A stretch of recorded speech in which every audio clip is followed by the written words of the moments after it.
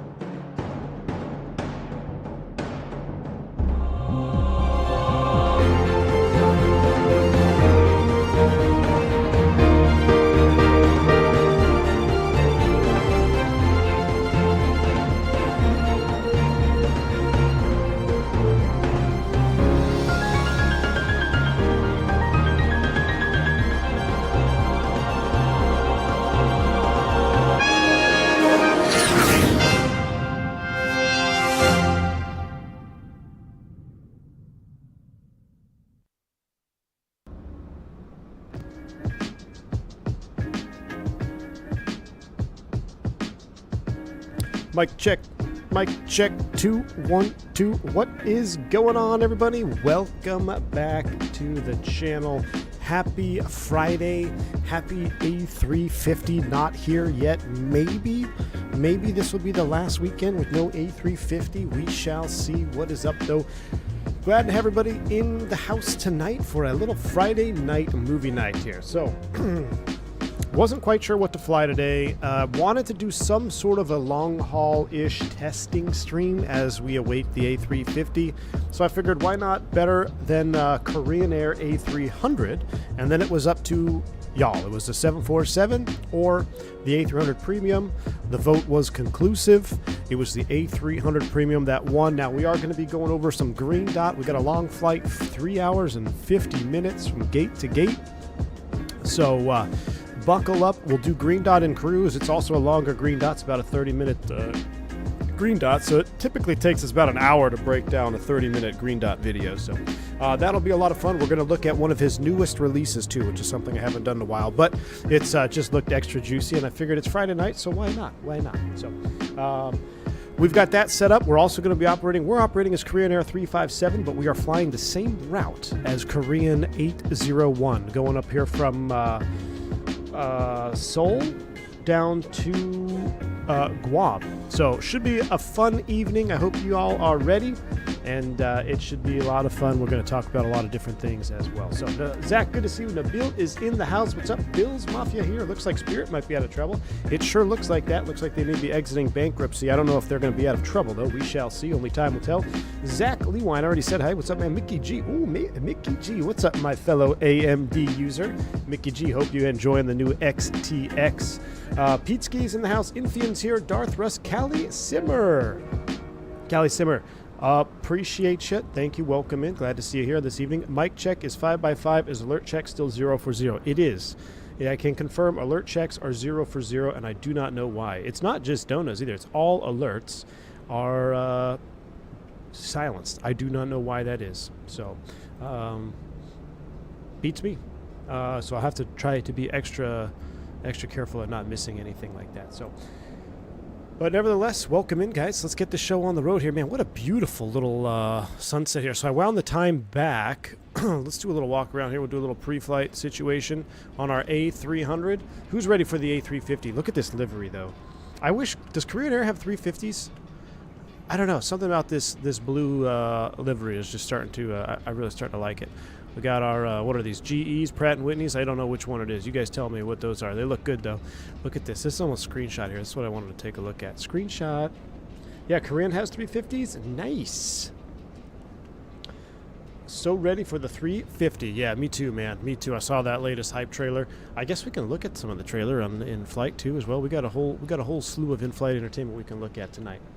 Did I see the 350 as a flushable toilet? No, I did not. I can't wait to flush the toilet and cruise, though. All right, excellent. Brake checks look good. I mean, this is still a pretty big bird here at A300. A300-600. Where's the F4 version from Just Flight? When? This is also going to be a night flight, which is going to be pretty exciting. We haven't done a straight-up night flight in a while, so it'll be dark. We'll be flying out over the water at night. Nothing to see but our in-flight entertainment, so that's always exciting. I was going to do this in X-Plane. We were going to fly the Felis. I got so close like 3 or 4 times to doing the Felis 7.4, but I just couldn't justify purchasing a $70 add-on for literally one stream. I mean, we're going to fly it for one stream. I probably won't fly it again. It's probably like the nostalgia, you know, when you think of video games you played as a child or many, many years ago, and oh, it was so amazing. So then you load into it in modern day, and you're like, okay, my memory is tainted. I kind of feel like that's how my experience would be on the Felis. Not saying that the Felis isn't good. If X-Plane is your sim, it is worth every single penny. There's no doubt about that. The Felis is probably the best add-on in X-Plane. But for me, since X-Plane is not my sim, oh, that is juice right there. Look at that. The first 350 just got delivered to Korean Air. Very cool. I looked at Korean Air flights from Atlanta to Korea on the 748. I've been wanting... Look what we have next to us. Screenshot. We got a Clipper 7.4. PMDG when? Mr. PMDG, Randazzle, where you at, my man? Do you need some internal testing? I'm having withdrawals. I'm getting ready to play X-Plane again because I haven't had a classic 7.4 in so long. Please, PMDG. All right, let's go ahead and get in the cockpit, get things loaded up and fired up. So, up to the overhead. We got to go all the way to the back. We're going to go up here up top. John Beaumont, welcome to Private Pilot, sir. Glad to have you on board, my friend. Welcome on board. Let's go battery 1, battery 2, battery 3. Sim sounds, check. Our sim sounds are up. My sounds are up. That looks good. Beautiful. External power's coming on. We'll wake up the aircraft. Let's get our navs into the 1, 2, and 3. That looks good. I'll throw you over there. We'll slide down the panel here. There's not much I can change on, so I'll just go right back to my overhead view. There we go. Those can stay off for now. We'll get the nav light on. No logo light, that's right. We'll get the galley power on so we can start brewing some coffee. Those all stay off. That stays off. We get the crew supply oxygen online. That looks good. We'll come down here. We'll Magic Barrel Ref update ourselves. Let's pull this out. It's what you should have flown. What? Clipper? Listen. There is a Clipper. There's a Pan Am livery for the A300. I can't. Clipper to me has got to be a 7.4, man. It's got to be a 7.4. We got to do a 7.4 for the Clipper. I really hope PMDG has a default Clipper livery. Well, they're making... Well, actually, it wouldn't matter, right? I think Pan Am had all of them, so it should have a Clipper livery. we're getting a 7.3 Classic by CSS. Benny. So, thanks for the support, man. I see your wings on there. You've been a long time supporter of the channel. Appreciate you. Benny. I sent a message to CSS today. I didn't know. I had no idea what was. I've heard rumors of that, but there's a 7.3 Classic. I didn't know who it was, but somebody posted in the Discord. I sent a message to them to see if they needed any internal testing or anything, because I am extremely excited about having a 7.3 Classic hit the sim, but who knows if they'll get back to me or not. But yeah, I'm excited about that too, Benny. The only problem is they made it pretty adamant that they are doing 2020 only. So for a lot of you, that's good. For me, myself, 2024 is where it's at. So anyway, let's see if I can remember how to get the flight plan initialized in here. I got to come over here. ACARS, I think. CPDLC. Nope. ACARS, AOC. Pre-flight, post-flight. Why do I always forget how to do this? ACARS main, AOC. Pre-flight? Nope. En route? Nope. Gosh dang it, how come I always forget this? ACARS, CPDLC, log on, reports, requests. Nope.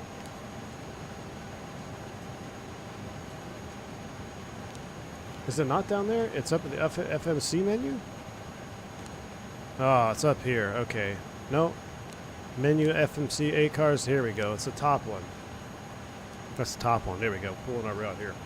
Virtual Flight Diaries. Thank you for the 12-month support. Reached my 1-year anniversary with the channel. Here's to many more. Looking forward to the stream. Virtual Flight Diaries. Well, happy 1 year, VFD. Appreciate the support.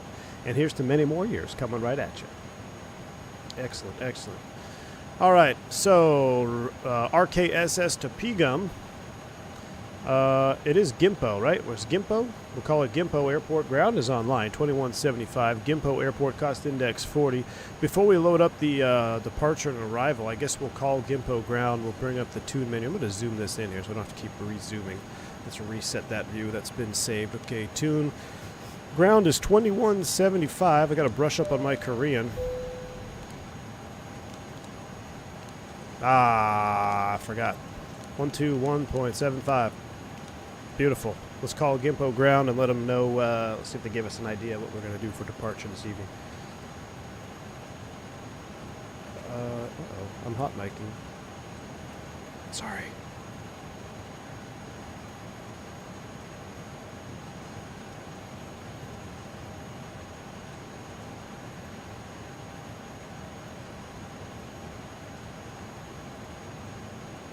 Okay, I think the hot mic is over. I was hot micing.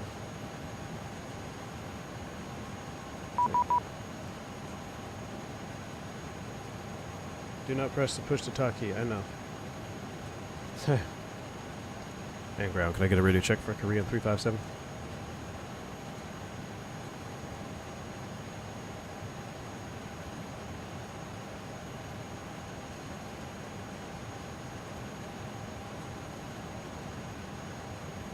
One 2175. And GIMPO ground. Can I get a radio check for Korean 357?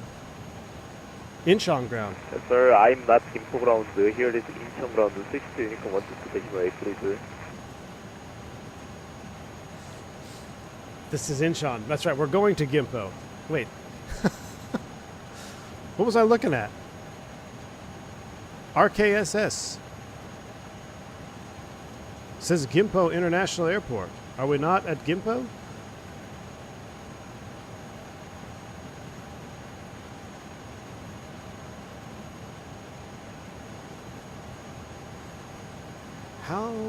How are we not at GIMPO? He is Incheon ground. Oh. Thank you, Fly to Live. I appreciate you. Finally, somebody makes some sense in the chat. Yeah, you use, I don't know, Rixie? I don't know, man. Jeez.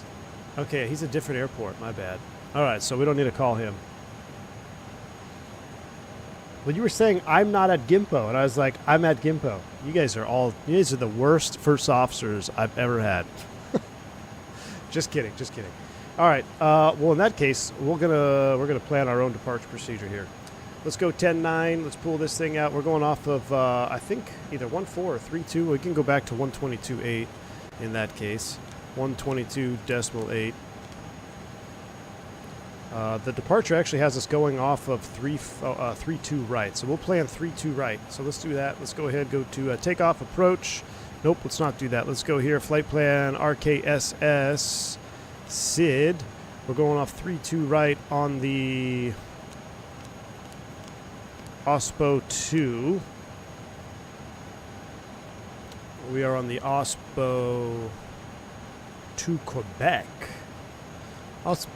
Excuse me, hiccups. OSPO 2 Quebec off 3.2 right. Insert that. OSPO 2 Quebec. No transition. We'll insert that.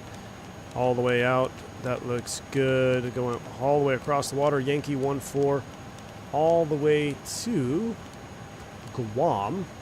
Going into Guam, I'm not even sure what we're going to plan on. Our flight plan has us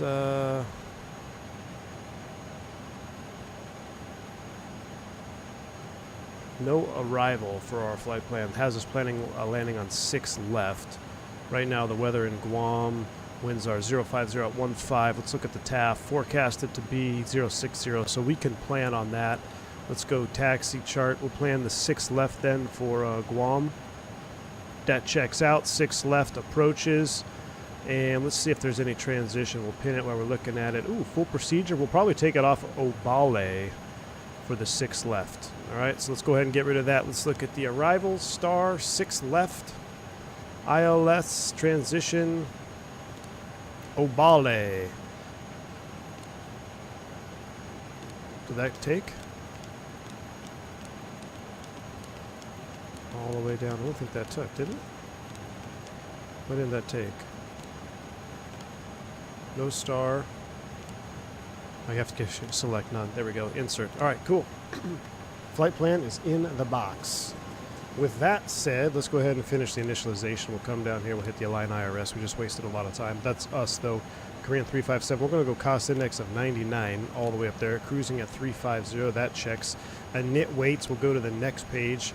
Let's go ahead and set up our weight and balance. We'll come over here. We'll update from SimBrief, and we'll apply the load to the aircraft. Zero fuel weight is 251.0. Zero fuel weight 251.0. Block fuel on board is 13. Oh, we're going to have to change that. We are still fueling right now, so we're still fueling. We've got to clear that out. I will wait. We're going to leave that page up so I do not forget. But while we wait, we can go ahead and get the APU master switch on and fire this thing up.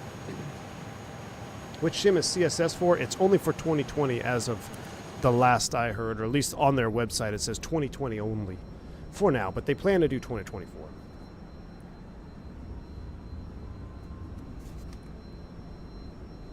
Someone get this man drug tested. Look, when you say I'm not at Gimpo, or everyone was saying you're not Gimpo, I'm like, I am at Gimpo.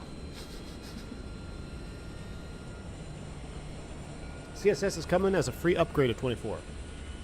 Well, that I can't wait for. It looks good from the limited screenshots that I've seen. It does look quite nice. Reminds me a lot of the IXEG.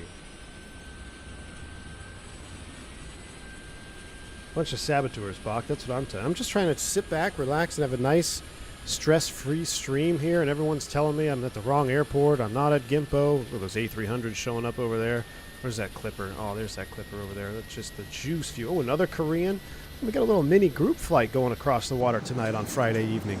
Tell me you're single without telling me you're single. And another Pan Am over there. I'm going to screenshot that. That looks so good right there off the wing. Screenshot. Sim crash. If the sim crashes, I'm Alt F4 and going next door with the wife, and we're going to go have a drink. So the sim gets one chance. Was FS Labs 320 only FS20? That is correct. The FS, that is the main reason I have not flown the FS Labs. That is the main reason I have not flown the FS Labs. APU is available. APU bleed is coming on. Keep the seatbelt sign off. We'll get the no smoking sign into auto position. We're still fueling, so we'll hang tight on the pumps. We'll get the probe heats on. And landing elevation is basically field elevation, so we'll set that. Ooh, it's kind of loud. Turn my headphones down a little bit. Field elevation is set. We got to wait for the rest of the alignment. I guess we could look at a little checklist situation here. Might be a good idea to do some checklisting. Racing into Guam at Mach 8.7. Flix, are you in the 7.4? I'm excited, man. Cockpit prep, fuel quantity, we're waiting. Takeoff data, we're waiting. Okay, so I can't even do before start checklist because they're still waiting for all that. So can that. Let's go back to this.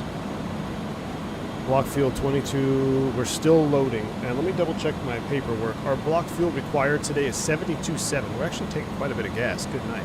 All right, so while we sit here and load, let's sit here and look at these two beautiful clippers off our right wing here. D1, have I seen the 737 Classic EKG Blueface? I have. And we were just talking about it. I sent them a message, see if they're interested in a little testing purposes for me. But I think whoever they are, I mean, they should reach out to some new content creators because I didn't even know who they were. So the name, it's kind of like a secret project, which that might be what they're going for, a first release, like a soft release, a soft opening, if you will. I'm not sure. Clipper stand 9, but an A300 rip. Stand 9 will be off our left. Ah, rip. Yeah, I don't know why I don't see they live. I see two white 300s over there. INI really does model well. Look at that engine. What's wrong with the engine? That engine looks great, dude. What are you talking about, man? The engine looks awesome. Anybody who thinks the modeling on the A300 Premium is bad is, get an examination. The only part where it does look off is where you guys showed me the wing is too thick. The wing is too thick. Oh, well, you said they modeled well, but then you started laughing. Okay, I thought, why? You never know. Turk is the else glazer and saboteur of all, so. Fuel on board or still fueling up? I guess we can, what else can we do while we sit here? We'll leave the pumps off. We'll get the window heats on, which why not? Everything else looks good up front. What's our lighting situation? Gimbal ground, Kepler 705, to be pushing onto Romeo, facing south, track 5, gimbal. We're still waiting for alignments.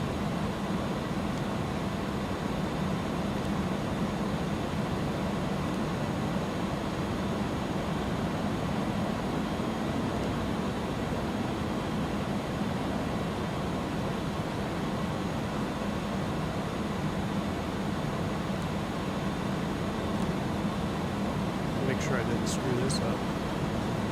They're in align mode. Okay, just taking a hot minute. Just flight A300 B4 when? I don't know, AJ. Can't happen soon enough, my man. We need some more. We need some more classic airplanes. Look, I'm excited for the 350. Don't get me wrong, but you're basically flying a computer inside of a computer. And I know 99% of simmers, that's what you want to do. And I'm excited for it. I want to do it. I think it's going to be fun. But I need some more classics in the sim. I need some classic aircraft. 7.5 when? Next year, probably. What's up, Roscoe? Good to see you, man.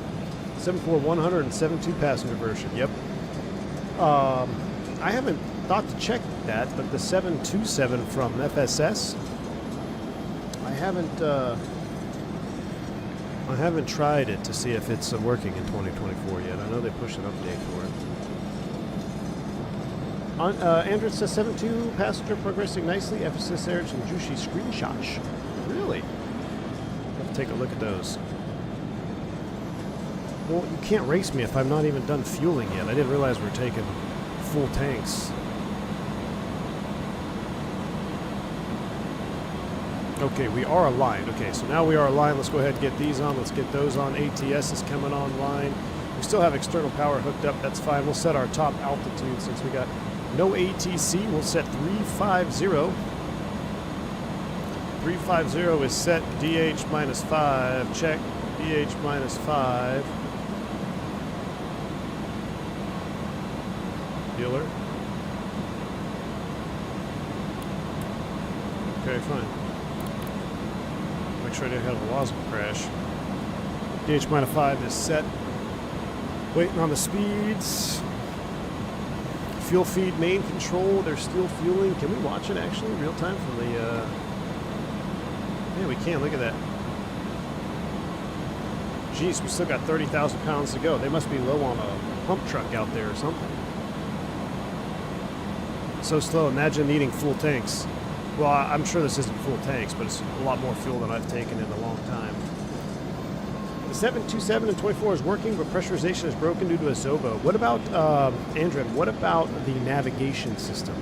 That was the biggest setback for me, was no nav. Can we nav in VOR mode or INS mode in 24? WASM crashes just added the realism and immersion.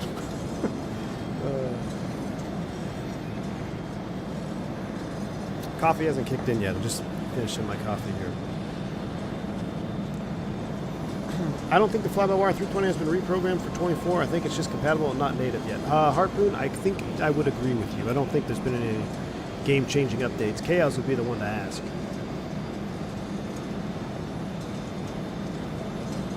Nabil, I mean, you gotta start making me some kind of chase, man. Man, this makes me really wish I flew the Svilas for this flight. Looking at that 7.4 Classic. Can you imagine the 7.4 Classic in 2024? We might, I don't know what will fly more, 7.4 Classic or 7.5. I'm not sure. I'm not sure which one will fly more. L1011, like that can't come soon enough either, Andre, but I think the L1011 to any bills is kind of like the 787 is to Bluebird. You know, it's just a super far distant project that they're announcing they're doing it. Maybe so no one else wastes time doing it. Not sure. But all focus, all hands on, has got to be on the 350 right now. Nabil, you're going to barista for me up at Expo? Sounds good, dude. Flight to Live. I saw. Is that what XP is streaming tonight? If he's going to go live at 6:30, I hope he doesn't mind. I'm gonna stream him into our A300 here. I want to see because there's something about new light mod that he's flying. Look at that, 54.4. We're still fueling. It's going to be nighttime before we get out of here. All we need is fuel, though. Once we're done fueling, we'll load up finish our weights, and then we'll push back and start. So we are all ready to go. Just waiting for the fueling to finish. Yeah, L1011 is complicated too. Well, yes, it definitely can be complicated, but I don't think it's as complicated as doing something like the A350. The A350, I think, is one of the... It's got to be a very challenging airplane to model systems-wise if you want to have any depth, because there is so much automation, so many sub-menus, so much coding. So, Alexandra Bellini, goodness. Hey, I actually heard that go off. Is my alert box working? I actually heard that. Alexandra Bellini, thank you so much for the 20 gifted memberships. I'm going to mute the alert box now because I think it's actually working. Appreciate you. Very, very generous. A massive membership bomb here from Alexandra Bellini. If you haven't already, please do say thank you for the support, sharing the love here at V1 Nation. Very kind of you. Very, very kind. L10 had auto takeoff? Auto takeoff? Oh. It was one of the first to have auto land. I don't think anybody has auto takeoff. Unless maybe you mean like... I don't know. I don't know if it has auto takeoff. I don't know about that. Kelly says, I heard the alert chime. Yay! I mean, I heard it too, but I muted it because there's 20 of them that got to flow through. It did have auto takeoff? I know 350 does, Turk. I didn't know the L10 had auto takeoff. I know it was well advanced for its time. I like Steven's version of auto takeoff. Called the pilot flying, the first officer. I really want to close up the doors though, because I'm getting tired of this sound loop here. We're almost done fueling. 63.4. 63.4. We're going to turn down our ND brightness. What kind of juice lights do we have here? Turn those down. Ooh, look at that, making it nice and cozy in here. Nav accuracy upgraded. We are still waiting for our final numbers. 64 thou, 64.8 down here on the fuel page. We need, what did we say, 75? Imagine doing full tanks. This thing can go pretty far. Look at that 24 gigabyte VRAM performance. Look at it, Emil. You're going to like it. You can auto... are they testing auto takeoff on the E-Jets? Bill's Mafia? I don't know. Not sure. Too complex, too expensive, wildly unsuccessful. Very cool, yeah.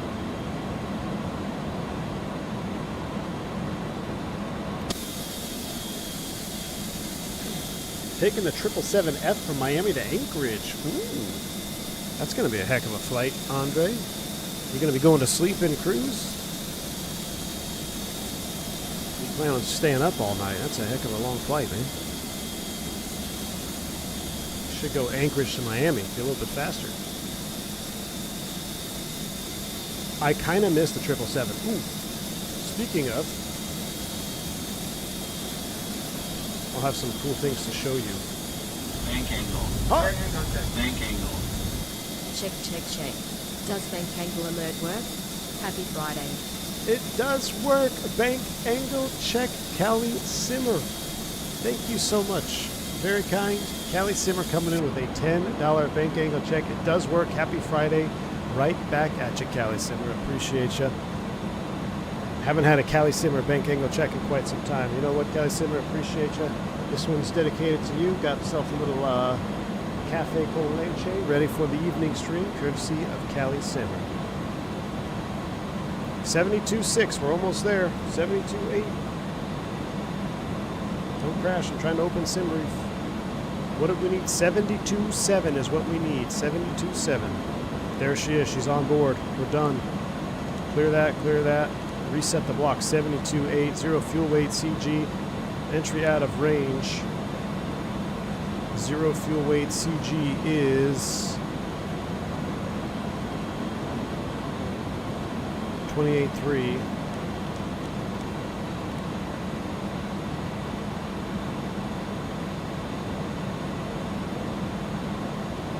.5 to alternate.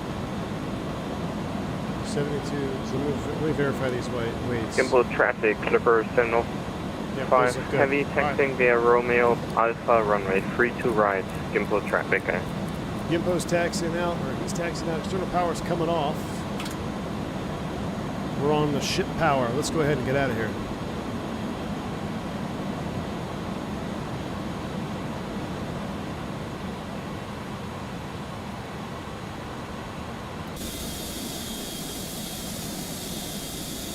All right, let's go.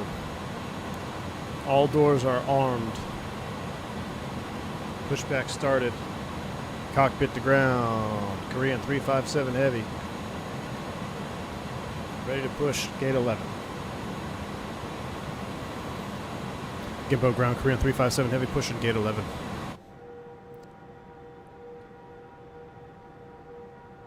Got a little 7.3 over there. It's cute. Ground, 302 heavy pushing off of San 10. Push correction, San 9. Info. All right, let's spin them up. All right, bleeds are on. Beacon is on. We're going to do crank A today. Starting engine 1. Starter valve open.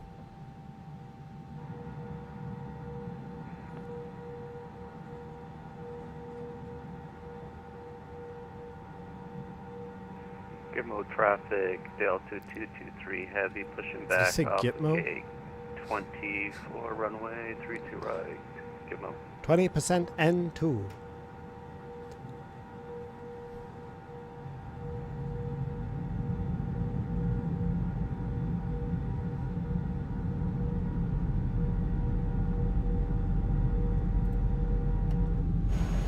Cockpit ground push complete, set brakes. Brake set, clear, disconnect, show me the pin out front. We're starting number 2. Hasta la vista. There's a switch over. N1 stable. Starting to. Starter valve open. And 2's on the rise.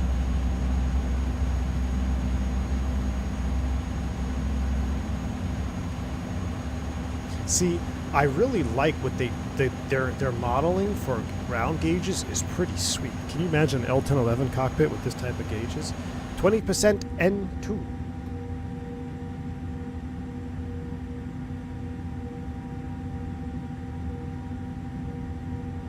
Joe Plains, I'm referencing the 747 from Felis.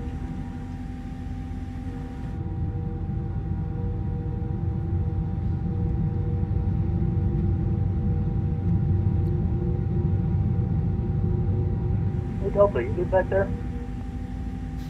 What's wrong with Delta? Yeah, I'm good. I actually had to use reverse thrusters since CSX was not pushing me back. What happened? Airfield, nice. Upside down or something? I don't know. Alright, crank mode is coming Gimbal off. traffic, Clipper 705 heavy entering runway 3 to right. APU bleed is coming off. APU master switch is coming off. We have 2 good starts. We're doing a 15... Oh, you know what? We never sent for takeoff data. TO data. Let's run that real quick here. Takeoff. Sync. It's not 14 left. It's 32 right. Calculate. 15, so we've got 47, 63, 63. 147, 147. Speeds. 163. Push it. Pull 250. Pull it. Cool. Speeds are set 15, 15. Here we go.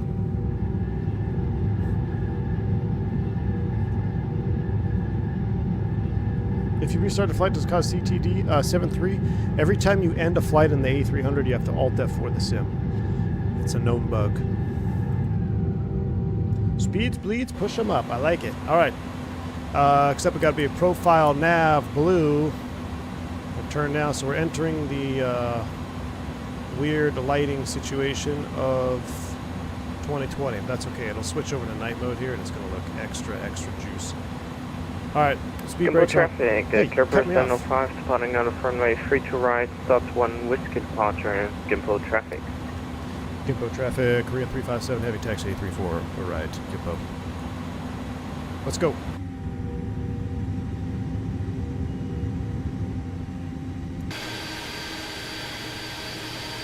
Traffic, couple of heavy taxi and take you right behind the balloon. What in tarnation?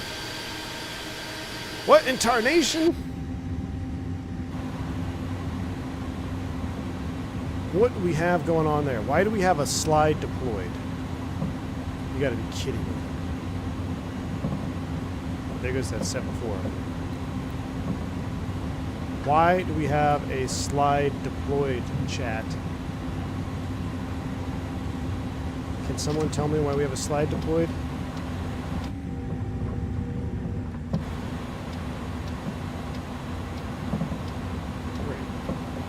No, we're not restarting.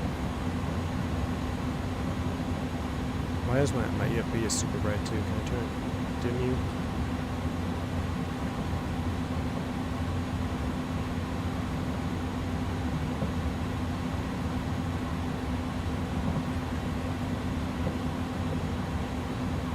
It's because I armed the doors. It's because we armed the doors and it wasn't closed. How do you reset the slide? Aircraft maintenance.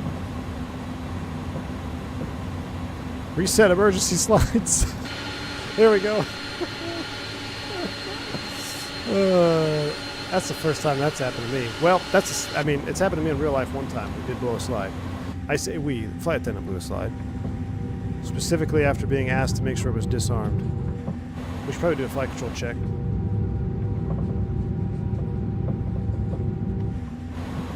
I'm a DEI pilot, you know it, Momtech. Goodness. Gimbal traffic, Clipper 69, we're that's the taxiing runway menace, 30 right. the menace to society himself.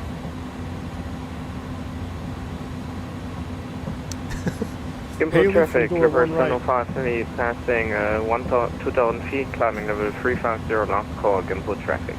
See ya. See ya. Now, where, pray tell, are the ND and panel lights? Where is the ND brightness?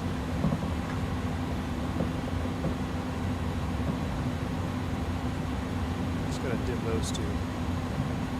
Gimpo traffic, Korean 357, going to light up 34 right, 32 right, Gimpo. All right, let's light them up. Oh, I need that light panel that XP has. That thing looked pretty cool.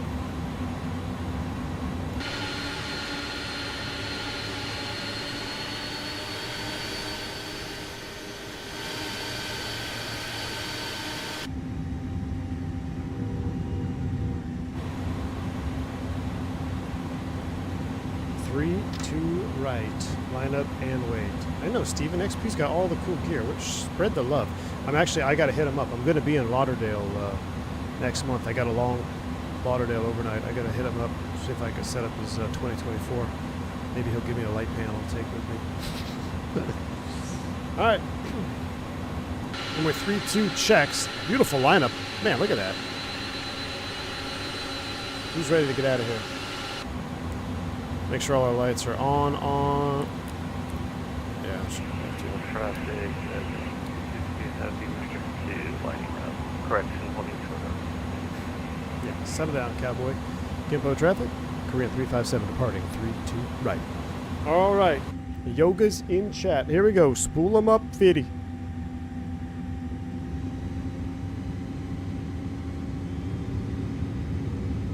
Hold on. We need to maximize the sounds for this departure. Stand by. Sounds are maxed. Yoga.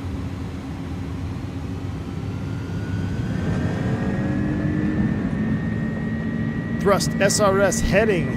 Gimpo traffic. Let's go, Korean baby. 920, pushing up deep. Thrust set. Clipper 302 heading line up 32 right behind the departure. 100 knots. I never set the trim.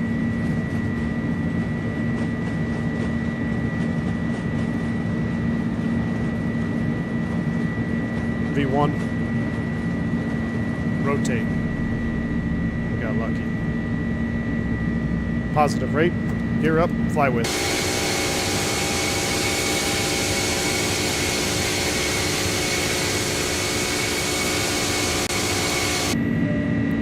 Oh, that looks incredible. This is perfect time to depart. Blue hour.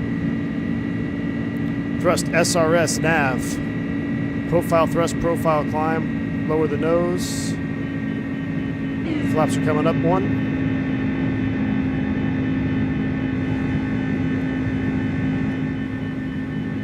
Got the middle marker beacon audio on. Don't need that. S-speed flap 0.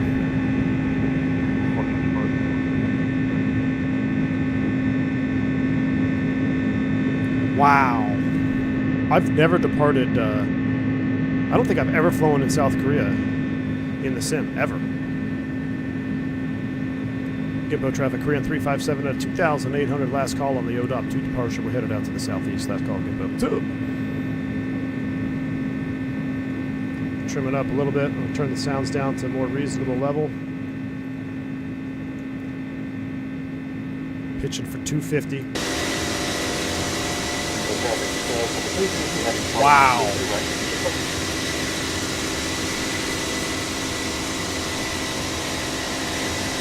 Is this the North-South Korea line right there? Bank angle check to the left. Here we go. So I could bring this in the window for realism, but you lose a lot of the view. Well, I don't know. That's pretty realistic right there. Dang. Let's save that view. I like that one instead. That's the new left window view. I need a harder bank angle check though. No, that's the Han River? Okay, cool. All right, we are up, climb. The gears coming off. We're climb thrust 350. Everything is looking good. A little bit more on that back pressure there.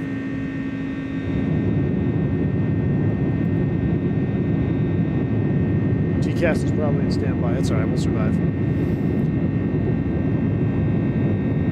I'll get it after we get the autopilot on. Oh, AFO, yeah, man. We're doing Korean 801 in cruise today, which is the same flight that we're doing right now. From Gimpo to Guam. We're doing the same same exact flight. Yeah, TCAS is standby. Thank you, sir. TARA is set, and we need a squawk 2000. Man, I wonder if Sim Update 1 is going to fix the lighting where it's like there's no blending. Gosh, that trailing edge view is real life. It's real life, Nabil. Trailing edge view is real life.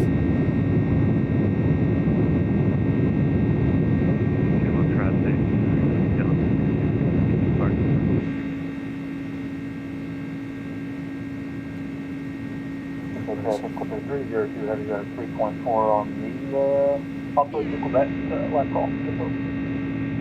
Whoa, was that downtown? Where's that? Traffic Panam 69 lining up on wedding runway 32 right. It's Clipper, you menace. Low key the mic and said Pan Am.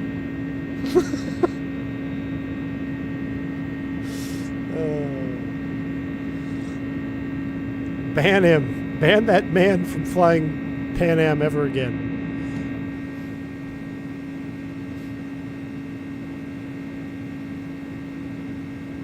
Gimpo traffic, Korean 920 taxiing runway 32 right.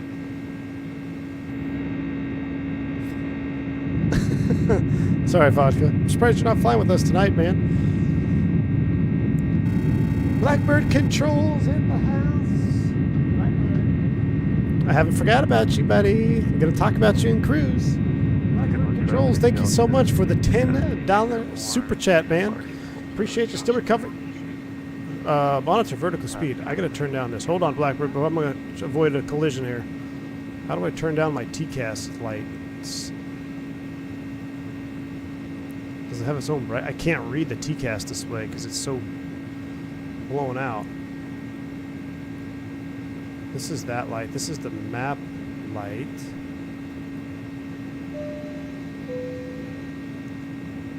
Blackbird controls. Dropping another 10 gifted subs on top of a super chat. It's as low as she goes. Blackbird controls, my man. Thank you so much. Let me get squared away here. We'll go autopilot on. We'll go autopilot on here for Blackbird. Autopilot 1 is on. No, it's not. Don't be doing that now. Chat.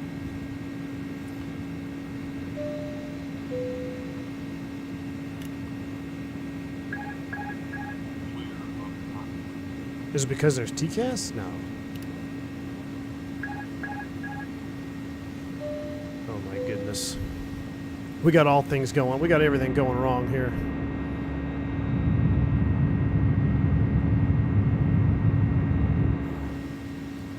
Is my binding stuck?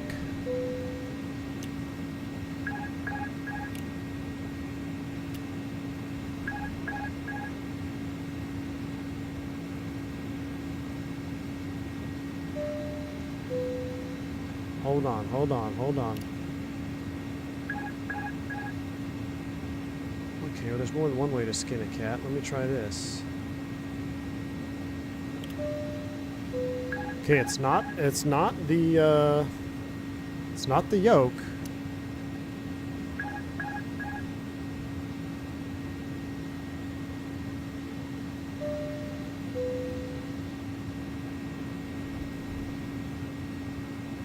It's not the yoke.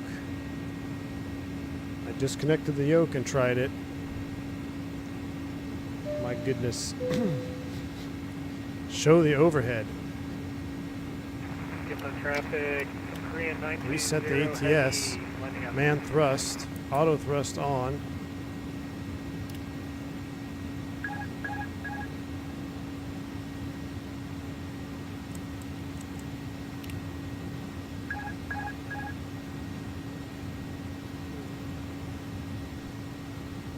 Why does this always happen?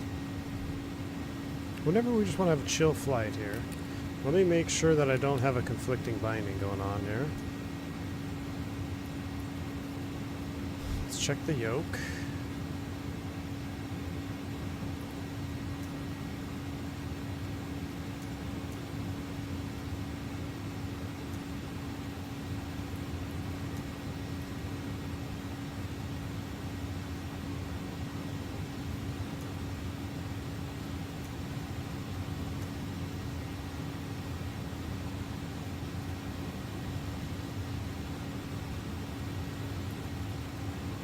Oh, we're gonna overspeed too. Jeez. Hold on, I'm gonna delete that binding. Info traffic, Korean 920, departing 32 right.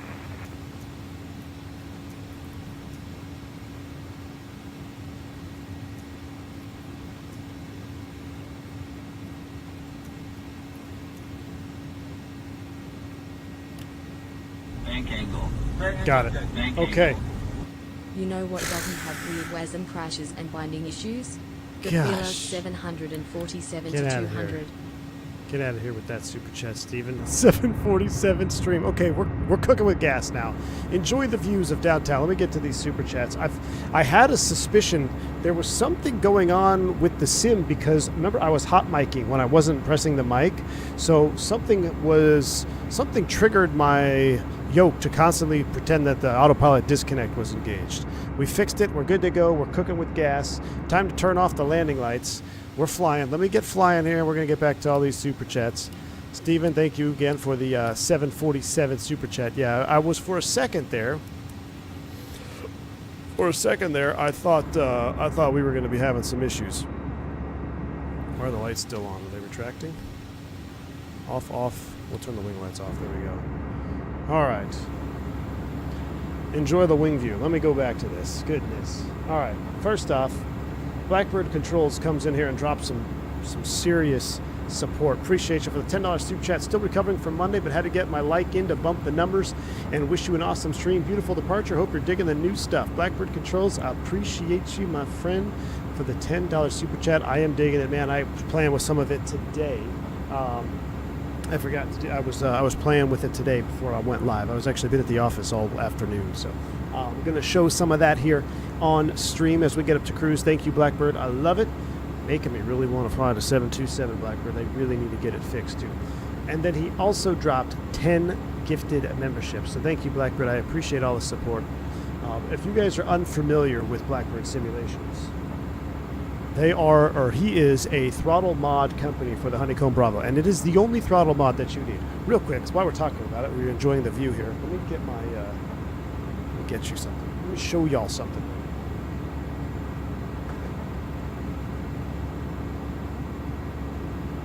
I was going to wait to do this until we got to cruise, and we'll come back to it, maybe a cruise. But this is a 777 throttle quadrant, reverse Toga buttons on the inside. It'd be easier if I show you on this camera. Toga buttons here on the inside. But here, this is not even my favorite part.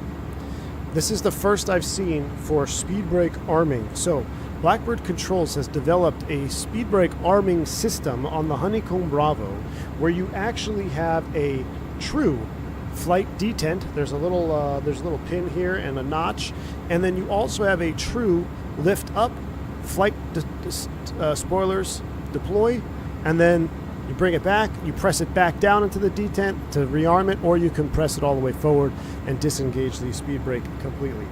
Very awesome. Absolutely favorite part of the new Blackbird throttle set. But he has 727, 737, and 777 throttles, which the quality on these guys, I'm telling you, I know there's a ton of throttle mods on the market for the Honeycomb Bravo, and I own a lot of them. Before Blackbird Sim came around, I was an avid throttle mod finder, and I'm telling you, there is no quality like Blackbird Sim quality. Full size, epic, as Vodka says, And if you don't believe me, and this is kind of a bad, you know, I've got bad imaging here other than just my camera. I mean, but this is a full-size 767 Quadrant that I have. This is the same size. I mean, it's full size. So it's absolutely epic. Check out the videos he has on his Discord or on his website. You'll see it a lot better quality, and you'll know exactly what I'm talking about. But I can 110% vouch for Blackbird controls throttle Quadrant. So if you have a Honeycomb Bravo, please, you're missing out. It's one of those things. It's like the Duke, you know. I tell everybody that if you just get the Duke, you're going to absolutely love it. I promise you. You're going to have no regrets with the Duke. Same thing with the Honeycomb Bravo mods from Blackbird. So, got to check them out. AJ, thanks for the $2 super chat. I was playing with it before the stream, V1. I sure was. AJ, you know it. I'm sure you were too. Oh, you mean the throttles. Anyway. All right, well, crisis averted. We got our autopilot engaged. We're going out over Korea. Man, this is a nice little flight here. Let's make sure everything is kosher. So we got the seatbelts on, no smokings. We're at 25. We're climbing up to 350. Let's come down here. So you can see now that our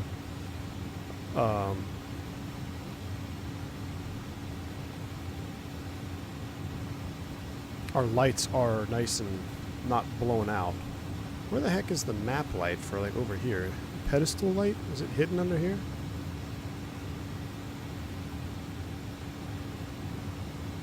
There she is. I was wondering where that light was. But, man, blue hour over Korea, baby. That is epic. I don't know which view to look at, because they're all so epic to me. Green dot time. Not yet. We got to get up to cruise. We got a long flight. We got to go with pace ourselves.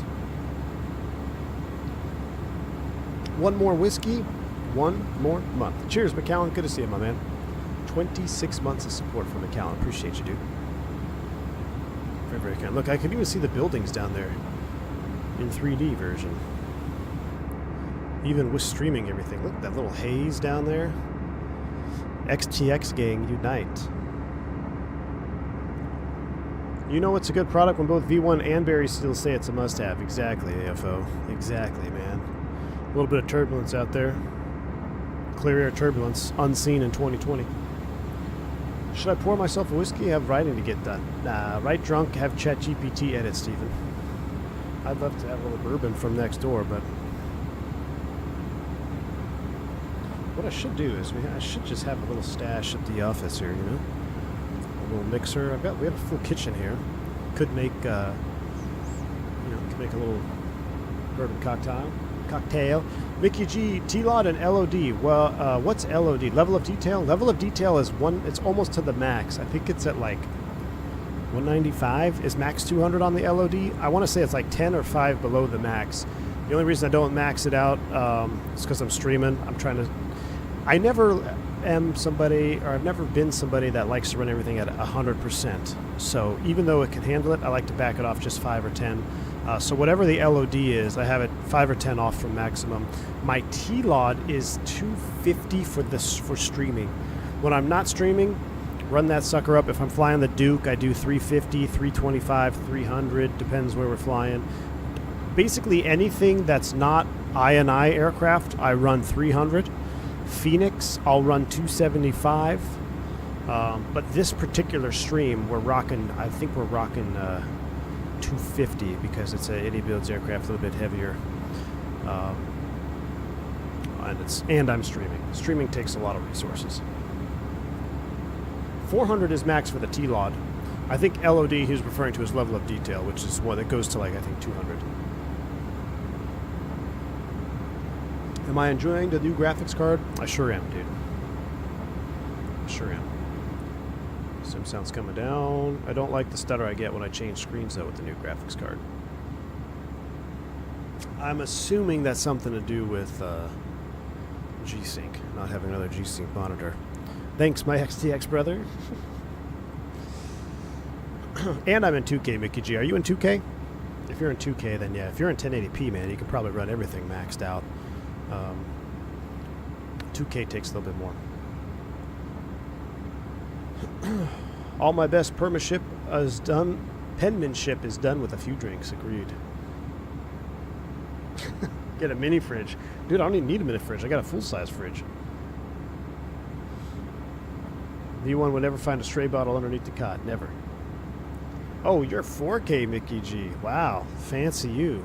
All right, well, jeez. Peasant that I am here in 2K. How dare I suggest settings to somebody who runs 4K? Looks like I'm going to have to pick up the AMD XTX card because my Micro Center's at a 50 series. I think everybody's at a 50 series, man. I think everybody is. Can we dim the cabin lights? Because that's going to be pretty bright for our movie night.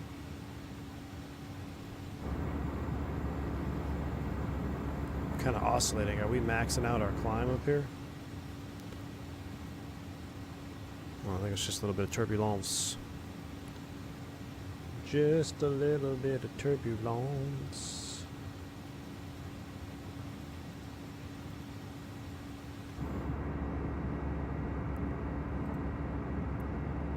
If you want screwed me again, back here in a middle seat. Oh yeah, you're all the way in the back, Key 6. You're back by the lab, my man. Jeremy, good to see you, man. Happy Friday evening. Have we done Green Dot? No, we haven't even reached top of climb, Jeremy. We've got a little ways to go. We got a 3-hour flight in front of us.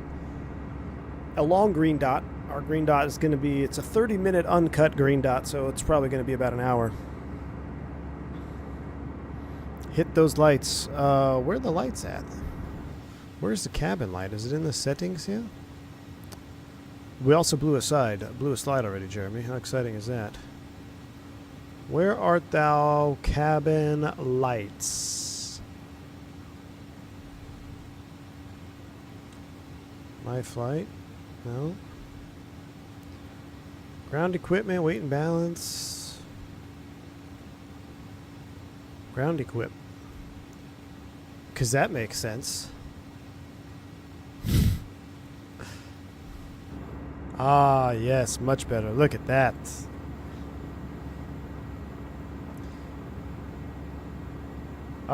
Jeremy, I armed all doors when the boarding door was still open, so it automatically blew the slide, which is actually pretty funny that it works that way. But yeah, I had one door open, and I set arm all doors, and I guess it blew the slide. I think NVIDIA peaked with the 3000 series. Anything newer is contemplating to switch all AMD for your next build. Zach, I mean, I enjoyed my 40 series. I think if you have a 4090, the problem is it's pound for pound, AMD can compete up to with the 24 gig card on the 40 series because unless you have the high end NVIDIA cards. The fact that the 4080, even the 5080, the fact that the 5080 only has 16 gigs of VRAM, come on, dude. It should be 32 for the 5090, 24 for the 5080, and maybe 18 or something for the 5070, but I don't know. So far, so good, man. I mean, I really haven't had any... Other than that one driver crash that we had on one stream, a driver timeout error, but I think we have associated that with something else. Wow, it is getting choppy here at 33. It's been a good card so far. Do you need an AMD processor for... No, you do not. Well, actually, I don't know, Highball. That's a better question for the chat. I know you can have an Intel card with an AMD processor because I have an AMD processor and I had an Intel card. I had the 4080 on there for quite some time. Oh, this is cool. Is that Seoul off the nose? That must be Seoul, right? Because we're going south. Or no, Busan? This Busan. Busan Air Base. Falcon 4-1. Inbound. Anybody played Falcon 4.0? What cost index you set? 99 diabetic lad. We're gonna barber pole it once we get up to cruise, man. Just don't try to catch the train to Busan? Yeah. Marcus has an i9 with an XTX. Works fine. There you go. So that was going to be my build, was the latest i9. But then since everything was having power issues and catching fire, straight away from it, went AMD. I think my only mistake is I should have went for the higher end AMD card. I still might. Isn't AMD coming out with a new CPU soon? I think I might try that. I might try the latest AMD CPU. Because I went with the 7800X3D because it was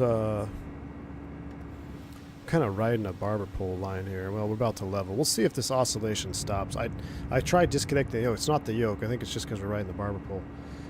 Yeah, the 9850X3D, Oscar. So I think what I'm going to do is going to do the latest CPU. You should try the 9950. What's the 9950, Vodka? I might do that. I might go all out with the newest CPU. Now, the only thing that's really concerning to me is I have water cooling on this. I have no idea how to change the CPU with a water cooler attached to it. It makes me very, very nervous. I've never had water cooling before. So, there's that. 9950 is 16 cores with 32 threads.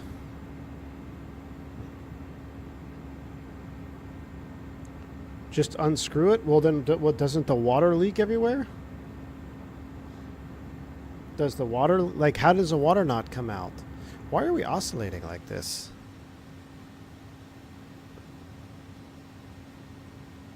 We're right at green dot. Are we above our recommended max? We're right at max. That would be why. We are riding the line at max. Let's go ahead and select speed. Speed Mach.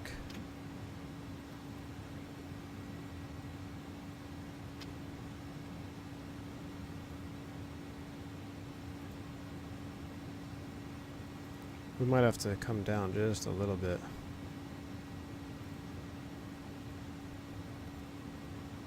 I don't know why we're getting that oscillation like that.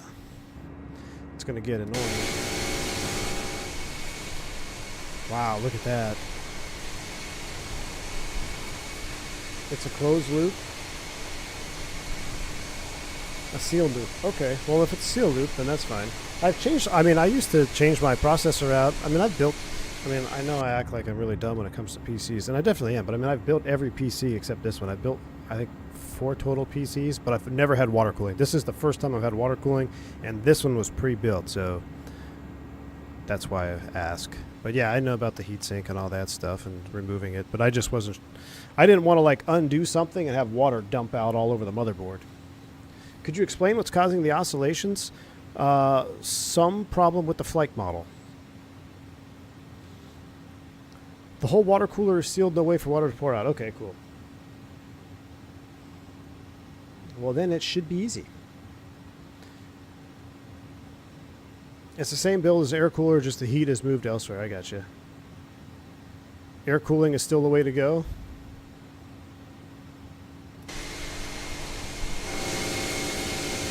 Wow.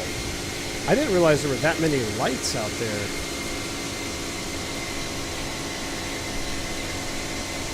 There's somebody conning over there.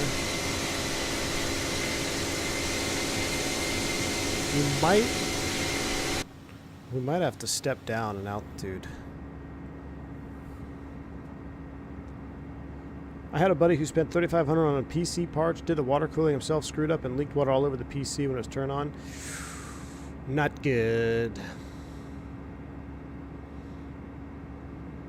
The AIO pump is way easier to fit than a big cooler.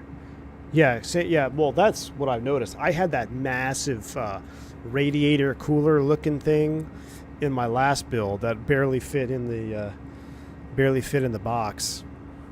My last PC, I think some of y'all are just extra careful. Romulus remembers. So back in the day at the V1HQ OG, when I went from, I think I went from a 1070 to a 3090. So my case was not prepared for the size of the 3090 or 38. I think it was a 3090. I literally I was like, all right, well, I'm going to do it myself. So I opened up my PC case, and I'm in the Discord on my phone. My GPU would not fit in the case. So I went to the hardware store. I got a hacksaw and a Dremel, and I started cutting the metal frame around where it was blocking the GPU. So halfway through cutting, and it was a lot of metal. It was a lot more. It's not just a little piece. I mean, it was a big piece I had to cut out. Then Romulus is like, hey, you should probably be careful about the metal shavings on your motherboard. And I was like, oh, well, now you tell me, after I basically just completed cutting half the case off. So I was like, okay, I'll fix it. So then I went and I got those compressed air cans where I guess you're not supposed to use it on the motherboard. So I went and spraying it with the compressed air can. It's spraying that, liquid nitrogen or whatever that comes out. A little bit gets on the computer here and there. After I get that done, he messages like, well, and just don't use the compressed air can. It's not good for the motherboard. Well, too late for that. I already did that. So I literally had metal shavings, compressed air, the motherboard, and all of the things. Fired it right up. Never had an issue, man. Most stable PC I ever built was that last one. It's the one at the house. It's an absolute tank. Absolute tank of a computer.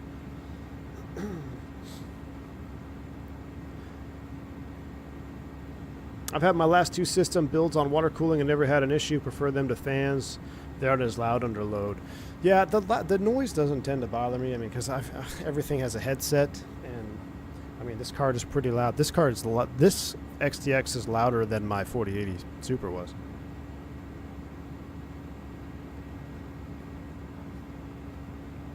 I was reading the FAA handbook and came across the term called Get-there-itis. Have you had an experience about that? Doink, I sure have. I did a whole podcast on it. Should we listen to it?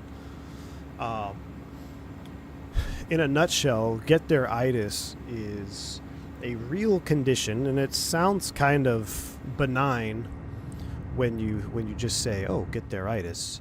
But it's actually a real thing.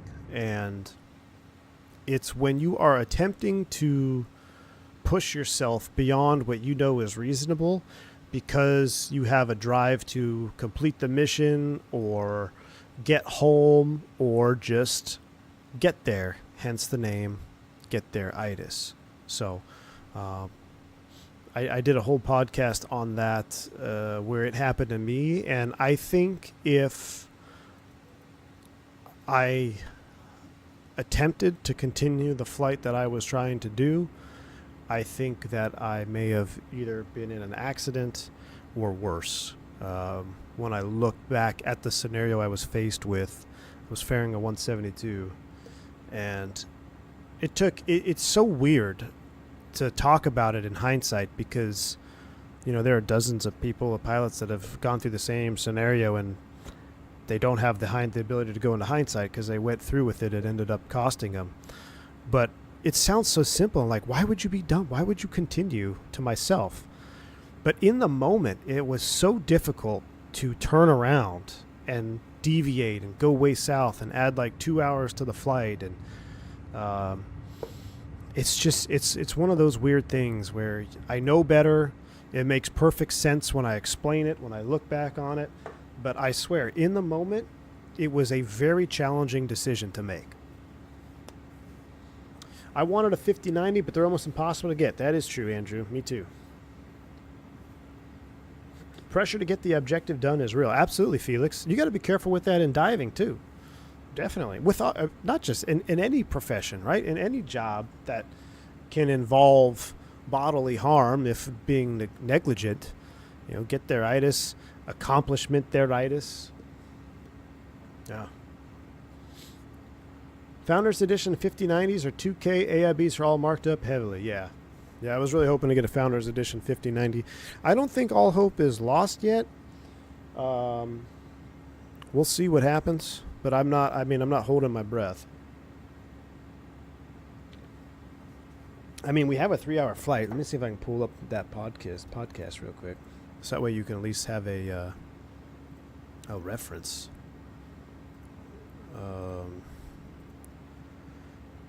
Let's see here.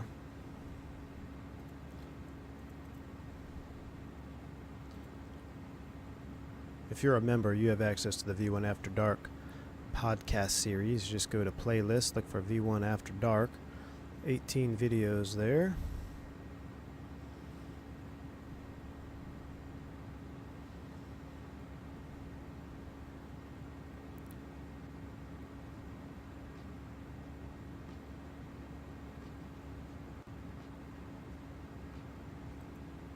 Was it this one? Flew into Sedona Air I don't think it was this one. or at Sedona Air. Nope, wasn't that one. What's the CVR stereo cockpit story you mentioned in the Discord? I guess we'd talk about that too. Stereo cockpit. So that plays into what just happened. Well, not really what just happened, but it's a good idea. All right, let's do this. I'm trying to find where we're going to park the camera since it's nighttime. Why do we have a light on outside? Is that like an ice light? What external light is that? Strobes are on. Beacon.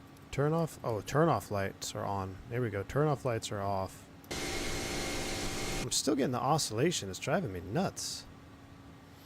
I'm going to turn the wing light on though. Should we keep the wing light on for cruise? Nah, I guess we'll turn it off.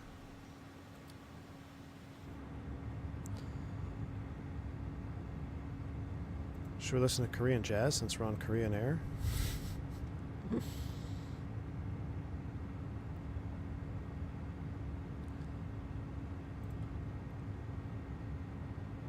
Thomas, hello.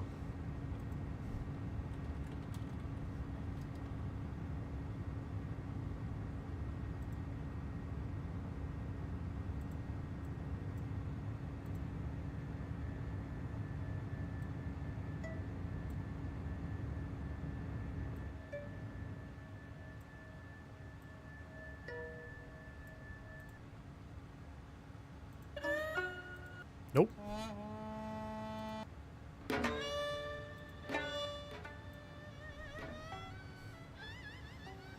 Wow, this is like legitimately Korean music. Is there any that are like... This is Korean classical.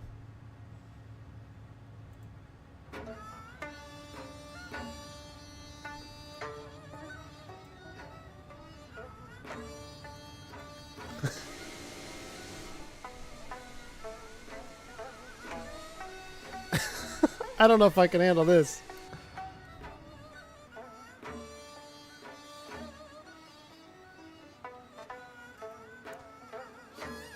Yeah, I don't know if we can handle this, chat.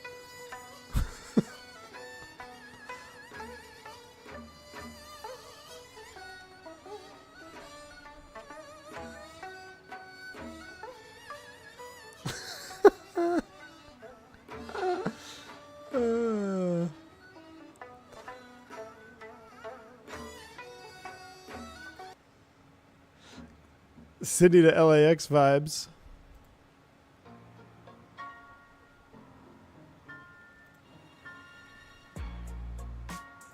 All right. A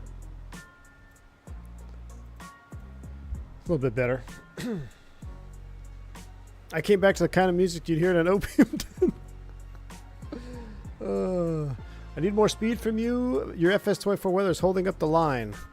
I've got real weather on for tomorrow, I think. What is our winds? We got a crosswind up here. I don't want to go real time because real time the sun just came up. So, what were we talking about? Oh, CVR.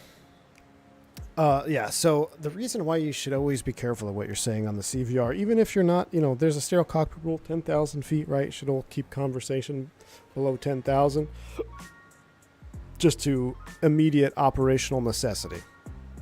Well, when I was in initial training at my regional operator, we were shown an audio clip of an accident that had happened from one of our aircraft landing in Chicago.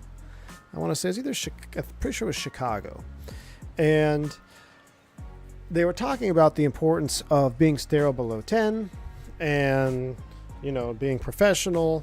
But granted, this is back in my day when you got hired at a regional. you were kind of expected to be. Yeah, doesn't matter. Anyway, I won't go down that rabbit hole right now. So they play the CVR tape of an aircraft that went off the runway. They ended up sliding off the runway. Nobody was hurt. Nobody was injured, but they departed the runway because of the ice and snow. And on the descent, they're talking about, you hear the captain and first officer talking about stuff that what they're going to do for the overnight. And then they start talking about swimming pools. And then they start talking about hot chicks in bikinis at the hot tub and all of this stuff. And it goes down a rather inappropriate it goes down a conversation that you wouldn't want the entire world to hear, right? And long story short, they go off the end of the runway, or off the side of the runway rather, and now the tapes are pulled. So now that the tapes are pulled from the CVR, guess who's going to hear all those tapes? NTSB, company. Some of the stuff you were saying, not necessarily a good vibe. So also, second problem is as soon as the aircraft went off the end of the runway, the pilots immediately called the union. They didn't even make a PA. They didn't talk to the flight attendants. They just immediately called the union. Said, hey, we just went off the runway in Chicago. What do we do? Needless to say, those pilots are no longer with the airline by the time I got there. But it just goes to show you how something that's you don't think is really going to be a big deal. No one goes to work expecting to crash or expecting to have an incident where the tapes get pulled. But if something else stupid happens to you, well, guess what? Now they're going to pull the tapes, and everything that you were saying that was stupid is for everybody to hear. And that could have a direct impact on your future employment. So always make sure you pay attention to what you're saying in the cockpit. Now, I'm going to do a quick YouTube search. I want to say that was almost a public audio. Let me see if I can pull it up.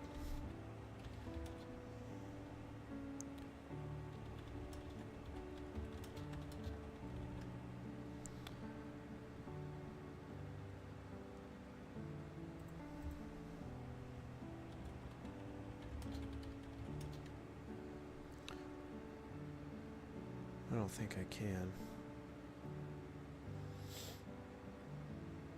Maybe it's not on YouTube.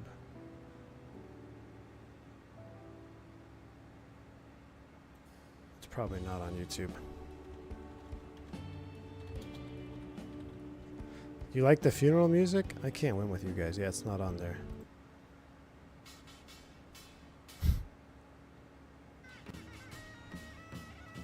Okay, yeah, we can't do that. Okay, enough with the attempted Korean jazz. Attempted Korean jazz does not exist.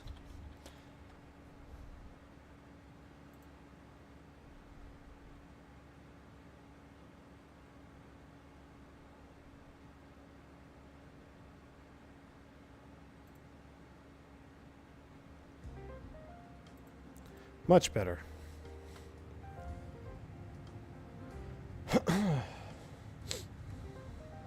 No, it wasn't Air Florida at DC. No, it was a Republic Airways incident in Chicago. I remember a crash at a CVR talking about their habits with flight attendants. Yeah, that was Southwest. Where are we? Are we over Japan? We must be over Japan. Wow. It's really cool flying over this part of the world at night. That's kind of a cool view.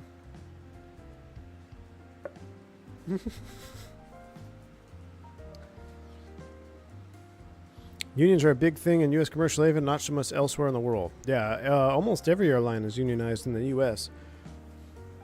Everybody except Breeze, and I don't know if Avelo has a union. I don't think Avelo has a union. Are you doing acceleration? Nope. Not doing any time acceleration. Beacon does appear to be flashing quite rapidly, though, doesn't it? Why is the beacon flashing so? Why do you have to say something? Now you ruined it for me, dude. Yeah, SkyWest doesn't have a union either. SkyWest don't have a union. Was there a Delta flight where pilots discussed what they'd say on the CVR during a crash and ended up crashing minutes later? Probably. There was also an incident with was it a TWA 727? There was a 727 that because they pulled a circuit breaker, they had a slat retract or extend in flight, and they lost control, and they flipped over, and they recovered it. And then after the incident, they deleted the CVR, and they could never. They said it was standard procedure to delete the CVR, and then no one ever knew what was on the CVR, so it couldn't be confirmed who was at fault. And the pilot actually took it to his grave with him. I think the captain passed away. Is Republic a Delta subsidiary? Yeah. Well, no, it's their own. Republic is a standalone regional operator. They fly for Delta, United, and American. At least they used to when I was there. We flew for all three certificates. So, and that's why I can say, man, it's all this. It's the same job, different paint job, man. Is Dukes Across America happening this weekend, John? Potentially. On Sunday, we might do a Duke stream, a Tour de America. So we're going to drop into the US of A. I think we're going to head into Seattle area.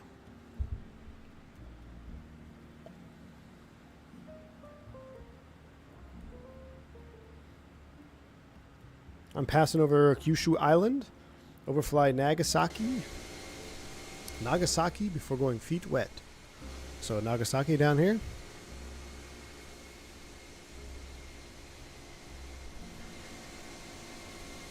An airport down there in no man's land. You can see someone's contrail over there barely. That's a really cool view of the sun just kind of setting like that. Has there ever been a time that you ever talked with a colleague something in the gray area? What are you, FAA, doink? There was a low-speed overrun in the UK, and the last thing on the CVR is they'll have to paint it now. Mickey G, yeah, probably Sunday, I think we're going to... Well, I wanted to do Radial Engine Mafia.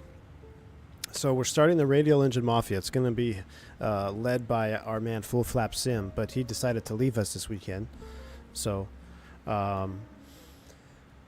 Radial Engine Mafia, I really like it. I think we're going to get a little emoji for it, a little patch for it, so the radials can fly along with us. I can't wait to fly the Japan 350. Me too, Oscar. 350 should be coming soon.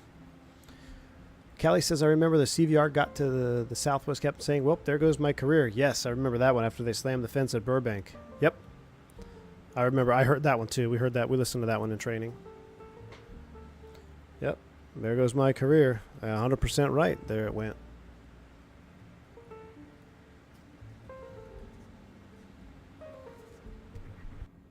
Can we get a REM paint from the DC-3? That would be pretty cool. Have to hit a whiskey throttle. Is Microsoft 24 any better now? Well, define better. Better than what? Than when it came out? It really hasn't changed much. I think it's better than 2020.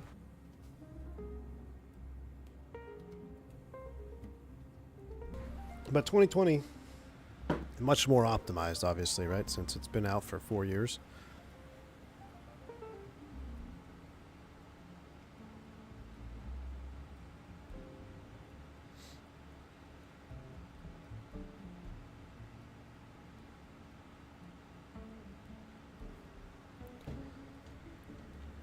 Which CVRs get published, which don't?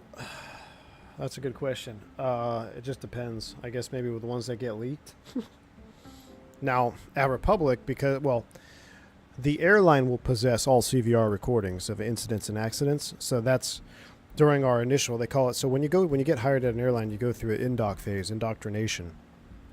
And typically, indoc at the regional level, especially, that's you're taking a group of pilots who have never been in an airline environment before. Generally speaking, that's how it really used to be. They were either instructors, flying freight, flying survey.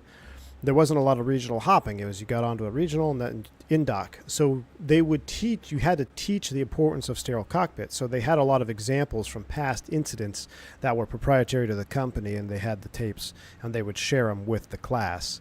So, you know, the ones that get onto YouTube, I think, are either leaked out or someone publishes them when they're beyond the statute of limitations. I don't know what would determine that, but I could tell you, even at my current airline, every time I go through recurrent, we have a safety briefing from the safety managers and the safety committee. And we talk about all the close calls, the incidents. We look at all of our own data. We track all of our own FOQA data, so we see if there's any trends. What are guys and gals doing now? Are we landing long? Are we not going around? Are we missing altitudes? What's on the rise? What's on the decrease? And there will be something, if applicable, they will share CVR data or CVR recordings if there's an applicable incident or accident that they need to discuss.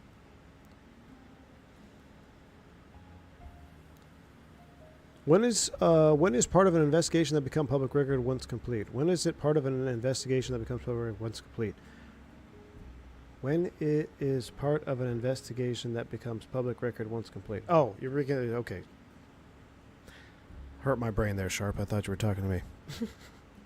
I took a human factors class in college. Semester of NTSB reports and discussions. Extremely interesting. Yeah, AFO. So I always wanted to do, not wanted, but I always said if something ever happened where I couldn't fly, I'm very interested in NTSB, aviation safety. That's what I minored in. Air crash investigation, that kind of stuff. NTSB specifically. So it's interesting. Random question: do I own an E6B? Yes, I do. I own multiple. Actually, I think I have one. No, my other flight bag is in there. My other flight bag is at home. I have one flight bag here at the office, but it's from my regional days.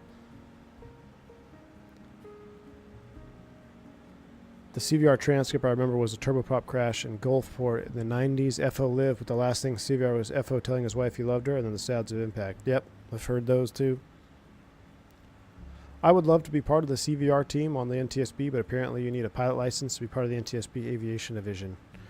Interesting. I didn't know that, Jeremy.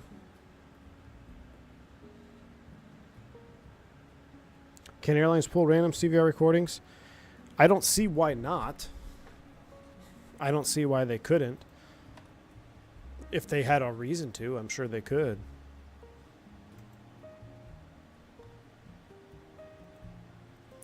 Wow, where are we at now? We must still be over Japan, right? I don't want to pull up the flight map, but this oscillation is still happening.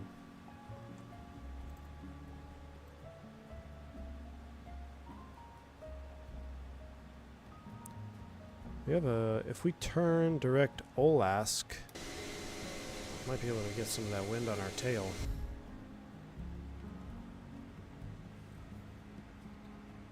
QARs, what is that? Quick action response?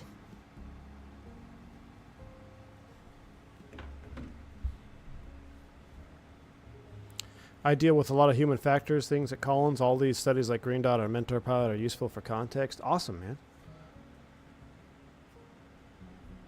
We did a field trip to the NTSB training facility for one of my aviation safety classes in college. It was pretty interesting. Yes. Yeah. Yeah, I went to the NTSB training facility too, man. Very cool. I had an aviation safety class that we did in college, and we actually went out to a crash scene, quote unquote. It was a real aircraft that had wrecked, but I mean, it had since been moved and they stage it up and everything. So you actually get to go and see what a real crash looks like. Now, obviously there's no human body parts or anything involved. It's for training, but it was kind of cool to, start looking, try to find, what is it, the four pieces of the airplane, right? The left wing, right wing, the nose and the tail, see the debris field, scan it out. So it's pretty neat to do that. Just doing my second ever flight on Microsoft 24 Fenix VATSIM, 50 departures at EDDF, GSX, Payware, FSLTL are working perfectly so far and glorious. Thrust set, well, welcome to the Superior Sim, my man. Welcome to the Superior Sim. We're glad to have you here.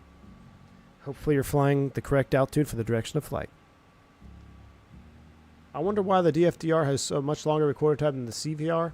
Probably because you can compact the data more. There's less air time, right? So the flight data recorder only records inputs that are happening, whereas a CVR has to constantly record even dead space and dead air between pilots, right?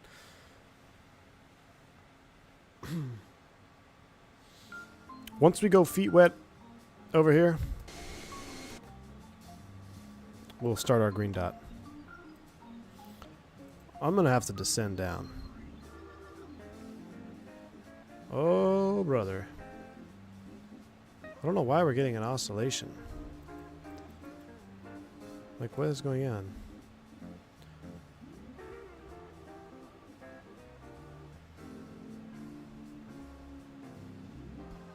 Let's try 320. What's the destination ICAO?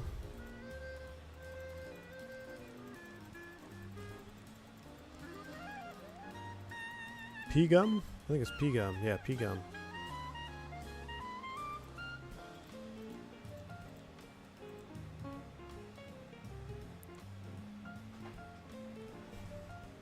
$1,300 beautiful miles. Max 35. Yeah, we're at the max. That's probably why. Let's go wrong. Let's go wrong direction. 30. Let's go 330. Let's go down to 330 here.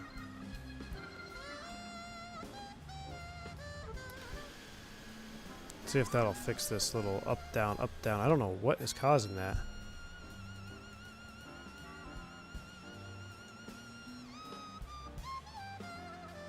It's almost like I even disconnected the yoke, so I know it's not an input.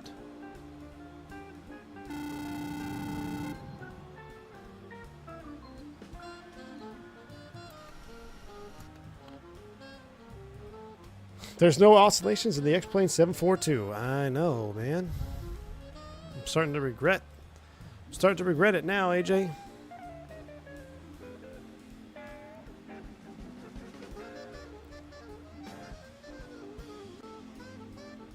Diabetic Lad, you're still Diabetic Lad. Are you in the A300? Oh, there's some lighting. Think it's a 2024 bug? How? Well, this is what I don't understand. How can bugs show up when there have been no updates? The airplane hasn't been updated. The sim hasn't been updated. How am I getting a bug now that wasn't having a bug before? I don't understand that. When are we having another Show Your Loyalty 14-hour long haul? Only lives one can watch the landing flight. Oh, when are we having another Show Your Loyalty 14-hour long haul? Probably after the 350. Probably after the 350 release.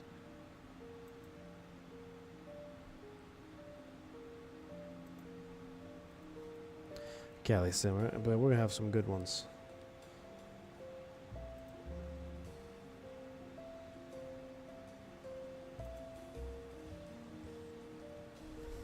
Let's try this. Let's go direct to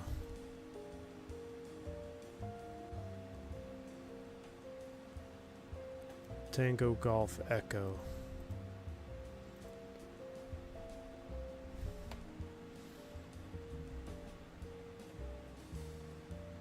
Doesn't change much.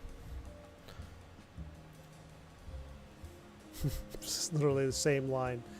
Okay, fine. We've got a 156 knot crosswind. Gross.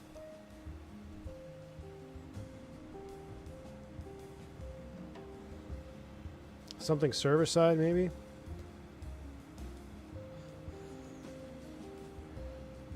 After the PMDG 7.4. What I would like to do, Diabetic Lad, is when the PMDG 7.4 drops in like 2026, if I'm even still a content creator at that time, we could go can we go LA to Kai Tech in one shot? Can we make that? That would be epic. LA to Kai Tech with Siva. Live, real time, real weather. No acceleration.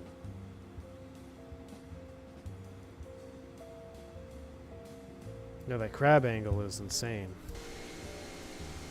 Trublulu, what's up, man? 2026 better be a V1 better be a thing. Dude, I have no idea. I hope I'm still around in 2026. What's your opinion on pilot cadet programs? Are they worth it? I'm about to apply for some if I decide to go that road. Yeah, James, up. That's how I would do it. That is exactly how I would do it right now if I was going through aviation training or trying to get into the airlines. So you're doing it the right way, at least in my opinion. Song's dead to me.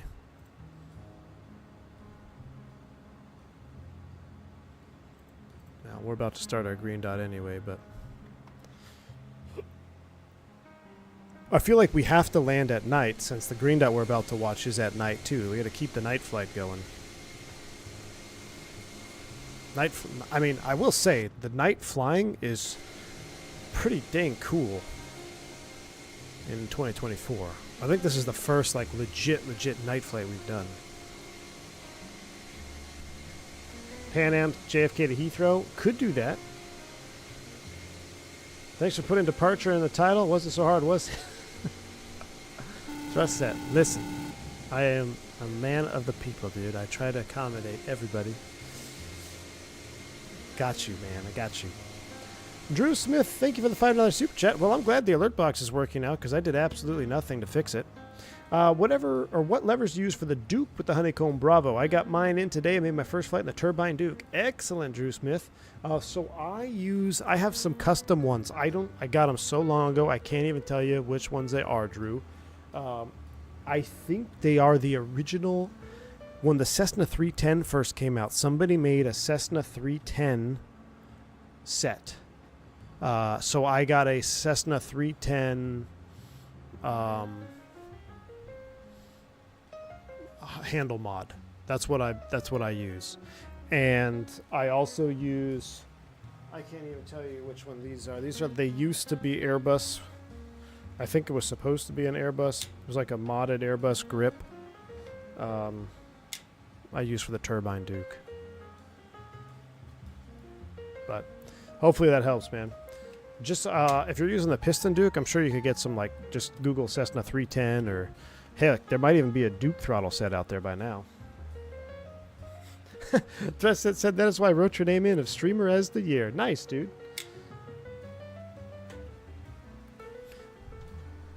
Appreciate you, man.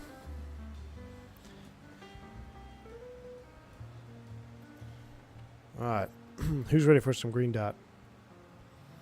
Maybe by the time we level off or get the video started, we got to recruise it here at 36. We need to go to takeoff approach, no progress page, cruise altitude 330, cruise altitude set.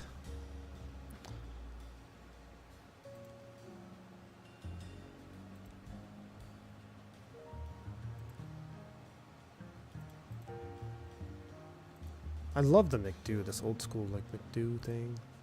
They did a good job.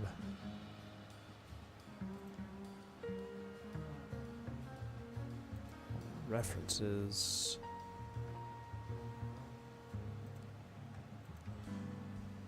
Maybe it doesn't like the 99 cost index? I don't know. Alright. Green dot time. Seems like it's semi-stable. Where are we going to throw green dot on? We're going to throw green dot on the trailing edge because that's the easiest one to rebuild. Well, we don't have any TVs back here, though. Should we watch? Oh, should we watch green dot from the big screen? I think we should do it from the big screen.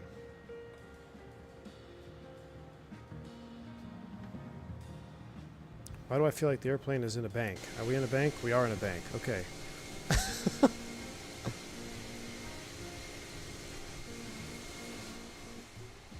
Wow, look at the... Is that the Milky Way galaxy?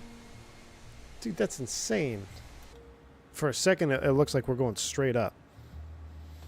Alright, let me see if I can't... I want to set this up so we can still see... Where's the seat?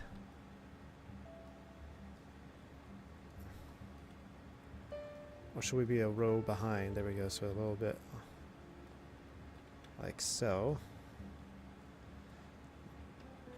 If it's not centered, you guys are going to have a problem. Oh, it's sometimes not always centered, though. Sometimes you sit in the middle seat. I kind of like this one here, so you kind of see the emergency exit door. All right, let's rebind that one for now. It's going to be our new view. Let me make sure the autopilot's still connected. It is. Good. All right. Green dot aviation. Nice.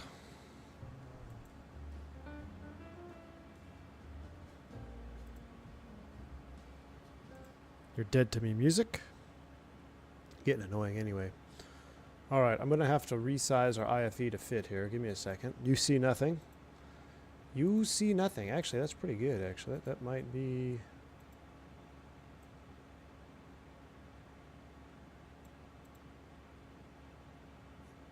That's pretty good. We just need to move... Actually, should we get rid of the TV screen? Since technically... Yeah, we don't really need the TV screen.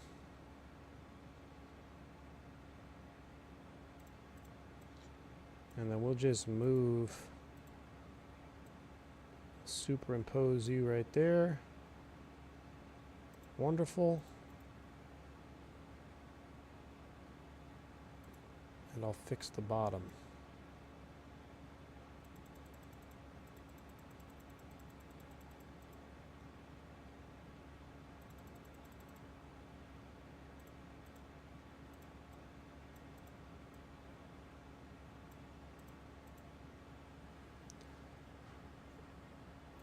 Four 7 are desperately searching for the runway on their final approach to Guam. Why does the TV look like it's crooked?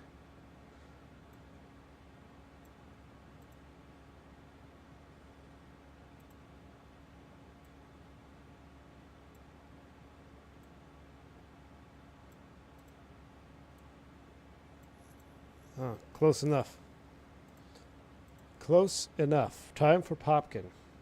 Popkin? Popcorn. Back a couple rows so we can do it MS Tech style. I don't know what that means, AJ. I don't know what you're getting at there. All right. We got that set up. We'll get the audio set up.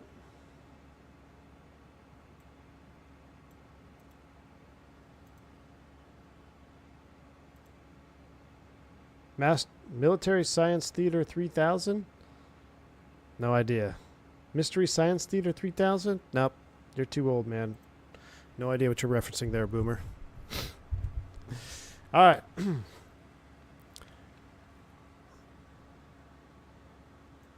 Restart you. Let's check the audios. The pilots. Oh, that's too loud.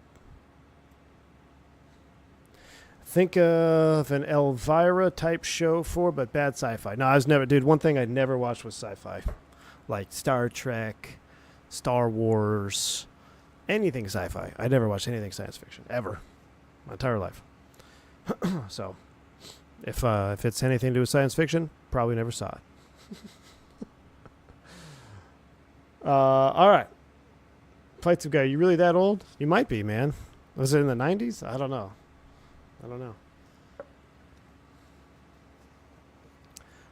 Was the OG reaction videos. Oh.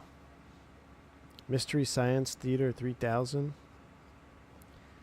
I have no idea what you're talking about, dude. Zero. Alright, I'm with you, Hamburglar. Let's get into this. No sci-fi? V1 is dead to me. Yeah. It's all good, man. I still love you. Gen X here also, Perry. All right. Why did these pilots continue? Korean Air 801. Now, this is the video. I didn't watch it, but I think this is where they crashed into a hill. I didn't watch this video, but I saw the first, 2 minutes of it. And this is what almost made me get the Fila 747 again. Because I don't know how he edits his video. For you X-Plane users, Flix, I don't know if your Fila 74 looks as good as this does in this video here, I might have to try it. And this is why I was also going to do the 74 Felis night flight. Let me make sure we are in 2K. Yeah, we are in 2K quality, juiced up. All right, cool. Here we go. pilots of a Korean Air Boeing 747 are desperately searching for the runway on their final approach to Guam in the West Pacific. Heavy rain pelts their windscreens, and dark clouds obscure the path in front of them. The runway should be straight ahead, but they can't see it. What they don't know is that they have made a grave mistake, which will soon become impossible to ignore. In the dark... What kind of mistake, chat? What kind of mistake did they make? Volume up 25%, Wilco. They made a grave mistake. All right, I'm going to pin this greendot.com. I forgot to say. What goes without saying. Make sure you go to Green Dot's channel, shout him out, say thank you for letting us share his content here on YouTube on the V1 Nation. I love doing these Reacts videos, or Mystery Tech 3000, whatever AJ wants to call them. A grave mistake, chat. A grave mistake. Between them and the airport lies a hill. How's the audio now, What Vodka? got the crew into this situation in the first place? And would they figure out what was happening before it was too late?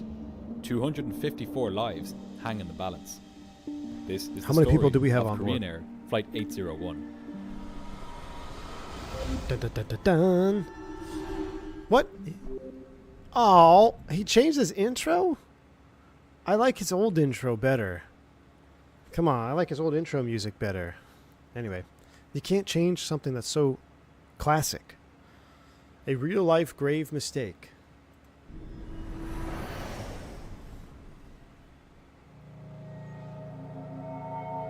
Seoul Gimpo, that's where we took off. August 5th, 1997. AJ was 28 years old. It was just before 8 p.m. on an August evening in 1997 when 237 passengers boarded a Korean Air Boeing 747 at Seoul's Gimpo Airport. Man, that in looks South so Korea. good. Their destination was the island of Guam, a U.S. territory in the Mariana. So I think that's where we are right now. We literally just paused. I just paused it right where we are. So going Gimpo to Guam, the same exact route we are flying right now. Pretty cool. TWA had them in their 747s, L10s in mid to 70s and 80s. What's that? Did I make it in time for cabin entertainment? Samuel, thank you for the $2 super chat. You did. We just started. We're looking at Korean Air 801, my friend. Thanks for the super chat. Appreciate you. Mariana Islands, 3.5 hours flying time to the south. That's what we got. For some passengers, this late-night flight would be the last leg back home. For others, it meant to return to work after a break in Korea. Saturation turned up to Taking care of 11 them so in you the can cabin see. were 14 flight attendants. The aircraft they were flying on was a 12-year-old Boeing 747-300. The 300 variant was Ooh, part the of an older 300. generation of 747s, which Korean was in the process of replacing with the newer, more sophisticated 400 series. Over its 15 years of service with airlines, the 747-300 had proven itself to be a safe and reliable aircraft. And occupying the 3 seats up at the front of the jet was a safe and reliable crew. The captain, first officer, and flight engineer had arrived at the airport 2 hours before their scheduled departure, giving themselves time to collect the paperwork for the trip, brief themselves for the flight, and receive a briefing from their supervisor of flying. This I don't know. He's going to get a supervisor of flying. 2 hours prior? That's a long time prior to set up. I guess, I mean, it's only a 3.5 hour flight. It's not like they're going transcon. 2 hours prior? 7-4? Geez. I mean, I guess maybe they have to be there to start boarding, I would assume. And it probably takes an hour to board a 747. I don't know how long does it take to board a 747. That seems like a long time. 2 hours? For, in perspective, the longest I've seen now is like an hour prior. I don't know if any wide-body guys are in chat, but when do you show up? 2 hours prior? That seems like a long time. supervisor of flying role was created by Korean Airlines to address deficiencies at the airline. Interesting. Deficiencies which had led to a spate of accidents in the previous years. The purpose of this briefing was to ensure that the pilots had reviewed all pertinent materials for the flight. On this day, the supervisor of flying was a retired 747 captain. He asked the flight crew about what he considered to be the main factor for the flight: the weather. It was well into Guam's rainy season, and the pilots discussed a typhoon near their route, as well as the inclement weather they expected to encounter on arrival at Guam. Man, I wish we had a typhoon en route on this one. It'd be a little bit more exciting. The briefing took about 10 minutes, and although it covered many of the main points of interest for the flight, some crucial things were left out. We'll see what they were in a moment. All right, so we get to briefings. Remember we talked about briefings on the last Green Dot where I said, you know, the longer you brief, I mean, the less you retain, right? So this is obviously late 90s where there was a different mentality with how long you should brief and what you should brief. A 10-minute brief is a significant amount of time if you think about it. But and this is where I think modern day briefing is kind of a little bit different, whereas like you can, give yourself a 10-minute brief for the whole flight if you're doing a transcon or you're going, or I guess a transatlantic flight, especially in these older aircraft where you've got less situational awareness with modern day nav systems and stuff. So there's definitely more to that. But if you're going to brief your destination that's 12 hours away, there's really no need to brief it 12 hours prior. Like that would be something, okay, maybe 3 hours out from our destination, we start talking about what's going on currently at the destination, other than, making sure you have all your minimums and stuff before you left. But we'll see what kind of key information is left out. Back in Delta, crew report for flight departure, 120-minute. Board starts the 3:30, 45, 777 was 55 minutes. 350 is 65 minutes prior to departure board time. It depends of the internationalization of the fleet. We used to board 45 on the 330, but it was a race. 45 minutes prior on a 330, that seems like a long time. Or a short, that doesn't seem like enough time to board a 330. But, I mean, we board a friggin' 321 in 45 minutes, and sometimes that doesn't even take. That takes up too long. But I guess it depends on how many passengers you have.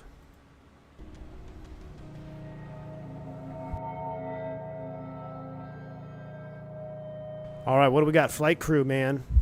This is an awesome movie. I need At some about popcorn. 8:30 that evening, the crew of 3 boarded the jumbo jet and began setting it up for departure. Gosh, look at that cockpit. It looks Sitting amazing. in the left-hand seat was the flight's captain, 42-year-old Park Yong-chul. Park had been with Korean Air for just under 10 years, the last 2 years as a captain. Before starting with the airline, he had served in the Korean Air Force, building up almost 3,000 hours of flying experience there. Since transitioning to the civilian world, he'd accumulated a further 6,000 hours of flying time, mainly on the Boeing 727 and 747. That's pretty cool. So he's highly experienced, 6,000 hours, 3,000 hours on type, 727 and 747. Those are my kind of type ratings, man. I wish I had those two types. That's awesome. 42, so plenty of experience, Air Force, good deal. 727 and 747. By most metrics, he was an excellent pilot, consistently receiving the highest grades in his simulator evaluations and online checks in the aircraft itself. 3 months previously, Park had received a Flight Safety Award from the airline's president for successfully landing a 747 after it suffered an engine failure at low altitude. Wow. Sitting to his right was 40-year-old First Officer Song Kyung-ho. Song had been with Korean Air for 3 years, having spent the majority of his career in the Korean Air Force. In this time, he had amassed 4,000... So these guys in Korea that go straight from the Air Force to fly in 747s, cool deal. One type rating, 747, 4,000 hours. So he's got 1,500 on that. I'd consider that still pretty experienced, 4,000 hours total. Air Force flying is no joke. I mean, he's got the experience. It beats flying in the pattern for 1,500 hours. So I don't see any issues or flags with the flight time on this crew. They're obviously very well versed on the 747 and got a good amount of experience. 1,500 of which on the 747. His evaluations had described him variously as above standard and standard, with a note that his altitude management was somewhat less than desirable and that he was, quote, somewhat slow to carry out directions. Importantly for this flight, as it would turn out, he was the only member of the crew not to have attended a crew resource management course.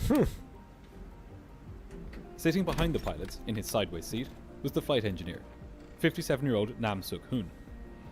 Nam had been with the air. So crew resource management in 1997 is just starting to take flight, pun intended. So we talked about the cockpit gradient before on this channel, where back before CRM was a big deal, it was looked at as almost a hierarchy, right? You had the captain, who was the be-all, end-all, say-all. I just lost all of my YouTube RAM. Stand by. I got to restart my YouTube.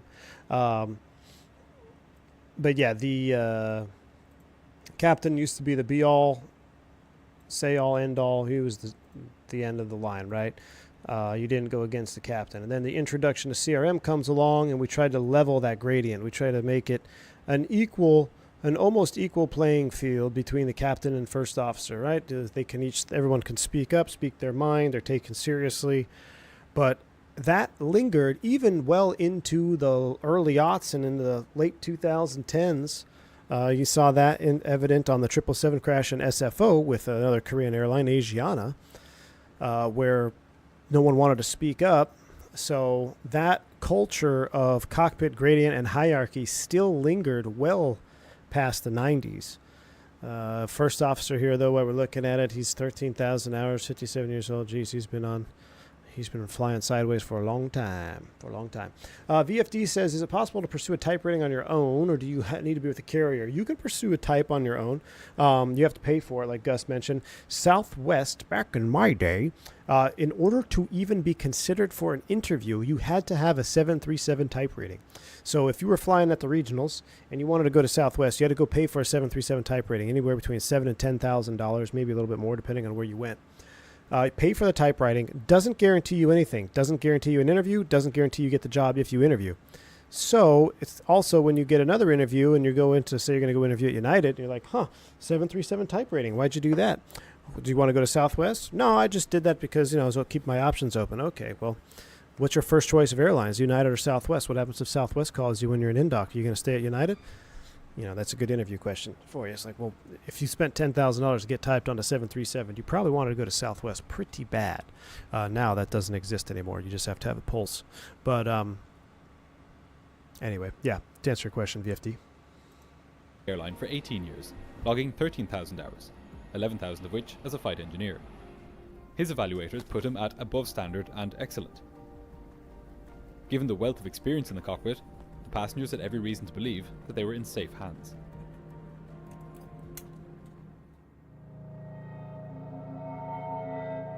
Jetting off.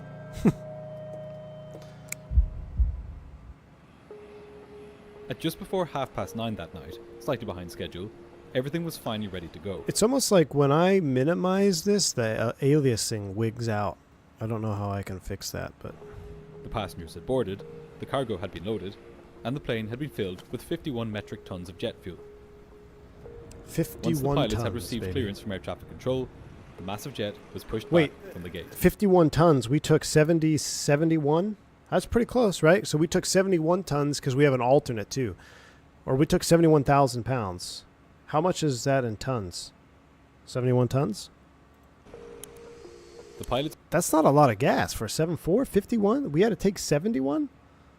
That doesn't make sense. Maybe Simbrief is lying to us. Anyway.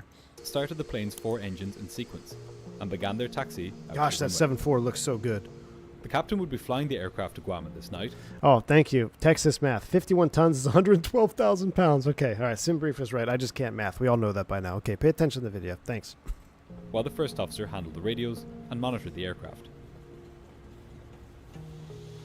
At 10 minutes past 10, Flight 801 lined up on the runway and began its takeoff roll. See, that looks pretty good for X-Plane. Maybe the aliasing issue is X-Plane. Within moments, the 747 was airborne and climbing out into the inky black sky. The pilots had a long night ahead of them. After landing in Guam, they would take on a new load of passengers and fuel and then fly back to Seoul, arriving at 8:30 in the morning. It's a good paying trip. 6.5 Their hours total duty turn? time was expected to be 12.5 hours. 12.5 hours? Captain Park turned the Oh, plane for south duty, towards yeah, Guam. duty, because you Flight- gotta unload and reload. So duty time, let's talk about that. So you have a block time and then you have a duty time. So when you report for duty, your report time, which in this case is 2 hours prior to the flight leg, your duty starts. And then you go through your flight, you land at Guam, you're off the plane, you got to reboard, you got to deplane, you got to then board up again, then you take off, come back, and deplane again. All that time that's not airborne is not paid, technically, depending on where you are. But generally, most airlines only pay you block to block, block out, block in. Some airlines, even South America, had an Avianca guy telling me that they only paid them once they reached like 15 knot taxi or something, so you wouldn't even get paid when you got pushed back. The wheels had to go past 15 knots. Or it was one of the defunct like South American carriers, can't remember. Super cool dude, he had a lot of fun stories. But yeah, these guys 12.5 hour duty day probably get paid whatever the flight time is. So 3.5 there, 3.5 back, 7 hours, probably get an hour post flight, 8 hours, 9 hours paid, which I mean that's a good paying day trip, 9 hours. Climbed the aircraft to its initial cruising altitude.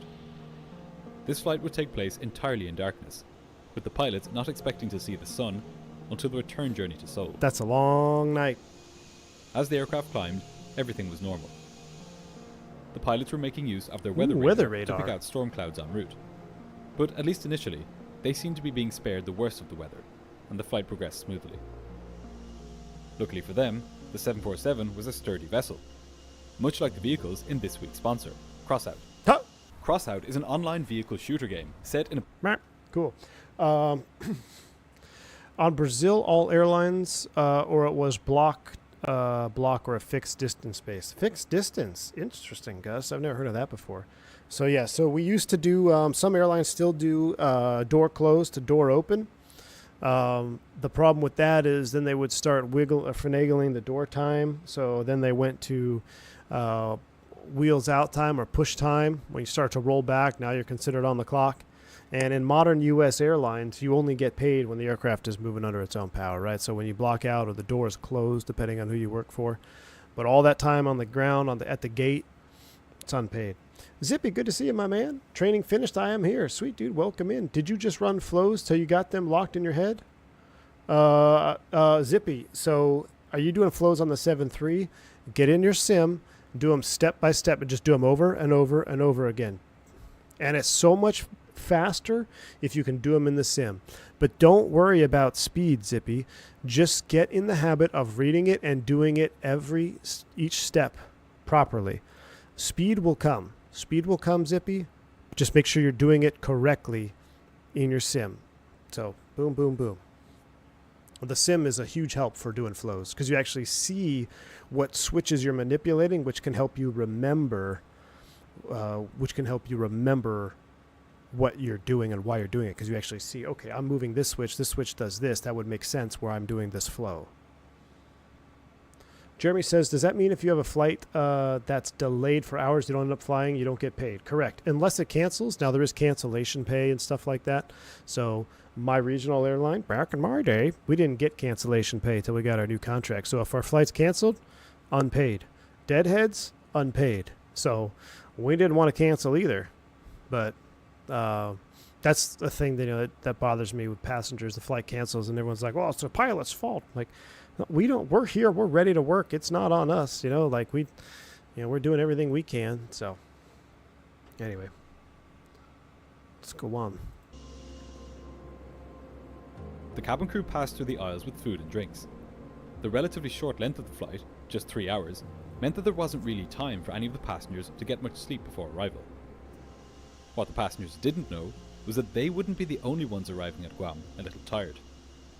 Captain Park had originally been scheduled to fly to Dubai on this night. However, he had not gotten enough rest after his previous flight in from Hong Kong, so he was put on the shorter Guam flight instead. Having a tired pilot at the helm is bad enough in the best of times, but as we'll now see, this approach into Guam would not be taking place in the best of times. So you got a tired pilot, and he's been rescheduled to work a shorter flight because he probably doesn't have the duty. So I imagine that because he got in at the time that he did on his previous trip, he's either on a reduced rest schedule or some type of limitation to where he can't pursue his originally planned flying. So they reschedule him. That's why pilots hate rescheduling, to do something that he is legal for. Legal does not necessarily means safe. Wrap this full circle around to the Delta incident that happened in Toronto. That first officer flying the airplane, she was on her 11th schedule revision. If you don't think fatigue played a role in that, I'm going to be very curious to see if it does. I'm sure the TSB and NTSB is going to uncover all of that. But I will tell you, I'm very intrigued or interested into how her schedule was for the previous 5 days. Because to be on revision 11 on a 5-day pairing, it's a lot of changes. Now, they could be some small changes. If you change a hotel or something, that could technically count as a revision. But still, to get up to 11, that's a... I'm not saying... trust me, I'm not trying to make it an excuse either. We don't know the evidence. We don't know the facts yet. But I'm just saying that a revision 11, there's got to be something else to that. So we'll wait and see what they can uncover. A-Rot says, what sucks on top of all that is some airlines have specific rules of how early you can drop the brake. Yes, so you can be ready to go early, but they make you sit there unpaid, 100%. The amount of times I've sat there ready to go 15, 20 minutes prior to push, and we have all passengers on board, everybody on the manifest is accounted for, and dispatch says, no, you can't leave early. So we are ready to go 20 minutes prior to push. We could beat the midnight rush out, but we cannot go until a certain amount of time prior to original off-block time. So, yeah, I share those frustrations, man.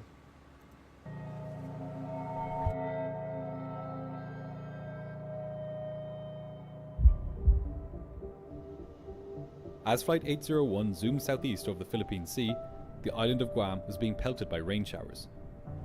Thankfully for arriving aircraft, the airport was equipped with an instrument landing system, which would allow the crew to make an approach even without being able to see the runway. The instrument landing system, or ILS, consists of two radio beams, a localizer which provides pilots with lateral guidance towards the runway, and a glide slope which gives vertical guidance. By simply following the indications on their instruments, pilots can fly all the way down to the runway without ever seeing it out their windscreens. But on this night, there was a problem. The glide slope, the radio beam that tells pilots whether they are high or low on the approach, wasn't working. What type of approach is this now, chat? We have the ILS localizer, runway 34 left approach, glide slope out of service. What approach are we now shooting? Does anybody know of another accident that happened a couple of years ago? Same exact scenario. Loc only, correct. A loc only approach. Now remember, this is dependent upon the chart, the briefing that you, on your briefing strip, your chart will either say ILS or localizer 34 left. If it says ILS 34 left, then that means it does not have a localizer option, and you would see that, you would confirm that down in your minimums. You would see it only has ILS, or say approach is unusable with the glide slope out. So a lot of the approaches are ILS or localizer 34 left, 25, whatever it may be. So when the loc is out, or when the glide slope is out, it's a localizer only approach. San Diego, the most famous localizer approach out there. You're just shooting a non-precision now. Non-precision in an aircraft like the 747-300, definitely going to be a little bit more of a challenge. You got to have to calculate a constant rate of descent, or you can do the dive and drive method. Generally speaking, airport or airline transport category aircraft, it's not really professional to do dive and drive. Some situations you just got to do it. There's nothing illegal with doing a dive and drive approach, but it's just another added. Throw this little Swiss cheese slice out there, see if something goes through the hole. Localizer only now. A NOTAM had been published about this, but it was one of the items which had not been covered by the supervisor of flying back at Seoul. Supervisor of flying didn't cover a NOTAM. Big whoop. You should figure it out by the time you get the ATIS. Nonetheless, the pilots were aware of it, and we'll see how they dealt with it in a moment. At this point in the flight, the pilots had climbed to their final cruising altitude of 41,000 feet. They began encountering some turbulence as they neared the outer edges of the typhoon along their route, but it was nothing too severe. In less than half an hour, they would begin their descent.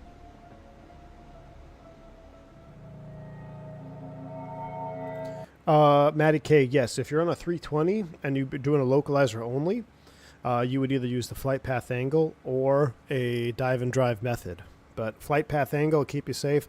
I did a localizer tutorial video a long time ago on my channel. I think it's in like the Flight Factor 320 in San Diego, explaining how we conducted loc only approaches. You could also now, at modern, if you find the Fenix, you can do an FLS approach. So a localizer approach, depending on the minimums, will either be an FLS or it could be an SLS overlay. San Diego can only be an FLS approach because of the minimums charted. I only know that because I've been doing that recently in the last couple of months. And I showed a picture of it. I was like, FLS only. Talked about it. Anyways, continuing on.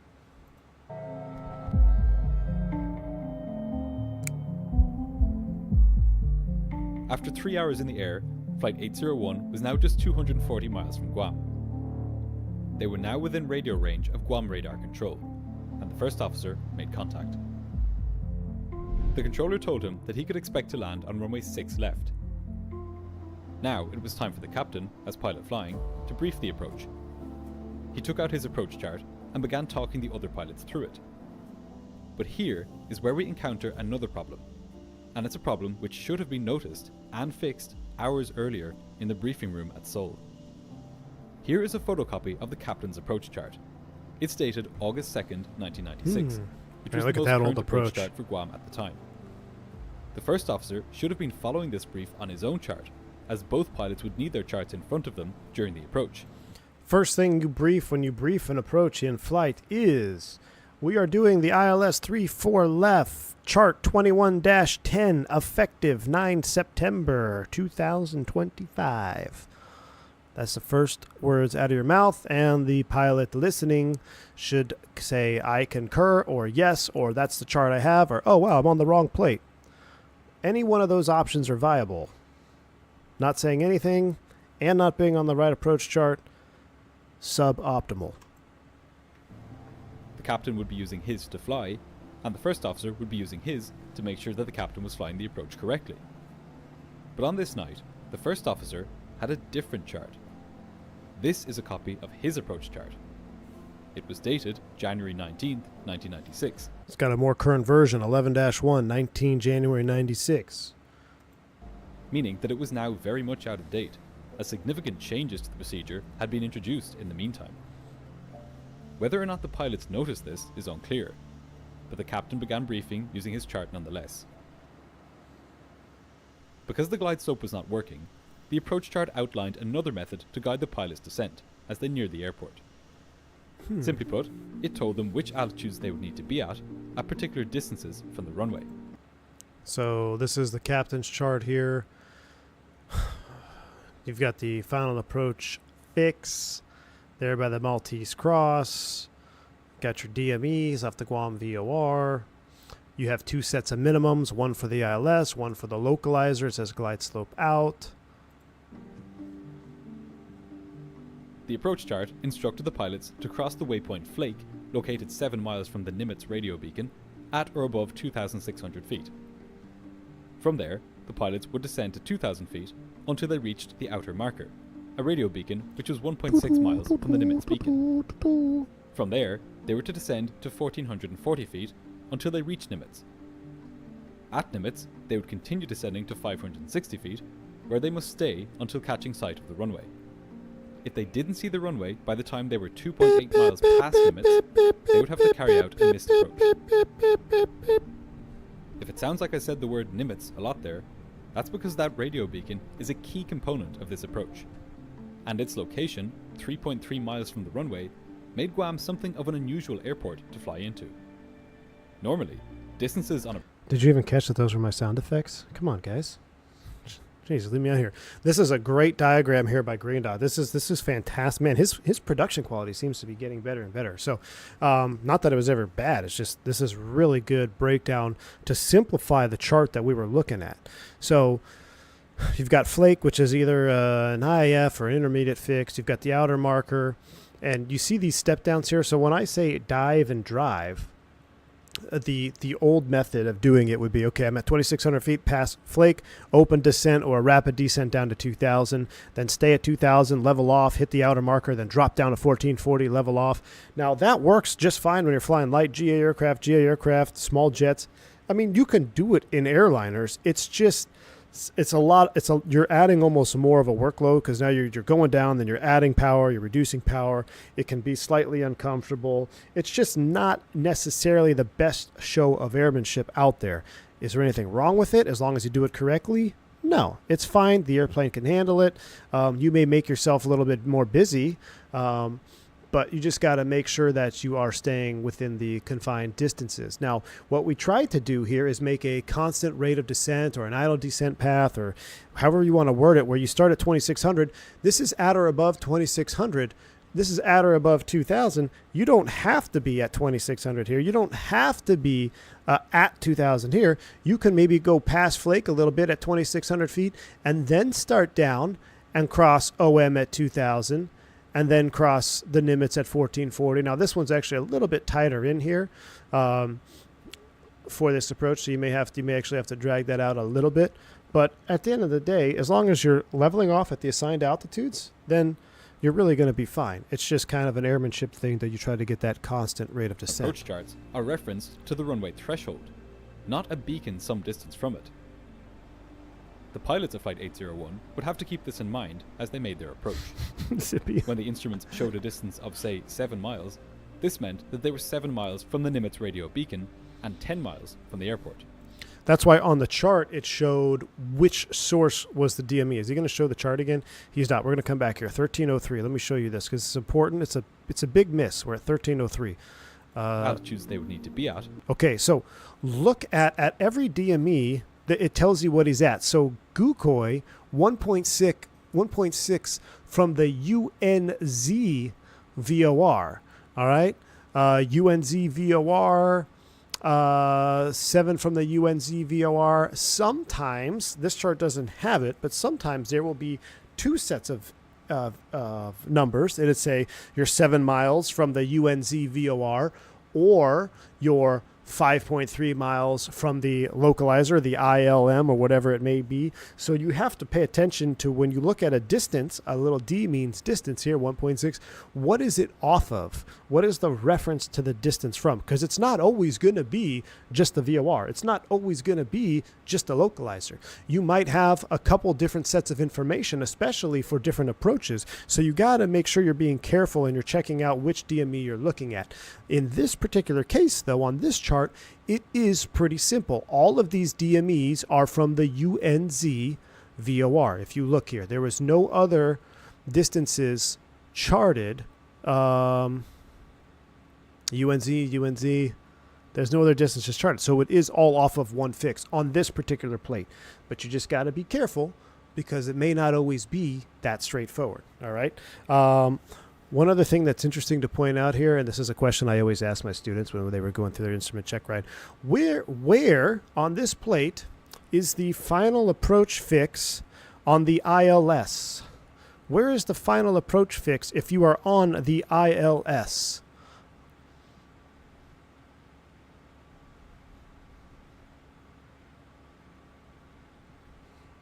I'm waiting for somebody to answer. Trick question, isn't it?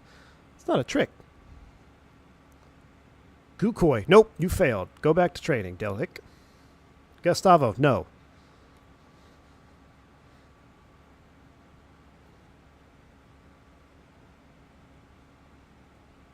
Makes it awkward because there's like a 10-second delay. IGUM, nope. 2.8 UNZ, nope. The VOR, nope. 2.8, nope. 21.6, nope. No. Nash is on to something. Glide slope to intercept, Jonah Bruckhoff. You win the chat for this evening. So on the ILS approach, the final approach fix is noted at glide slope intercept at, it's hard to read, 1864 feet. That is the glide slope intercept at 1864. That means you are at the final approach fix on the ILS.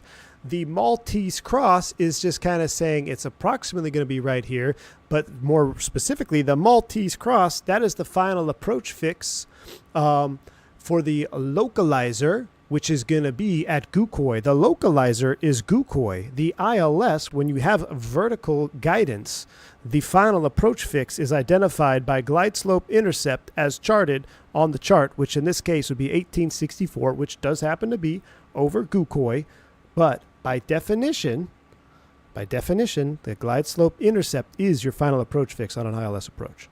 So it's sort of a trick question, not really. I think there are a handful of examples out there. We'll show you where this might be slightly off, depending on if the localizer is different. But a lot of the charts are going to be the same. It's going to line up the same. Yes, at 1.6 from the UNZ. Yes, when you're at Gukoi. Yes, that's still, you're going to be in the same spot. But by definition, remember, ILS is dependent upon your altitude because you're getting a vertical component to the ground. Okay, 1303, continuing on. Here we go. 10 miles from the airport.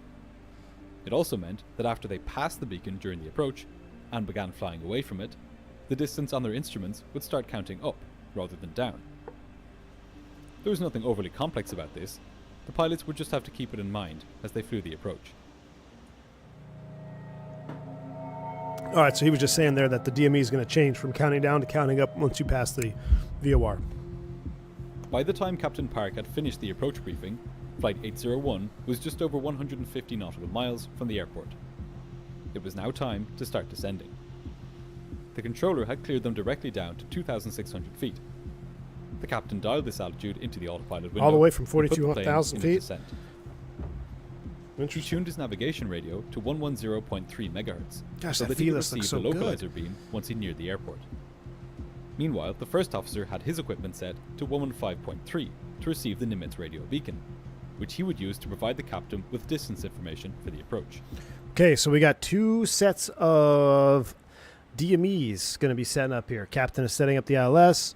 The first officer is setting up the radio beacon, the VOR, for DMEs to associate where they are before they get to the VOR. Let's let this play out. The captain had flown into Guam a month previously in similar conditions. On that occasion, he'd been able to see the runway from quite far out, in between rain showers. He was expecting the situation to be similar this time, so although he had briefed an instrument approach, the crew were expecting to be able to see the runway from a few miles out. In the back of the aircraft, the cabin crew were cleaning up after the meal service, putting away the trolleys, and securing the cabin for landing. They were now less than 30 minutes from touchdown. As they descended, Captain Park lamented the airline's scheduling, saying, "They make us work to maximum, up to maximum. Probably this way hotel expenses will be saved for cabin crews and maximize the flight hours. Anyway, they make us classic guys work to maximum." Park normally went to bed at around 10 p.m. Classic guys get no love, I guess, back in the day at Korean Air. So it was now more than 3 hours past his usual bedtime. Not long after, he commented, really sleepy." Normally, people underestimate the degree to which they are fatigued. The fact that Park was clearly aware of how tired he was shows that his performance was now likely becoming significantly degraded. It's a big deal. He's verbally saying that he's tired, he's fatigued. If you guys remember the UPS crash, and was it in Louisville or somewhere out there in the late 2010s or early 2010s, maybe 2013, 2012? UPS crashed because they were they just went below minimums. On the CVR before the flight, they were talking about how tired they are and how it sucks that FAR 117 doesn't apply to 121 freight because their schedules are that rough. Flying 121 prior to the 117, Birmingham, thanks guys, flying 121 airline ops before FAR Part 117 came about, you were ground into the ground. You would fly until you had 8 hours from showtime to leaving the airplane. That didn't include the leaving the airplane, didn't include the van time to the airport or to the hotel, getting into your room, not having a room ready, then finally getting into your room, falling to sleep, eating somewhere in there, waking up, getting in the van, driving to the airport, and going up to the airplane. So there were times where you had 3-4 hours in a hotel room, and then you were working a full day schedule. So it was definitely much more of a grind prior to 117 coming into play. And the fact that, the guy's talking about it here, that should be, that's a huge red flag. So, and it's unfortunate that this happens, but every pilot has flown tired. We've all flown tired. We've all flown fatigued. We do everything we can to mitigate it. But at the end of the day, you just got to be aware of it. You got to be aware of the dangers of when you're flying tired. But there was no time for rest. He first had to land in Guam and then get the aircraft turned around for the return flight to Seoul. Almost as if to wake him up or take him deeper into what would soon be a nightmare, the first officer delivered some bad news. The weather at Guam was getting worse, and directly ahead of them were storm clouds from the nearby typhoon. While there was nothing but blackness out their windscreens, they could clearly see the clouds on their weather radar. The captain told the first officer to ask air traffic control if they could deviate 20 miles to the left to avoid them. But the first officer thought it looked clearer elsewhere, and he asked the captain if he didn't think this was the better direction to take. Park dismissed the question and repeated, "Left, request deviation 10 mile. CRM. Maybe we should, you want to double check that? What about that? No acknowledgement. We're going left. The controller granted Park's request to deviate 10 miles left of track due to weather. The aircraft gently began banking to the left, away from the storm clouds. Gosh, that 7.4 looks so Meanwhile, good. the pilots completed the descent checklist, ensuring that the cabin pressurization was set for landing, that they had correctly set the approach speeds on their instruments, that the weather radar was correctly set, and, among a few other things, that the passenger seatbelt sign was turned on. They were now just 20 minutes from landing. Having diverted around the weather, the flight crew then caught sight of the island of Guam. "It's Guam, Guam," said the flight engineer. First Officer Song told the control. Flight engineer's all jacked up, happy. Hey, it's Guam, we're here. Captain's falling asleep. First officer's being ignored. Great flight deck. that they were now clear of the weather, and he asked for radar vectors to runway 6 left. The controller instructed the flight to turn right heading 120 degrees. The pilots then set their instruments up for the landing, and carried out the approach checklist, turning on the landing lights and putting on their shoulder harnesses. Not long after this, they entered the clouds, and lost sight of the island. They wouldn't be seeing much of it for the remainder of the flight. All right, here we go. Down into the clouds we go. Jay, absolutely, man. I absolutely take what the FO has to say into consideration. That in modern day aviation, especially U.S. aviation, man, we're a team up there, right? Most of the time, the only reason that the captain is in the captain's seat is because he's been at the airline longer. That's also not always the case, but generally, the only reason the captain's there is because he got hired before the FO did. Now, there are definitely instances of where, senior FOs or senior wide-body FO get better seniority, better schedule, sure. But regardless, you're a team. Everybody's got a voice.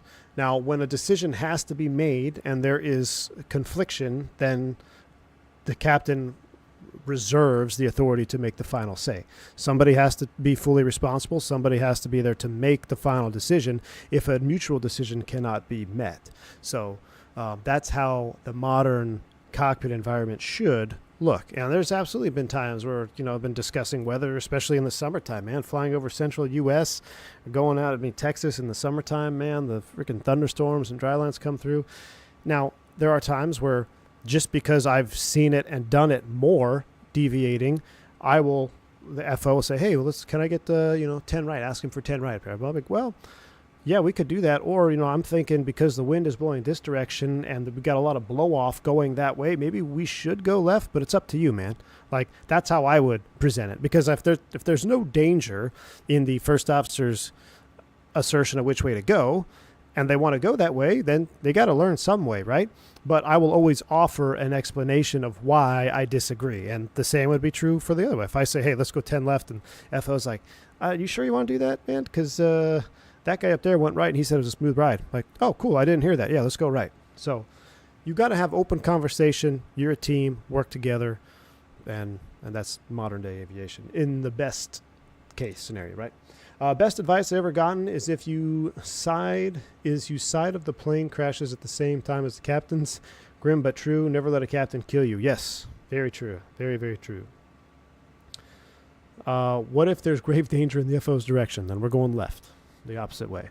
Are continuous duty overnights still a thing? I believe they are, like stand-up overnights. We don't have them at my company, but I believe they're still out there. A stand-up overnight is like you fly in, say you get in at, like midnight, and then you leave at 5 a.m. You go to the hotel for 3 hours or something, and that's considered one duty period. Yeah, that's more, I think, a regional thing. I think some regionals do that. I don't know. I've never been subject to that, thankfully, so I'm pretty sure they still float around, though, those types of overnights. As they descended through 2,800 feet, the controller cleared Flight 801 to turn east, so that they could intercept the localizer beam to the runway. The pilots started to configure the 747 for landing, extending the flaps to 10 degrees. Things were now about to start happening very quickly.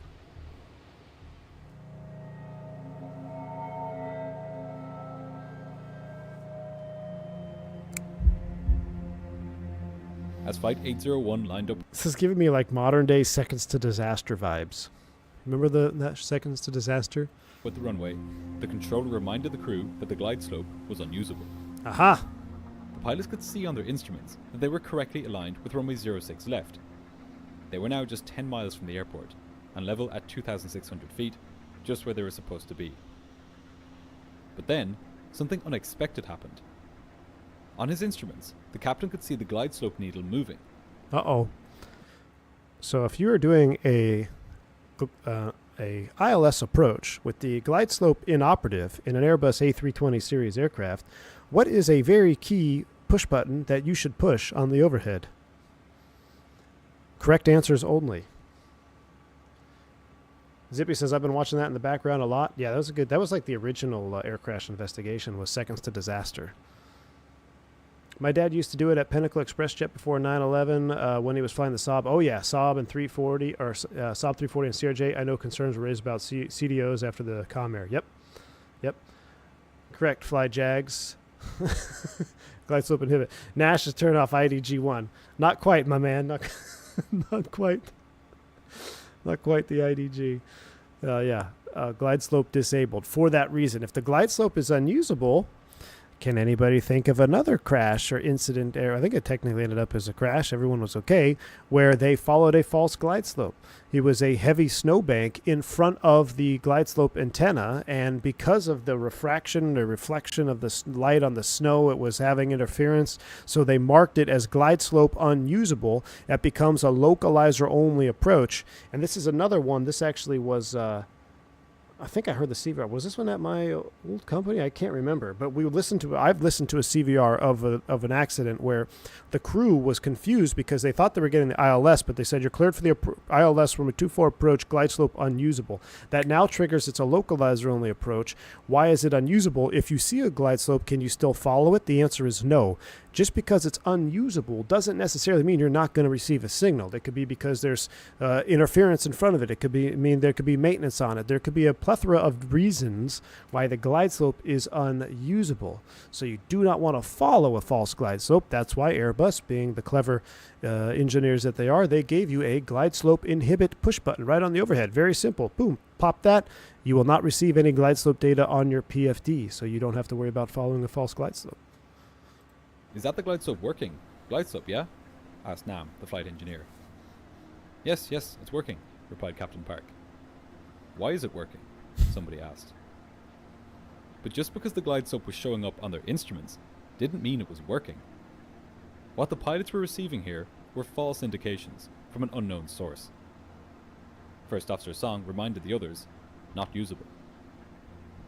As tempting as it was to believe these signals, the pilots would have to ignore them. They continued towards the airport, lowering the gear. Why is it working, says Zippy? As It is they a had weird now question. reached the flake waypoint, 7 miles from the Nimitz beacon, it was safe to descend to 2,000 feet. The pilots dialed this altitude into the autopilot and set a descent rate of 1,000 feet per minute. Following these altitude restrictions carefully is vitally important. They exist to ensure one thing: terrain separation. In other words, descend below one of these altitudes and there's a good chance you'll crash into a mountain. In the case of Guam, the Nimitz radio beacon itself... I'm glad he's using Flight Sim for this approach. Look at that Blue Hour 2024, so juice. So this is what we can expect, too, going into Guam tonight. So we'll have to see if the Nimitz VOR is still there if we're landing this direction. ...is located on a hill, Nimitz Hill, which reaches up to 800 feet high, directly on the approach path to runway 6 left. Things happen fast in a jet, and these kinds of approaches create a high workload for the pilots. To reduce their workload, instead of descending and then leveling off and then descending again, pilots tend to opt for a continuous descent at a rate that allows them to That's what we were satisfy talking each about of the earlier. altitude constraints on the way down. However, back when Captain Park had briefed the approach during the cruise, he didn't mention whether he would be doing a continuous approach or what's known as a dive and drive approach, where the step-down altitudes are followed in sequence. Even more crucially, he didn't highlight to the crew that the Nimitz radio beacon, which the whole approach was designed around, was located not at the runway threshold, but 3 miles from the runway. Keeping this at the top of everybody's minds would have been useful, given how infrequently this crew flew into Guam. Definitely would have been useful. I mean, is that gonna cause an airplane accident that you didn't brief it? No, it shouldn't. You should understand your approach plate, understand where the distance is coming from, right? Are you going to pass over the VOR? Distances will get greater. It is kind of backwards. It would be, I would consider it a threat. So in a modern TEM briefing, is what we call them, threat air management briefing, you start off the brief with, you got any threats? Glide slope's out of service. Let's make sure we don't follow that. The VOR is displaced from the threshold, so we're going to see the DME go down, and then the DME is going to count up. Other than that, it's going to be a standard localizer approach. Here's our minimums. You back me up. Let's rock and roll. Turn off to the left. That's a brief TEM approach, right? Omitting all of that, and again, this is modern day. We've taken all of these accidents and incidents and tried to condense it and make it the most efficient way of briefing. Back in the 90s, that really wasn't how things were done. So you didn't have a set This is the threats. How are we going to omit those, or how are we going to address those threats to this particular approach or this particular takeoff? So we've come a long way. As they descended through 2,400 feet, the first officer called out, approaching 1,400. The captain reminded himself and the other crew that because the glide slope was not working, they would need to maintain 1,440 feet as per their charts. He asked the first officer to set this altitude. Wait, who on the said that? autopilot. Who said that? Hold on. Mention whether he would be doing a continuous approach, or what's known as a dive and drive approach, where the step down altitudes are followed in sequence. Even more crucially, he didn't highlight to the crew that the Nimitz radio beacon, which the whole approach was designed around, was located not at the runway threshold, but 3 miles from the runway. Keeping this at the top of everybody's minds would have been useful, given how infrequently this crew flew into Guam. As they descended through 2,400 feet, the first officer called out, approaching 1,400. The captain reminded himself and the other crew that because the glide slope was not working, they would need to maintain 1,440 feet as per their charts. He asked the first officer to set this altitude on the autopilot. But here was where the captain and first officer would make a mistake, which would set off a chain of events endangering the lives of everyone on board. The approach chart instructed them not to descend below 2,000 feet until they were 1.6 miles from the Nimitz beacon. At this point, they were still about 5 miles from the beacon, or around 8 miles from the runway.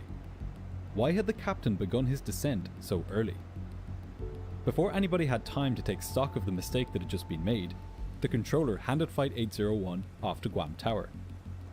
First Officer Song Perfect contacted timing. the tower controller, who then cleared them to land. Captain Park called for the flaps to be set to 30 degrees, and he told the crew to keep an eye out for the runway. Based on his previous approach into Guam a month ago, he expected to catch sight of the runway at any moment. This is why his approach briefing earlier had been so short. In fact, even the training video, which Korean Air showed the pilots before they flew here last time, told them to expect to carry out the approach visually. But Flight 801 was in thick cloud, and it was now heading into heavy rain. Now, does his approach chart The plane show was it now correctly, descending though? through 1,600 feet, still over 2 miles from the Nimitz beacon. Okay, so he called out the wrong altitude to begin with. He should have set the outer marker altitude first. Unless it's on his chart, I don't know if they're going to come back to that here. I mean, that's just a flat-out mistake. You're setting the final approach fix altitude because you're on a localizer approach, but you're not at the final approach fix yet. Maybe he thought maybe his glide slope was showing him on slope or something. I'm not sure, but at their position, their minimum altitude is what? I think it was like 2,000 charted prior to the outer marker. There's definitely something going on here. I wonder if he's going to go back to the charts. It should have been level at 2,000 feet, waiting Yes, until it was right here. 1.6 miles from Nimitz to descend any further. But now, Captain Park would make a second mistake. Before the crew even reached the 1,440-foot level-off point, which was already too low for their current position, he told the first officer to set the next lowest point on the autopilot. He's ahead of the airplane. He is out of phase with where his airplane is at. The captain is now mentally, I think I've got what's going on here. In my opinion, anyway. In my opinion, the captain is mentally in a different spot than the aircraft is. I think he thinks he's already passed that outer marker and he's already safe to level off, and now he's setting his next level off point to get ready because they're diving and driving down. He wants to just be on top of it. That's my opinion, what I think is happening here. He's obviously not intentionally driving it into the ground. He's caught himself out of phase with the aircraft's position. You got a first officer sitting over there, should be monitoring. Hopefully he can say something. Flight engineer monitoring his stuff, but he should also be paying attention. I think he would have an approach chart too. I'm not sure. Interesting. Which was the final altitude for the approach, the so-called minimum descent altitude, or MDA. This was at just 560 feet. Yeah, that's The first officer not dutifully good. dialed this into the autopilot, and Flight 801 continued its descent.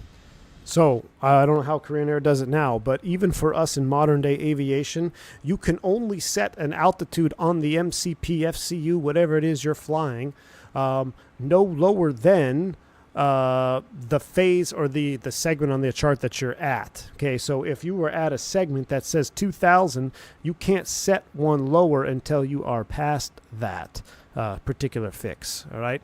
I'm not sure what I mean, that could be different SOP as well, but that's just another way to catch it so you don't go down below where you're supposed to step down.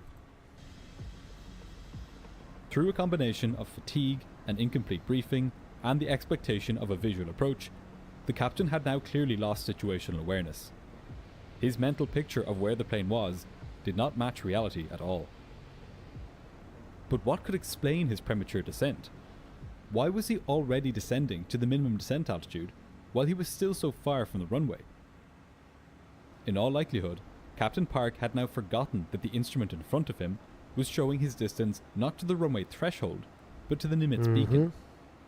When it showed a distance of 5 miles, he figured that he was 5 miles from the airport, when in reality he was 5 miles from the beacon, and therefore 8 miles from the airport.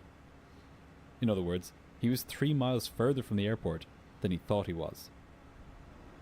If he had briefed the approach fully, he would have mentioned that the flight could not descend below 1440. Let's look at these distances here. So he is thinking he's 5 miles from the airport. 2.8, let's call it 3. What is the final distance? So this is 7 DME from the Nimitz here and 2.8 inbound. So if he thinks he's 5 past it, that still doesn't really make sense because this is only 2.8 from the VOR inbound. So that doesn't make sense. But it could be, you know, if he's at the outer marker, well, he wasn't even at 1.6, unless at 1.6 to the VOR, he thought he was 1.6 past the VOR. That would have to be where he's thinking if he's looking at his DME. He would think, okay, I'm 1.6 from, meaning past it, when he's really before it, which is still... I mean, you could see Nimitz is 3.3 from the runway. Yeah, he's thinking his DME... or he's just thinking his DME is straight up from the runway and not from the VOR.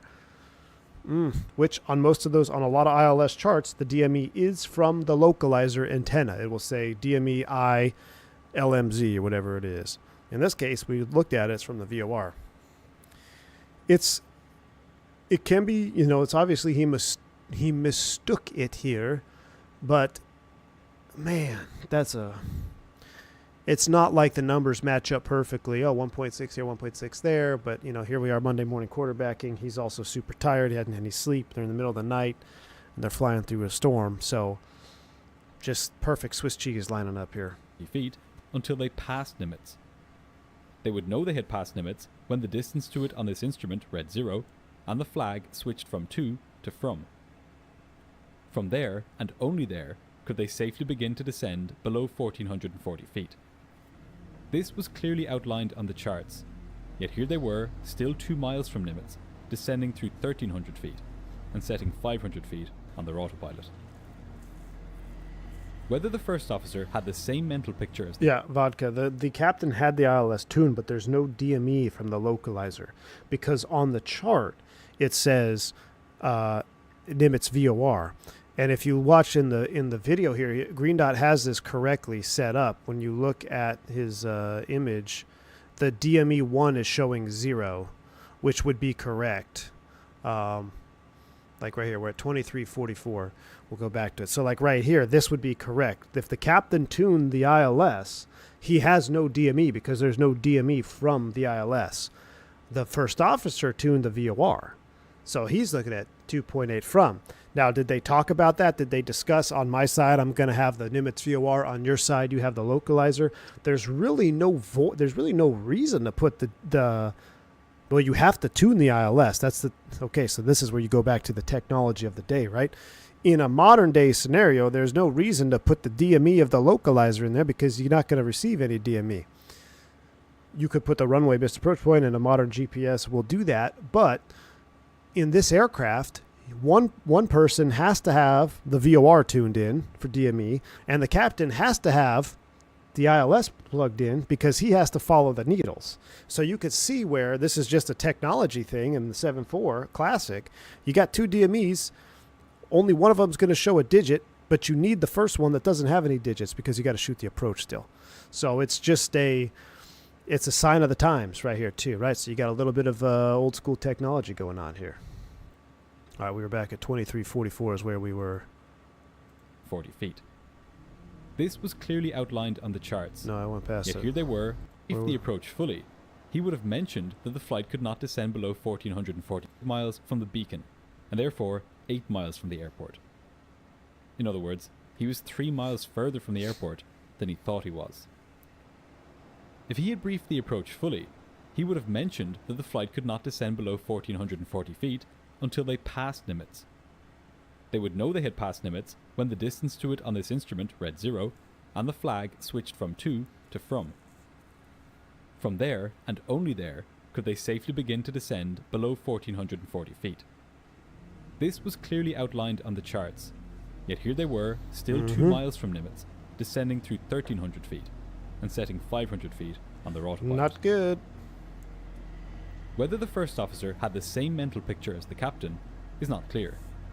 It's entirely possible that he knew that the captain was not following the procedure correctly, but that he trusted that the captain knew what he was doing. Not good either. It's also possible that he simply wasn't able to follow what the captain was doing because he didn't have the most up-to-date charts in front of him. But there was somebody else who should have been aware that all was not well with Flight 801. The controller. Guam's airport was equipped with what's known as a minimum safe altitude warning system. This system issues visual and aural alerts to controllers whenever an aircraft descends below a predetermined safe altitude. Flight 801 was now below this altitude, and it should have triggered the alarm. However, when this system was first installed 7 years previously, it generated a lot of false warnings. So, 2 years previously, with the approval of the US Federal Aviation Administration, the airport had essentially disabled the system. The pilots Go were figure. on their own. 1,000. The aircraft's computer told the crew that they were now 1,000 feet above the ground. Yet again, the glide slope needle appeared to be giving plausible readings. Despite agreeing to ignore it earlier, the captain now became confused about whether the glide slope was in fact working. He pointed it out to his colleagues, but they ignored it. The aircraft then entered a heavy rain shower, and the flight engineer turned on the windscreen wipers. Every second counted. The pilots were peering ahead through the darkness, desperate to locate the runway lights. If they could see them, they could proceed with the landing. "Not in sight?" asked Song. This wasn't what the pilots had planned. They were sure that they would be seeing the runway by this point. Then, the plane's automated voice called out, 500. meaning that they were now just 500 feet above the ground. Interesting. "Yeah?" the flight engineer said, astonished. But the two other pilots said nothing, and pressed on with the approach. Flight engineer needs to speak up. These alerts were coming from sensors on the underside of the aircraft, which provide indications to this instrument here, the radio altimeter. It measures the plane's actual height while it is low to the ground, while the pilot's main altimeters, here and here, tell them their altitude above sea level. The fact that the radio altimeter showed them to be 500 feet above the ground, while their main altimeters showed them to be at 1,200 feet above sea level, meant that they must now be over high ground. This should have been a clue to the pilots that they were flying too low. Had Captain Park looked at his radio altimeter, he would have seen it ticking down to 0 fast, indicating that they were dangerously close to high terrain, which was now sloping up to meet them. Not good. Oblivious to the mortal danger they were now in, the Mortal? pilots continued their pre-landing checklists. They calmly confirmed that the auto brakes were set, that the landing gear was down and locked, that the spoilers were armed, and that the flaps were set for landing. As they worked through the checklist, the computer called out, Minimums. This should have been a big clue to the pilots that something was wrong. They should have received this call out just seconds from landing, when they had descended below their minimum descent altitude of 560 feet. Yet somehow they were receiving it while descending through 700 feet. This could only mean one thing. So they set it on their rad out, so they must have only had a rad out minimum set, which I guess they did in this airplane. So, okay, regardless of if you have it set correctly or not, when the minimums goes off, what should the response be from the flight crew? It should be, all right, go around, not in sight, go around. I would guess they're going to ignore it here. Maybe there's confusion. Even if there's confusion, if you hear the minimums go off and you're confused as to why minimums going off, it's time to punch out and figure it out on the second attempt, not sit there and keep going towards the ground. So that should be a takeaway for all of us that are out there still flying. Now, we obviously have much more modern aircraft. It's definitely a lot more redundancies than what we have in today's day and age, but it's still a good rule of thumb that if you at any point are on an approach in IMC and your minimums goes off and you don't know why, you don't think it's correct, if you don't immediately know why it's not correct, then it's time to punch out and come back and try it again and figure out why. You don't want to sit there going towards the ground. So, interesting. Thing. There was high ground beneath them. Still convinced that the runway was less than a mile away, the captain pressed on, continuing his descent below the minimums. Come on, man. But now, the pilots would receive a warning they couldn't ignore. Sink rate.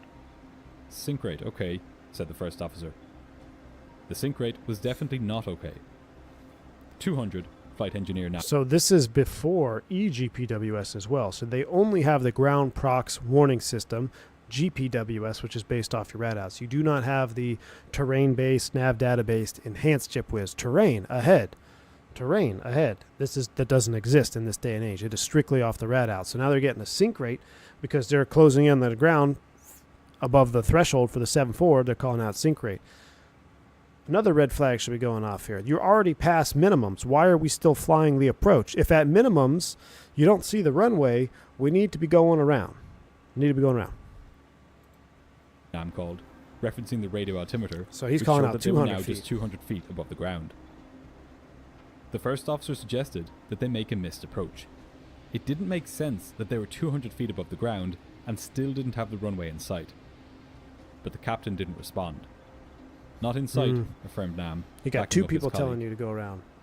1 second later, Song firmly repeated to the captain, not in sight, missed approach. So he's trying to get him to go around. At this point, it was the first officer's responsibility to take control and carry out the missed approach himself. Absolutely. Is the captain incapacitated? Is he froze? Is he locked up? What's going on? I have control. Go around. Okay, this is an interview question that used to be a popular interview question. I don't know if it still is, but it's like, okay, you're on approach, and I can't remember how they worded it, but you're unstable. I think it was you're unstable. So this interview question. You're unstable on approach, and you tell the captain it's time to go around, and he doesn't go around. What do you do? What do you do? If the captain doesn't want to go around, he's pilot flying, and you don't want to go around. Wait, you take control? And it's pretty ballsy, especially back in the late 90s. You're going to take control of the airplane. Culture plays a big part into this, right? But I tell you what, even in today's modern day and age in TEM, it is a mental hurdle to physically take control of the aircraft from somebody when they are not, either they're locked up, they're froze, or they don't know what's going on. I've had to do it a handful of times, 2 FOs, which is, at least, okay, I'm the captain, I'm taking over, but I've been there once or twice, definitely once, maybe two times I can think of, where I was in the opposite, where I was like, okay, I have control. It's hard to say that. It's hard to say, I have control, the captain's flying. What happened, right?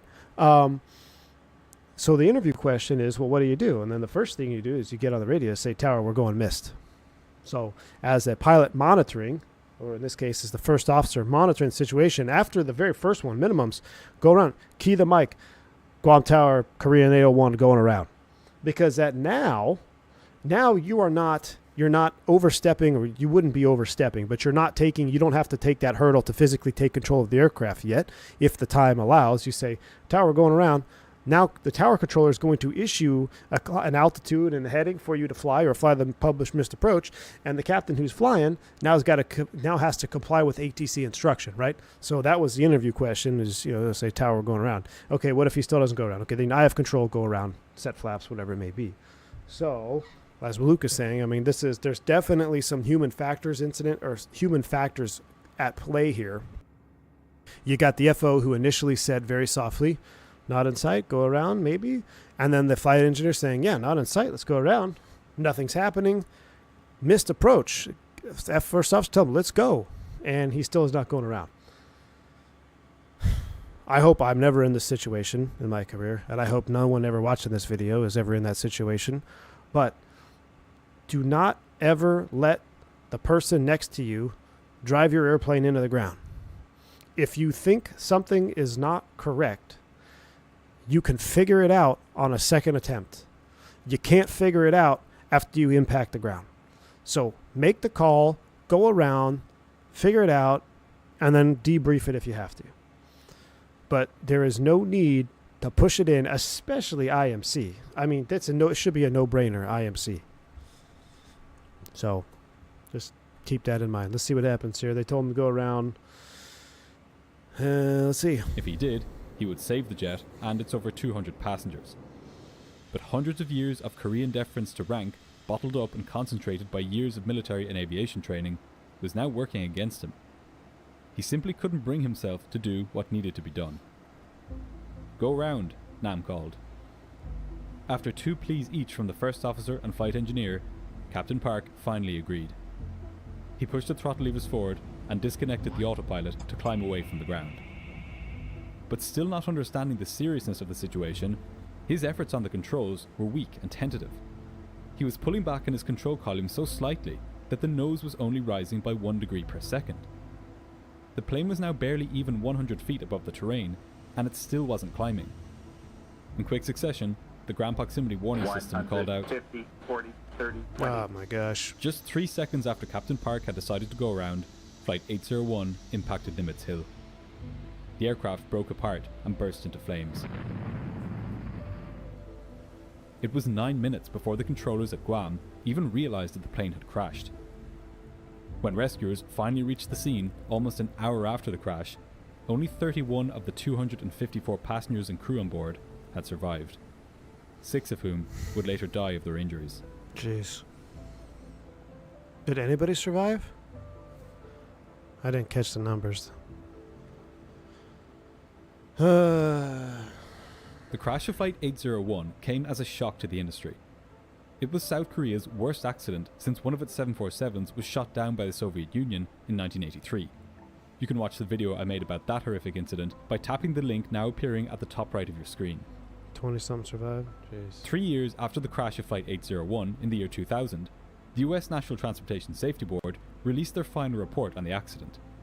In it, they recommended that flight crews carry out a full briefing before conducting instrument approaches. If Captain Park had done this, he may have been more aware of the high terrain around Nimitz and the fact that the distances displayed on his instruments were to the beacon and not the runway. The report also recommended that crews be trained to ignore any readings on their instruments when the respective navigation aid is known to be inoperative. In this case, the crew's confusion about the glide slope cost them precious moments of attention, which they should have been devoting to carrying out their approach as planned. 17 days after the accident, after years of being disabled, the minimum safe altitude warning system at Guam was finally reinstated, although some false warnings Too little, persisted. too late. Perhaps the most valuable lesson of all to come from this crash, though, and the one that affects not just Guam or Korean Air, but everyone who flies today, is the importance of a key component of crew resource management known as threat and error management. He brought it up. Nice. This concept was developed by psychologists at the University of Texas in 1994. Hoorah, And Texas. if it had been used by the crew of Flight 801, they would have spoken explicitly in their briefing about the threats they faced on this flight, including flying at night, flying into clouds, an unserviceable glide slope, the fact that the Nimitz beacon was not located at the airport, and the high terrain on the approach path. What's crazy is they came up with that in 1994. It hasn't really, I won't say it hasn't been standard, but the current way of doing TEM briefings has greatly changed over the last couple of years. And we're 2025 now. So let that kind of sink in. But still, go Texas. The crew would also have spelled out to each other how they were going to mitigate these threats. It's a tough one to watch, This man. aspect of CRM has become a global standard since the crash of Flight 801, and its widespread adoption has made the kind of mistakes made on this night far less common. Don't forget to download Crossout for free using my links in the pinned comment and video description. You get a free bonus pack, including... All right. Man. Where are we at?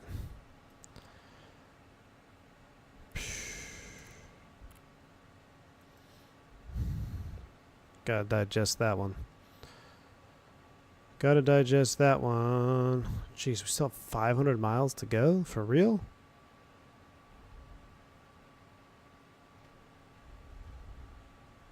Do we have enough fuel for this?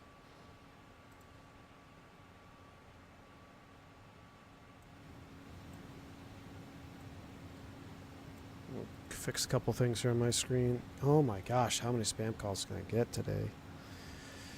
I'll reset the camera view here. Actually, I might leave it just in case we pull something else up. Wow, it is pitch black out there. Pitch black. Let's have a seat on the old jump seat here.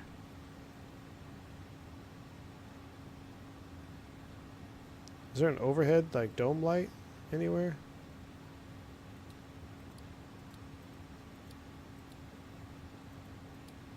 There's no overhead dome?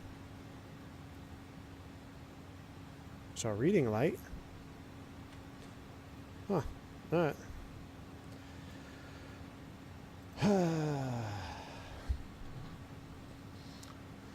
Steven says, I've been doing a failure mode and threat mitigation section of a tech report all damn day, and I've based my analysis on how pilots do it. There you go. Nice, man.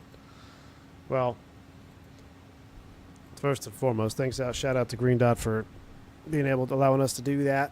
Love being able to go over those videos. That one's tough to watch, man. Like Zippy said early on, like when we watch those and you know, crew makes a mistake and they drive it in, they never knew what would happen. That's one thing. I mean, it's terrible. But when the crew realizes what they did wrong, and they've made the right call to fix it, such as go around, and then they still don't make it out, it's just a sick thing, man. Kind of like the American that crashed in Bogota or Cali. I had the spoilers out when they were trying to go around. Just sickening. Sick to the stomach. JJ, thanks for the $10 super chat. I pray for you all the time, B1, for safe flights, and ask that God watch over you and the whole crew and passengers. Are you a man of God? Stay healthy and blue skies up. Amen. Amen, JJ Stevens. Thanks for the $10 super chat, my friend. Absolutely, man. I absolutely am. Yeah, I pray before every flight, man. Every flight of my life, I pray to God. I definitely am a man of faith, and I mean, it's a big reason of why I am who I am. But I appreciate that, JJ. Thank you so much for the $10 super chat, and yeah, I wouldn't be here without him. That is for sure. Yeah,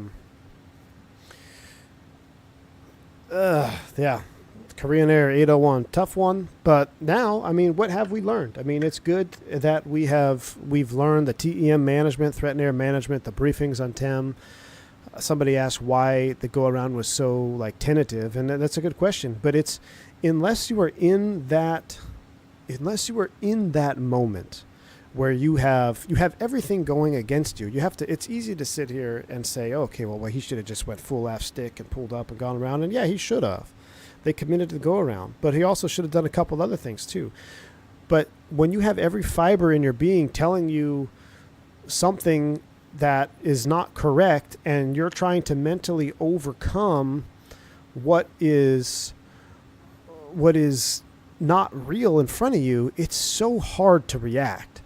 And it's something that all pilots, I mean, we all understand it. We've all been subject to it, but he's going around, but I bet you, I can almost guarantee you, he's probably still thinking, he's like, why are we going around? Like, doing just a few more feet or just a little bit more? He's tired. He's got confirmation bias. He just was in there like a week ago. He's expecting to see the runway.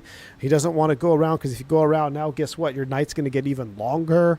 I mean, how many times, if I had $1 for every time that I was like, oh, now we got to go around, it's going to be even shorter overnight. Like, the amount of times that I've had that thought go through my head, I'm human, right? It happens. Like, okay, it's midnight and we're coming in on the approach, and first officers, or let's say ATC is keeping us high, and the first officer's kind of unaware of it. It's like, okay, here we go. So I'll say, hey man, let's make sure we stay on top of it, whatever. And I'm thinking in my head, I really don't want to have to go around, because now our short overnight's going to get even shorter, and that should be so far out of sight, out of mind. But that's just reality of the situation. Now, when it comes down to it, if you got to go around, you got to go around. Unstable, you got to go around.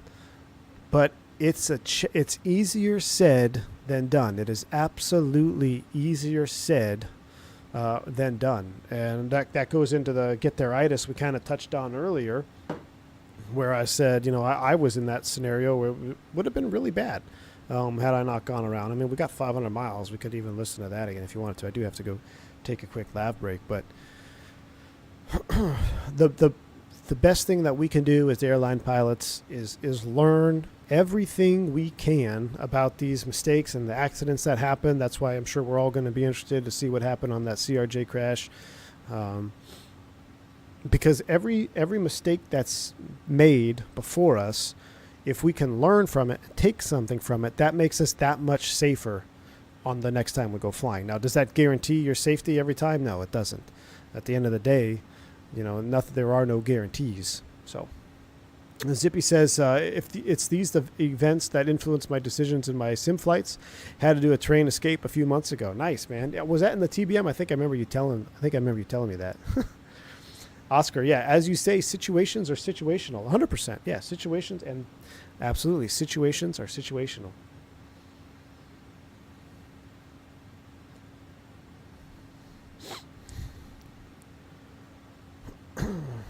How does CRM play into aircraft manufacturers' pitch towards single pilot operations? Probably they don't have to worry about it. They'll probably have, because here's the CRM is going to there's still going to be another person involved. They're just not going to be in the cockpit. I fully believe that any type of single pilot operation that's going to come out is going to be, yeah, there might be one crew member in the flight deck, but someone else is going to be directly involved with the flight, whether it's a dispatcher on the ground or a ground flight coordinator or some type of new position that comes out for guiding the flight. They have the ability to take control or do whatever they need to do from the ground. There's going to be another element there. Or, they could pitch it as, well, you don't even need CRM because you have one person up there and they'll make all the right decisions because they have all the resources available. Or they don't have to make a decision because all the analytics and all the AI is going to make the decision for them, and it's going to always make the correct decision until it doesn't. So it'll be an interesting pitch, but here's the thing. It won't even matter because it's all money driven, dude. It is all money driven. So if CRM is like, oh, well, what about safety? It doesn't matter. Look how much money you can save every flight, over every day, over every airplane that you have in your fleet for a year. Like, oh, I see dollar signs. Protect shareholder value. Dollars, money, greed. And that's all that matters, man. It's all that matters at the end. Money makes the world go round. If you want to know what the intention is behind anything, try to follow the money trail, and you're probably going to find out what's going on. A clicking sound. I don't hear a clicking sound. You hear a clicking sound? I don't hear any clicking sound.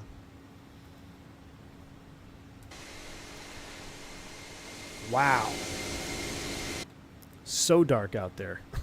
Might need to turn the wing lights on. I'd fly under flight V1. Thanks, Chaser. Matty K, thanks for the $5 super chat. Question, you mentioned FLS approaches earlier. Can you elaborate on what an FLS is, how it works, differing from RNAV approach?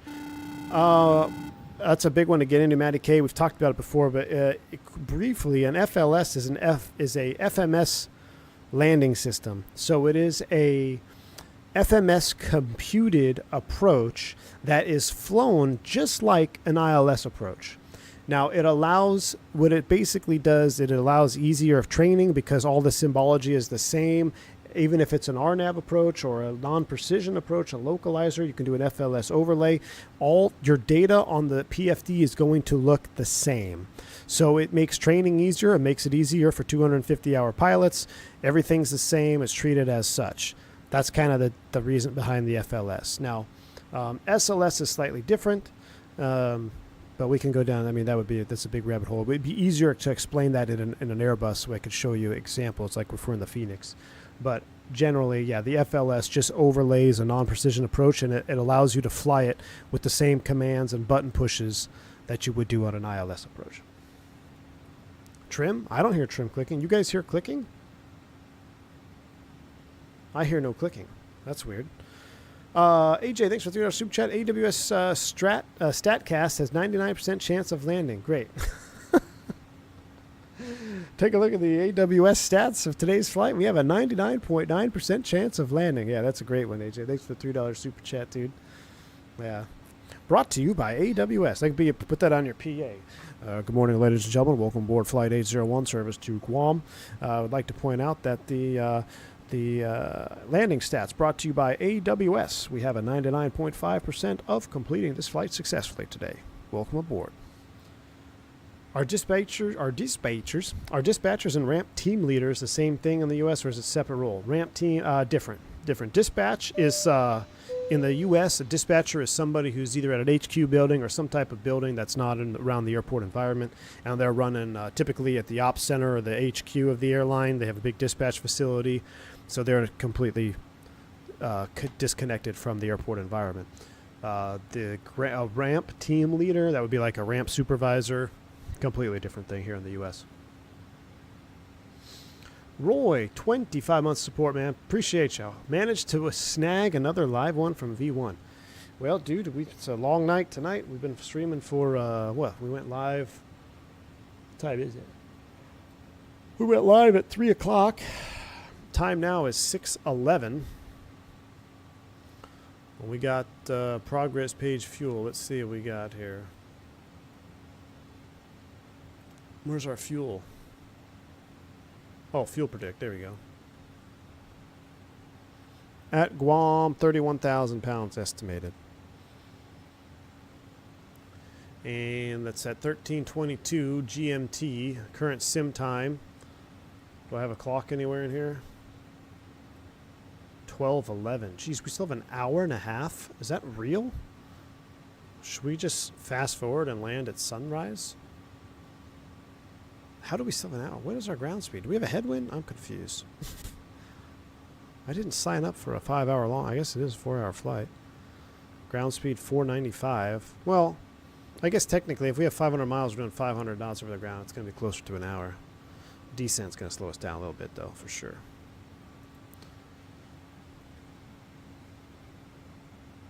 Hey, your ground speed is what we call slow. What's your Mach? That doesn't matter.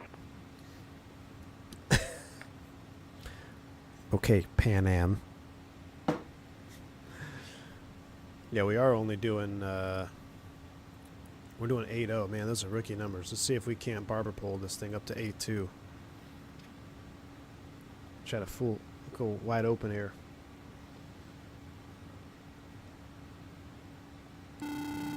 No worries. That was What I mainly... can tell you is I've burnt 80,000 pounds of fuel.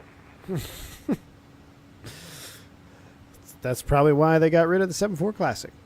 What I can't, let's see. No worries. That was mainly what I was curious about, was more of a general explanation. Never heard of FLS. Oh, yeah. Yeah, Matty K. So FLS, SLS, it is relatively new. It's the new terminology and technology that we're implementing in the Airbus to simplify approaches. What's really been frustrating about these crashes that I'm seeing so many people online blame it on DEI. It makes me cringe when I see these comments. Thanks, Austin Gray, for the $5 super chat, man. Yeah, it's a tough one to get into. Here's the thing with this, with everyone blaming DEI and stuff. I mean, the general public has always been like rabid dogs, right? With it doesn't matter what it is. Aviation, it could be another job. Like the general public, they just like to speak, but they don't even know about. Now, what I say about DEI is, does DEI exist in the airline industry? 100% true. That is a fact. However, and this should be, I don't understand why it's so hard for anybody to understand what I'm about to say, is it should not matter what color you are, who you sleep with, what your gender is. None of that should matter at all. In an industry like aviation, in an industry like the military, in an industry where any bodily harm can result in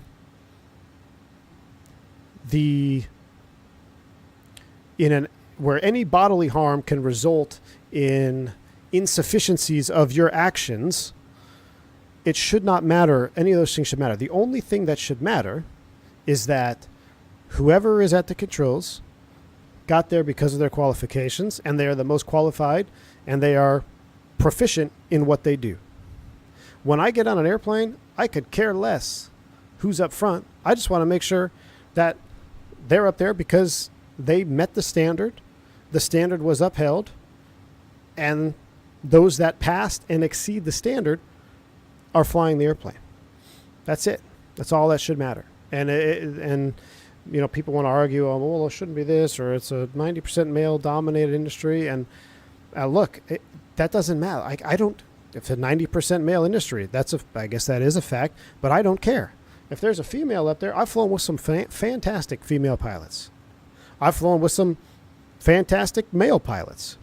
I've flown with some terrible male pilots, and I've flown with some terrible female pilots. It doesn't matter. The only thing that matters is there a standard? Is the standard being met? And is it being upheld? Period. Full stop. So that's all that I have to say about that. People like to point out the affinity stuff like United does with Aviate, but leave out that they all have to pass the training too. And that's true, Diabetic Lad. That's true. And again, when I say, does DEI exist in aviation? The answer is yes. You can't cherry pick what you want to defend. The answer is that it does exist. Should it exist? No. It does exist. Is it the reason that we've had accidents? I don't think so. Let's let the investigations play out, and let's figure out, were these pilots qualified? How are their training records? I mean, no one goes to work wanting to crash an airplane, right? So it shouldn't be the forefront. But of course, it's the political environment, and everyone wants to talk, and everyone wants to be a talking head, and we all want to point fingers at something. That's general public, right? So don't believe anything you see on the TV, and don't believe anything you read on the internet, especially Reddit or Twitter, or whatever it is. The true professionals are the ones that, are in the job, that are in the job daily. Go, if you know an airline pilot, and you're friendly with them or whatever, talk to them, see what they have to say about it. They're in the industry. They're probably going to offer you a lot more information than the guy who did, 2 Groupon flights, and now he's on MSNBC saying as the aviation expert, talking about aviation. It's like, come on, man. And this first came to light to me, it's funny that we would kind of talk about this. I think I brought it up before. The first time, growing up, I never paid attention to the news, mainstream media, whatever. I was never just a TV person. I was active. I was outside. I was fishing. I was playing sports. I never watched TV. I was never just a big TV kid. That's like when AJ brings up all these TV examples. I have no idea what he's talking about. But I never cared about TV. And then there was a point in my life where Asiana, or was it Asiana? No, Malaysia 370 went missing. Okay. When the Asiana, well, actually, you can go before that. You can go to Asiana where they crashed into the seawall. That was kind of the issue, but I still didn't pay attention to the news much then. It wasn't until Malaysian went missing, the 777 went missing, and I was forced to watch the news because I was commuting to Atlantic City, or I was commuting to Philly, and I was watching some reports in the airport. It was like CNN on all the TV screens, right? Because CNN is on every airport across the country. And I'm looking and listening to these so-called experts, right, that are talking about a 777. They have no idea what they're talking about. Just basic aviation jargon is completely missing. And you're like, what? And they're labeling these people as aviation expert or aviation consultant. And this was the first time that I saw with my own eyes, because I am in the field of aviation. I don't know everything by any means, but I at least know a decent amount of what 121 airline ops are. I know what lift is. I know what drag is. So when I watch that, I was like, the media really has no idea what it's talking about. And then you just escalate that. You go on decades later and you see everything that happens in the media. You're like, yeah, they really have no idea what to talk. So ever since that point, I never considered, if they don't know what they're talking about with aviation, why would you believe that they know what they're talking about with anything else? Right. So that's why I just never got into the media, because it's like, that just ruined it for me. And I'm glad it did, because apparently I'm not missing anything. Did one of them call it a 777? And here's the one that really stuck out, True Blue Lou, is they had in big red letters on the bottom banner, like a breaking news. The 777 will struggle to maintain altitude when the fuel tanks run dry. I remember it was something like that. You could probably Google it. And I'm sure there's images of it everywhere. And I was like, really? That's your headline? That's your breaking news? It's like, breaking. A 777 will struggle to maintain altitude when the fuel tanks run dry. Like, wow, how profound, Hamburglar. Exactly. You know, and it wasn't just a little clip at the bottom. It was in big bold letters across the screen, and they had some contributor that had flown a 172 for a year and a half. Is like, yeah, this is, and I think he was actually in, like, they were interviewing him near a light GA airplane, and I'm just like, what is this nonsense? Yep. There are some great reporting of the diving incidents here by news reporters. Missed half of what the reports were trying to get across. Interesting. I like, you know what I like, Flix? I don't know if you've ever seen this channel, and I don't know why it got into my news feed, but I fall asleep to it a lot. I like watching it.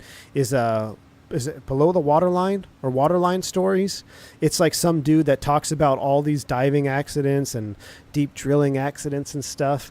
Pretty phenomenal. So I turn him on at night too sometimes. I think it's Below the Waterline or something like that. That's where I get all my diving incidents. The whole We Too Low debacle, Diabetic Lad. I was supposed to land in San Francisco that day. I've told that multiple times on here. So I actually diverted back Oakland. I was actually into Hayward, and I get in the crew. I'm like, what is going on, man? And I turn on, and everyone's watching the TV. We're all watching it. And it was at that moment I walk into the crew room, the lounge there, with all these other freight pilots. I'm like, he's like, yeah, what happened, dude? We're like, yeah, I'm supposed to go to SFO. I can't get in. And on TV, they're like, breaking, dun, dun, dun, dun, dun. We have the names of the crew. And it's like, oh, so we're all paying attention. And I'm standing there. I know exactly where I was at. I paint the picture for you. I had my flight bag in my left hand. I'm standing there. I set it down, and I go to grab a piece of Domino's pizza. And the reason I remember this is because it's the only time I've ever seen this topping before. It was the pepperoni garlic Domino's pizza. The dispatcher used to order it for everybody that was just hanging out. It was amazing. So I dropped my flight bag. I grabbed my Domino's pizza garlic. These have like these nice garlic chunks on it. I don't think you can order it anymore. I haven't had Domino's in a long time. But even when I still ate Domino's, I couldn't find. They wouldn't do that pepperoni garlic topping. And so I grabbed the pizza, and I'm looking up like, oh, this ought to be good. And then they broadcast the names. We verified reports. We have Captain Sum-Ting Wong, First Officer We Too Low, Bang Ding Ao. And I'm sitting there, and it was like you could hear a pin drop. We're like, do we laugh? Do we not laugh? And then we all just started busted out laughing. We're like, I cannot believe this is happening right now. There's no way this is real. I mean, I watched it live. My good buddy Sean, he's on the 777 right now. He was in that room. Another good buddy of mine, he's at Alaska. We still all talk about it. We were all in that room in that moment, and I remember like I couldn't even eat my pizza. I was laughing so hard I couldn't even finish eating my pizza. But just a wild day, man. I was like, I couldn't believe that. That was just insane. And then I guess it turned out to be like there was an intern or something that decided that, yeah, Holy Fook. How could I forget? Yeah, I think Holy Fook was the captain, right? Holy Fook, Sum-Ting Wong, Bang Ding Ao, or We Too Low and Bang Ding Ao. Oh, my goodness, man. Sam, what's going on, man? Hope you're doing well. Hope you're staying safe out there on the line. You remember it because Domino's is the best fast food pizza chain. I know. Does anybody... Okay, so I'm not crazy, right? There used to be... You could order from Domino's pepperoni and then garlic, and it was amazing, dude. You get there was like a different crust that you could order, like the Brooklyn style crust or deep dish. I can't remember what it was. I think it was like a Brooklyn crust, pepperoni, garlic. I'm trying to remember the name of the dispatcher. He was my favorite dude. We had two dispatchers. We had Ken, and then we had another guy that ordered the pizza. He was actually super cool. Ken was a hardcore, like, hard ass. He's the guy that told me, I call him on the phone, I'm on the ramp in Sacramento, and I go out to the airplane, and there's just oil all over the freaking wheels. It's like just big pool of oil. I call him up, I'm like, hey Ken, I think you're gonna have to send out a relief plane here because I got an oil leak. He's like, well, son, can you step over it or you got to jump over it?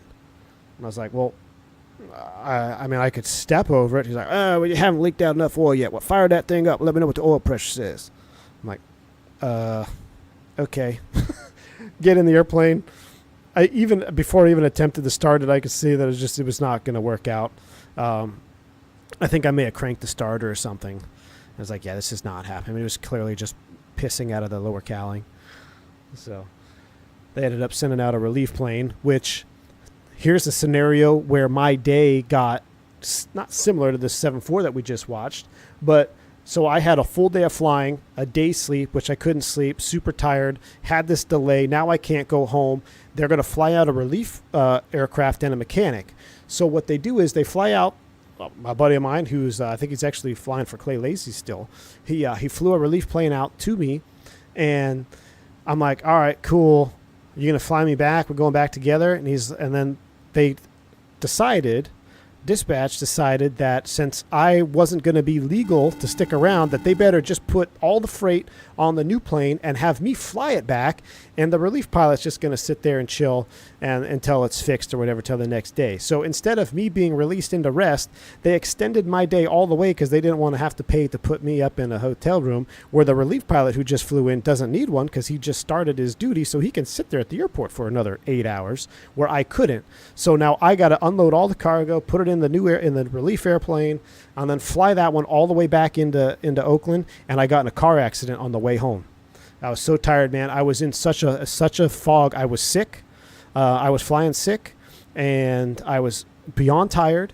And I remember flying the approach into Hayward. We were going into Hayward at the time, and there's landing into the sun, completely blinded. I'm like, I can't even see the runway. I just remember how I felt. I felt awful. I had a headache. My nose was plugged.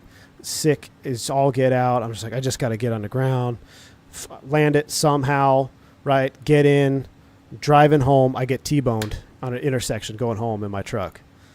And that was a whole nother story, Key 6, where the dudes actually threatened to like come after me. It's like some hardcore gangster stuff, dude. That's a wild story for off the internet, Key 6. But yeah, and my girlfriend, who was now my wife, she wasn't there at the time. She was at a wedding in Denver, so I'm alone, just got in a car accident, I'm sick, and I'm tired. And then I had to deal with that for the next 4 to 5 hours, waiting for the cops to show up and, deal with all that. Luckily, my truck still ran. I remember getting out of my vehicle. Dude hit me so hard, it spun my F-150 all the way around. So I did a 180 turn. I was facing the wrong direction on a one-way street, and I remember I had a truck bed cover on my F-150, and I had some fishing rods in the back, and the cover had come up a little bit, and all my rods were bending over, and I was like, oh, I can't break my rods. So I'm trying to fix my fishing poles, and a cop is there. She's like, and it was a female cop. She's like, well, it's okay. I'm sure your poles will be okay. Hold on. Let me sit down. I was concussed or whatever. But there I am in my concussed, sick, fatigued state trying to fix my fishing poles so they don't snap under my truck cover. Anyway, JJ, thanks for the $5 super chat, man. You should heard CNN trying to explain what an aircraft landing flare is. I had to turn it off. I was like, man, please get off YouTube. I don't doubt it, JJ. I do not doubt it, man.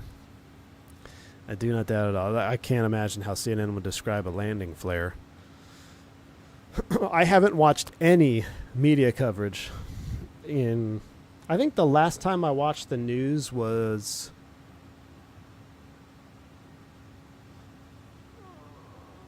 I think it was a presidential election, just because I was like, well, I want to know who's the president of the United States. I think that's the last time I watched. Key 6, thank you for the $2 super chat. Domino sucks.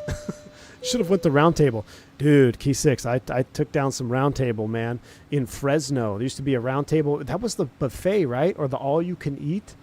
I think I used to go to a Round Table. I want to say it was either in Fresno or Visalia. You want to talk about the armpit of America. Why don't you go spend a summer's day in Visalia, California? Goodness. But Key 6, dude, I've done some damage at Round Table, my man.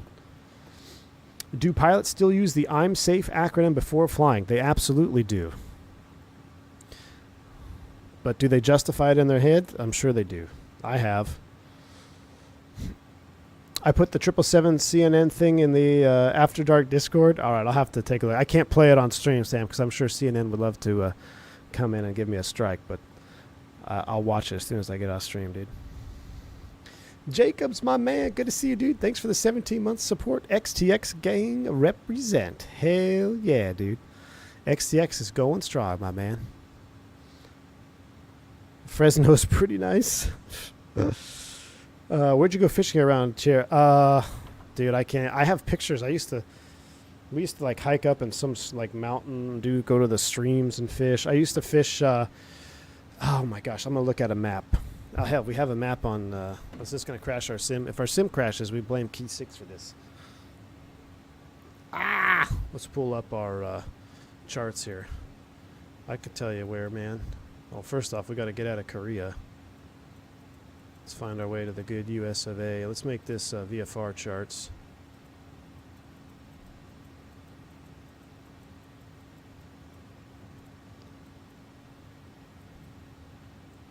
Can I make this day mode here?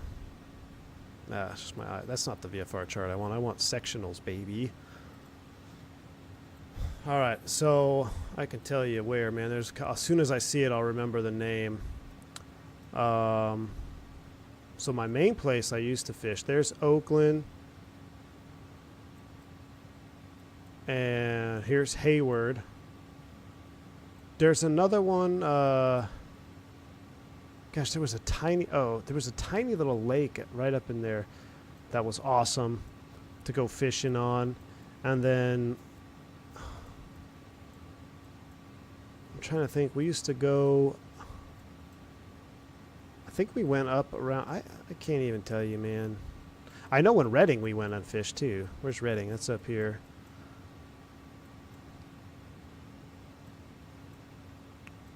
Shasta, we did a lot of stuff up here. So Reading was like one of our best trips. We'd fly up to Reading, and when we go Chico, then Reading. We stop at Reading. We were there all day, and go in the forest up here, go up to Trinity Lake, rent with the crew car. Shasta, spent a lot of time on Shasta, hiking around there. Gosh, I can't remember. If I had my old phone, I could tell you where, because it like shows you where. I swear, where's Fresno? I want to say maybe up here to Pine Flat. Would that... like going out here, man? Because I remember we like would hike way up into like... and there was like these tiny creeks. Do some fly fishing. I'm going to look at my Google Maps, dude. I got to think of the name of the... Castro. I think it was Don Castro Reservoir or something in here. That was like the closest to my apartment. Well, I used to live on Carlos B. Boulevard, man. Carlos B. Boulevard.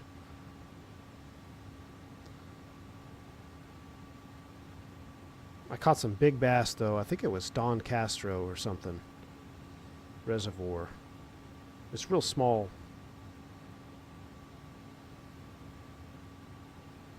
Yeah, Don Castro Reservoir, dude. Key 6. I've caught some. I used to catch some big ones out of there, man. And then I went up to Lake Chabot, I think. And then I realized that I didn't want to live in California anymore because it was like $100 for a fishing license, $100 to park, $100 to like go into the lake park after you paid $100 for parking. And it was a Tuesday at like 2:15 and it was full. And I said, okay, I don't want to live in California anymore. It's still pitch black out here. What's my ETA? 13, 20, 50 minutes. 50 minutes. We're 50 minutes out. The trial watch. CNN versus V1 Sim. Lake Shabu. Yeah, that's what it was. XTX Gang. I already read that. Thanks, Jacob, for the support, man. Funny you bring up rods in the tailgate. I snapped the tip off one of my Shimano Poison Ultima. Oh my gosh, dude. Matty K, what are you doing putting a Poison Ultima in the back of your truck, dude? So, funny side note, Matty K, is I've never put a rod in the back of my truck ever again after that accident. Never again. Callie Simmer, what's up? I've actually been to Reading Airport, where the gate agent is also the baggage handler and walks you out to the plane. Yep, I remember asking her if she was going to fly the plane too. Callie Simmer, were you flying SkyWest out of there? Good old Reading. Yeah, I used to have a good time up in Reading, man. I used to know a little FBO person as well. Still waiting for the Circle of Thrust merch. I know, Jacobs. I know it, man. How many places around the country have you lived? Well, let's see. So I've lived in Texas. I've lived in Arizona. I've lived in California. I've lived in Portland briefly. It doesn't really count. Lived in Florida. Lived in Georgia. I think that's it. Can I say I lived in Indianapolis because I lived there for like 8 months? I spent 8 months in Indianapolis, Indiana. I think that's it.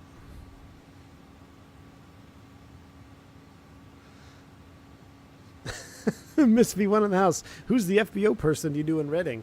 You know, just friends. Just friends. We used to have fun. We'd go out and go hiking. After 6 months, you considered a residence. I guess it would be. Did Miss V1... Maybe we should talk about how Miss V1 was the first to get us a speeding ticket in California, Key 6. Yeah, so living with our furniture on the floor. I think we had a mattress on the floor and some patio furniture. And guess what? Miss V1's like, oh, I'm going to go ahead and ride in the HOV lane. Surely they won't pull me over. Dude slapped us with, what was it, like $600 fine? And my paychecks per month were like $800 a month. And to get slapped with a $600 fine right after moving, not good.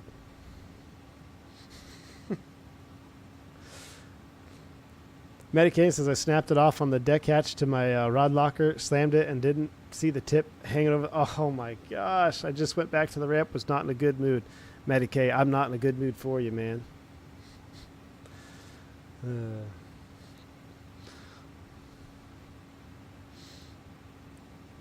What would be the worst state to live in as an airline pilot? Hawaii? And if you don't fly for Hawaiian, probably. Probably. I mean, a good buddy of mine, Rick, he used to commute to United from Hawaii. Yeah, Miss V1 was making $17 an hour. She was killing it. She was making more than I was.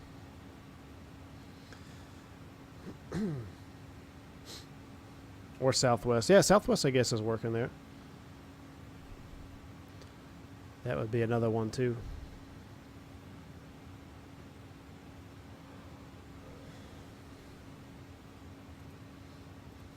Let's go back to our tunes. Nah.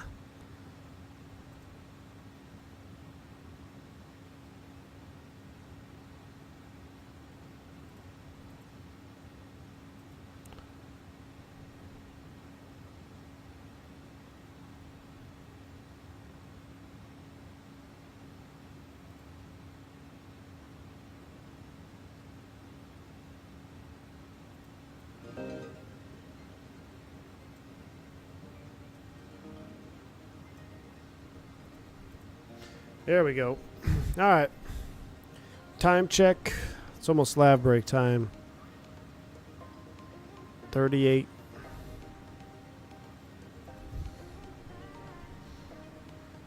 Are you still flying O'Hare tomorrow? They didn't give me the shift. Joe Plains. Unfortunately, negative, Ghost Rider. The pattern has been full. Miss V1 informed me that it would be a good decision to not do the flight tomorrow. Allegedly. It's been worth it. We had a lot of fun yesterday. We had a lot of fun yesterday. We need to have a Miss V1 in here every stream. That'd be dangerous, Key 6. That'd be dangerous. Well, we gotta change the subject. We can't be going down the old memory lane with Miss V1 hanging around the chat. Could get into trouble.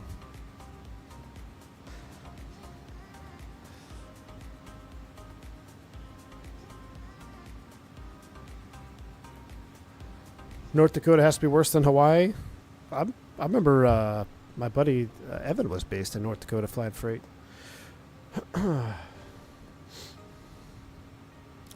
This is the Bible study time. Man, we still have to finish Landman. So I'm up to. We have the finale to watch.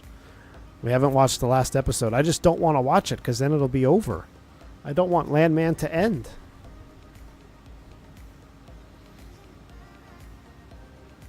Glad to say I was offered my first job as an airline pilot today. Harry, sweet, man. Congratulations, dude. Callie Simmer, you watch Landman too? Best series on television. Landman is the Dukes. If you want a good series to get into, it's one series long, I guess that's really on one show. Watch Landman. Landman is the equivalent to the Beach Dukes in Flight Sim. A350 next Friday? I hope so, JW. I sure hope so, man. Callie Simmer, don't tell me anything else. I know you're trying to spoil the ending for me. Don't you tell me the end.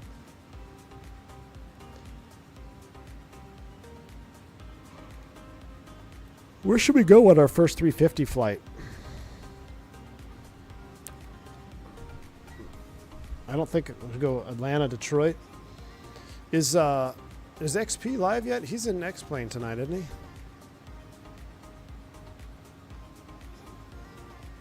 New nightlight mod. You know, it's got its own charm. You know, Microsoft's got its own charm too. I fly both sims, man, and we're loving it over here. No, you don't. You fly Flight Sim. You fly X-Plane because you have to. Don't lie, bro. Just kidding.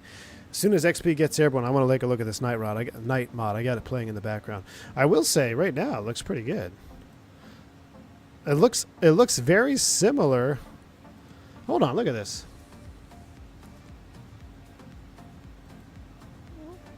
Does that not look similar to Microsoft Flight Sim? I mean, that doesn't look bad at all. Got some flickering issues, I'm sure. I need flicks. If anybody is on stream that you're flying, I know we saw a lot of clippers take off. If you guys are really in the Felis, post the best screenshots you can of the Felis, unedited. Don't be doing that post-editing processing nonsense. Post some screenshots in the Discord to help convince me that I need to get the Felis 747 going again in X-Plane. Maybe we could do like a night stream only X-Plane series. We don't have to look at terrain. We could just look at lights and fly the Felis around.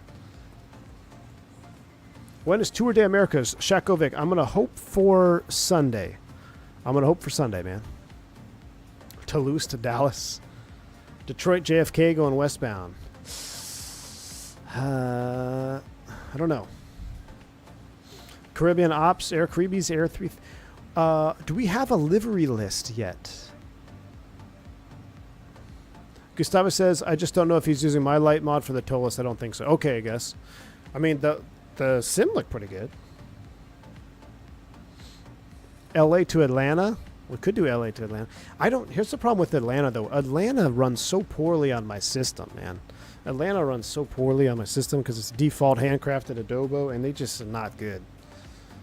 Plus, let's be realistic. Delta is probably the worst A350 livery out there. Come on, let's be realistic. There's so many better liveries than the Delta one. It's abnormally mid on the 350. Etihad, or we don't have to fly a real route. We could fly like St. Martin. Anybody take a 350 in or out of St. Martin? St. Martin would be kind of cool. United has a 350. OMDB to OTHH. Air France is okay. I really like the Qatar. The Qatari is like the two-color one. Qatari's nice. Singapore's nice. Etihad. Does Finnair have one? Does Finnair have a 350? Dynasty, Ontario to TPE. Cathay is... What about Cathay into... I know we just did it, but what about Cathay into Kai-Tech on a 350? That could be kind of spicy. Finnair does have the 350s. I've been itching to do a Finnair flight ever since Whiskey posted the Finnair MD-11, but I just can't go back to 2020 to fly it. I have a Finnair MD-11, like 1/100 model. I don't know why I ended up... every time I went to the airport as a kid, my mom would say, oh, you can buy a model, whatever. And I picked out... or anytime I went to the mall. I remember going to the mall as a kid. I know Key 6 does. I went to there's like an airplane store in the mall, and I would pick out a Skymarks or something, whatever those big plastic models were. And one day I picked out a 1/100 MD-11 Finnair. I loved it. Fiji. Oh, vodka. Fiji, dude. What about Fiji? Fiji to, where could we go? Fiji to LA, kind of mid, and that's kind of long for the first flight. We kind of want to do like a couple landings, right? What about Fiji to Sydney? How long is that? Or maybe Sydney. What about New Zealand? What about New Zealand to Fiji? I think we could do a little Fiji Sydney, Fiji to Australia. That might be that we might have to go that way. I like that. Because I don't want to just rip into a 12, 14 hour long haul on the first flight. We got to do some landings. Callie Simmer says the next time you fly to Vegas, you got to go to the airplane shop. It's phenomenal in their plane model. So really, where's that at, Callie Simmer? Is it downtown? It's called the airplane shop. We'll have to check it out. Last time I was in Vegas, my FO tried to kill me. We literally walked through quite possibly whatever the worst street is in Las Vegas. We walked through there, and I was like, dude, we're going to get jumped. Trying to find a sushi place. He's like, dude, you got to go try sushi. I love sushi. I love sushi. He was from Alaska. Or from Washington. I think from Washington. And I was like, okay. He's like, it's just a few minutes. Dude, it was a 3-mile walk. 3 miles walking. That's not just a few minutes. And we walked through like one of the most rough areas. I was like, oh, we're going to get jumped. Oh, this is where it's going to happen. We're going to get jumped. But then on the way back, I was like, dude, we're taking an Uber. I'm pulling. I said this, like, look, I'm going to get an Uber. You're more than welcome to ride with me. I would highly suggest that you ride with me. Queenstown to Fiji. I like that, Flix. I like that. Fiji to Auckland, 3 hours. That's good. A 3-hour flight is good because we could see the cabin, do detailed cabin tour because 2024 is GOAT and it's not mid like 2020 where they don't have a cabin. So we'll do a 3-hour flight. Hell, we might even do a turnaround. Maybe we'll like do a 3-hour flight, then maybe hop. How long would it be from Queenstown to Sydney? What if we went Fiji, Queenstown, Sydney, or Sydney, Queenstown, Fiji? Boom, boom, boom. American discovers walking. I know, Flix. Come on, dude. I think that's a good route. 3 hours, Oz to New Zealand. Okay. I like it. And then the long JFK Singapore nonstop.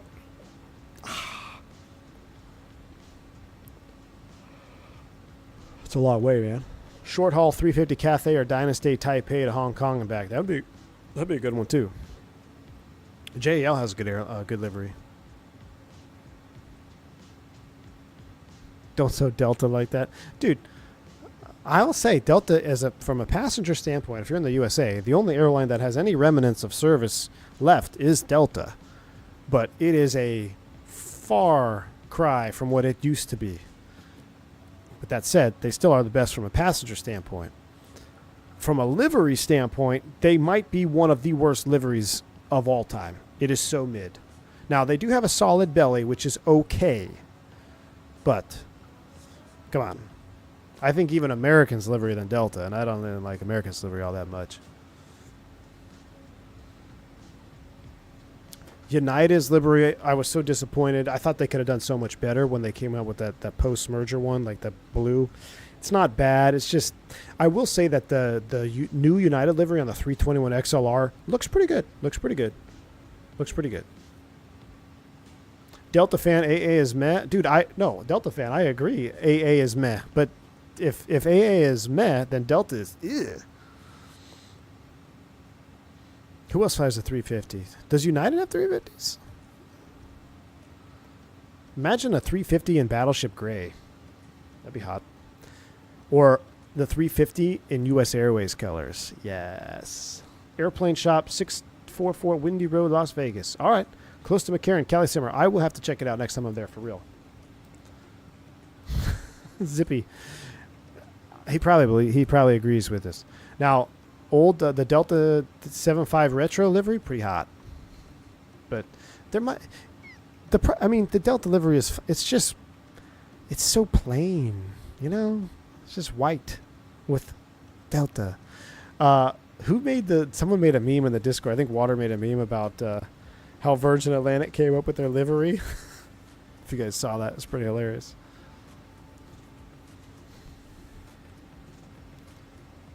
Delta looks good on Saturday. Yeah, the 7.3s look good on Delta, and yeah, the 7.3s look good, and actually, you know, the 717 doesn't look all that bad either with the Delta livery.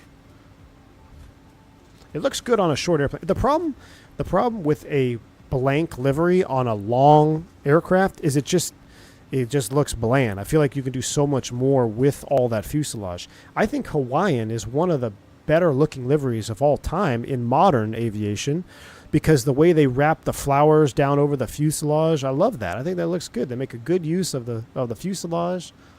It's nice. Metal liveries need to make a return. Well, we would need metal airplanes. That's the problem. We don't have any metal airplanes, Swarm. As an unbiased Brit, what is the best American airline? It's going to be Delta, Mick. It's probably going to be Delta. From a passenger standpoint. Delta's livery was decided by accountants.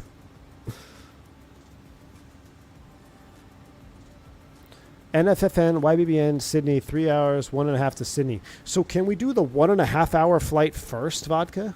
So Sydney to YBBN and then to YSSY. Or I don't know. I feel like we should do the shortest flight first and then do a longer flight. Yeah. Air Canada would look sick in the new or old livery. Yeah. Air Canada looks, I mean, it looks pretty good. I actually like that Air Canada livery on the 330. Freedom 1 is hot. Bills Mafia. Yeah, that one is good. I just like that Southwest has the history. You know, you got a Battle one, you got the New Mexico one, the Texas one. Shamu livery back in the day. That was my favorite one, the Shamu with it was like the gold colored with the Shamu. Unrelated to the convo, but I flew the Fenix in 24 and I'll never go back to 2020. Yeah, Delta fan. Now we're talking, man. Now we are talking. Top of descent? Probably. Not yet. Ooh, we can see it on the map, though. Do we turn the sun on, or do we land in pitch black like Korean 801? I'm going to make a poll.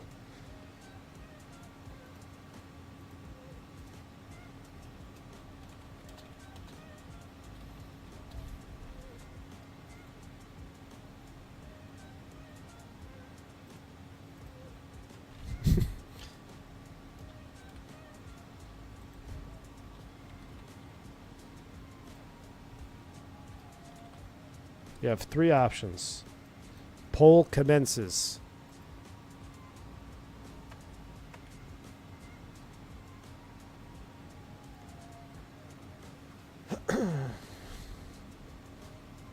$350 gold. I like it, Flix. All right, Flix, are you going to come to 2020 when the 350 drops, or are you still going to be flying X-Plane pretending that it's the best sim around still? Let's do an XP72 check. Let's see where he's at. Oh, he's still loading up. And I was making a... You know what we should do is I should throw XP on our TV. Check this out. This is kind of funny. More than 350 was hilarious. That's Pushback. XP's live in our A300. So, based on the avatar, our fuel is going to be... I don't know why I think that's so funny. Yes. Yes. Should give him a call? I should call him. Fuel I'll text is him. going to be... Oh, come on. I'm going to take a screenshot We and need, then 15.5, so send it to 15,000 him. pounds of fuel, actually. Hold on. 15.5. Make it 16.5. That's good. We're going to request fuel. 16,000. Fuel is requested. That's good. Fuel truck should be driving out there. As far as passengers are concerned, Should FaceTime number of him. passengers 148. 148 on the passengers. Load that. And then let's go back to these passengers. Looks good. We go back to the cargo. What are we looking at for our cargo passengers?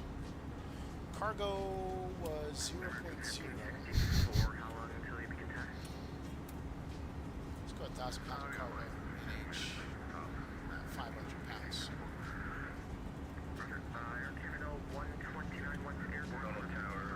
Lower the cargo. That's good. All right, I just sent him a text. Let's see if he gets it real time. I just sent him a text. Remind him of his car extended warranty. Oh, his phone. I think his phone just went off. A stream within a stream within a stream. Yep. All on the lights. Lewis Hebb, happy Friday, brother. Big up, Selma. Welcome aboard, man. Welcome. He's got to be careful. We're gonna get a copyright strike. He keeps singing. Watch V1 streams? I can't. I'm streaming right now, man. We'll check over it later. We'll check later, man. We'll check later. Huge reaction. What's going on, brother? Big up, Selma. Glad to have you in the stream and chat. Appreciate it. How are you? Hope all is well. Big up, man. If you haven't watched XP, you got to go hit him up. Good dude. Fireballs is in the house. I hope I get to see him next month. I'm gonna see if he's around.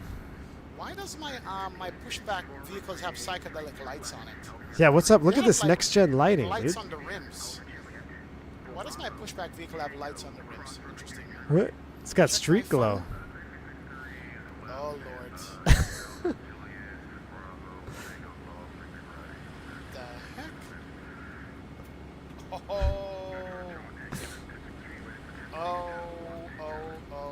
O'Reilly Auto Parts. Hold on a second.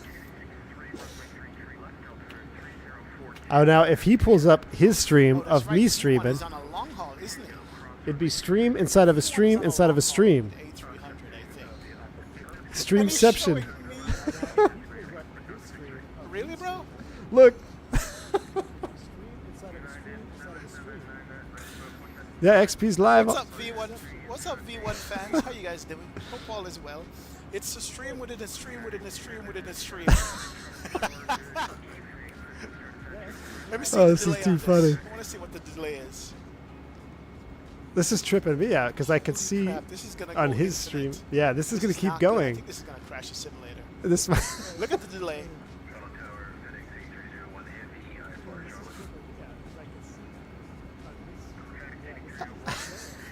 Alright, it's a delay. It just keeps going. Way. It's a stream It within keeps a stream going. within a stream within a stream. Uh, Holy moly. This is nuts. It's going to keep going.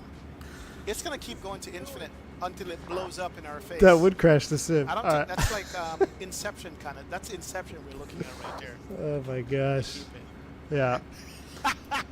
It's too funny, man. We want Alright. a dawn landing. Let me enter his poll. We want a night landing. Night It's going to landing. be a Yeah. stream within a stream within a stream. That's crazy. Bruh. That is sick. Shout out V1 fans. What's up, brother? Guys, welcome aboard. Alright. We are almost Alright. ready to get out of here. Let's check our fuel. If you haven't, go hit up 16.5. XP. Give him a like. Drop him a like.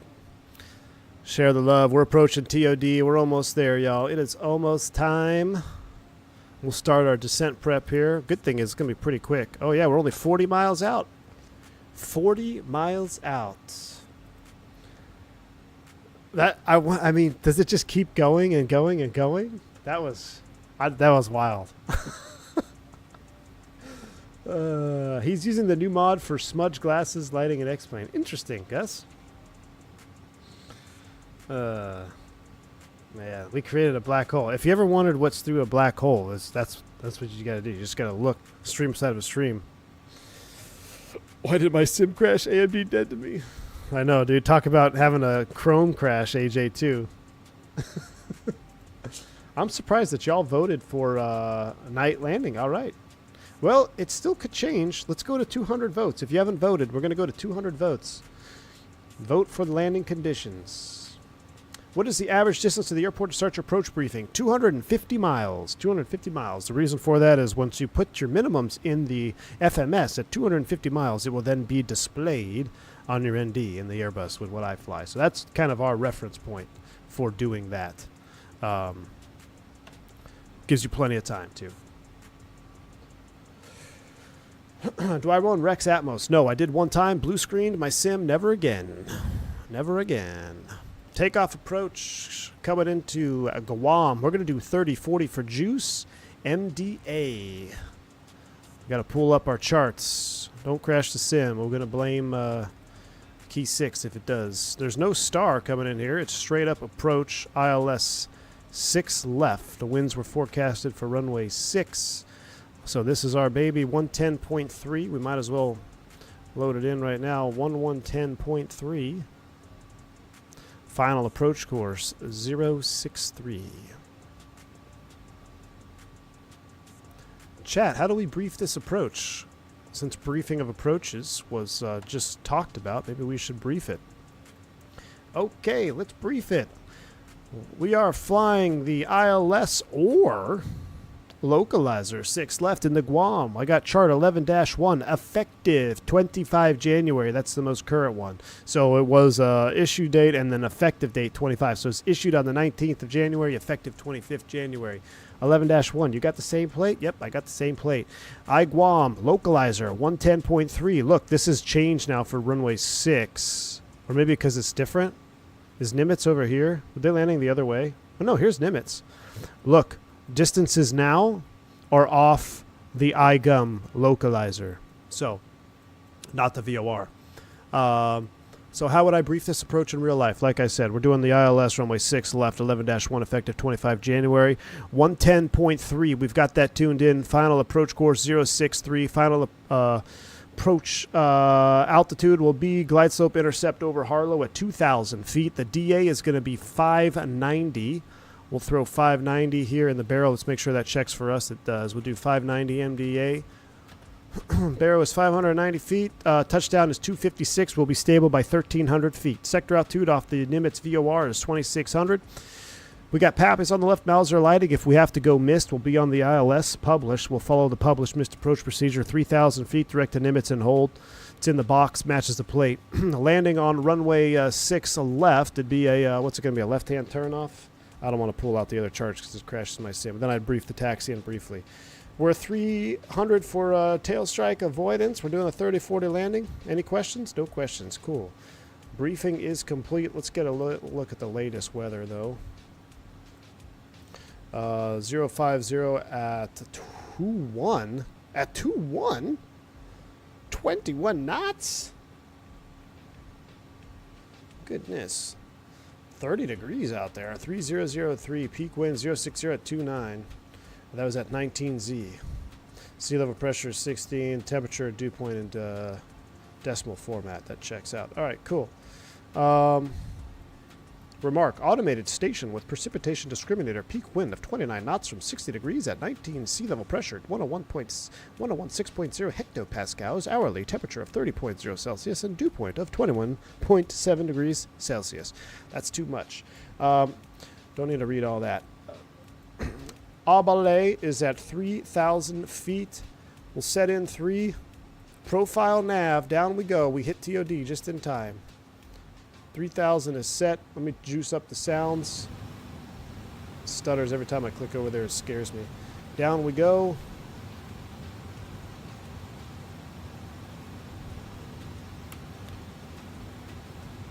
That's interesting. Hopefully that changes. Profile, descent, nav. I need to fix my screen. We're going to go ahead and rebind you to a wing view if I can find the wing. Oh, I hit the wrong button again. No. Chat. I was going to rebind that button. Remember? Oh, I hit the real-time button. No, it's ruining my immersion. My eyes. My eyes. What time was it?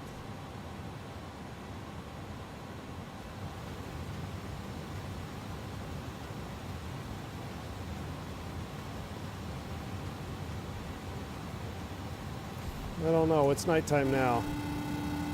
My eyes.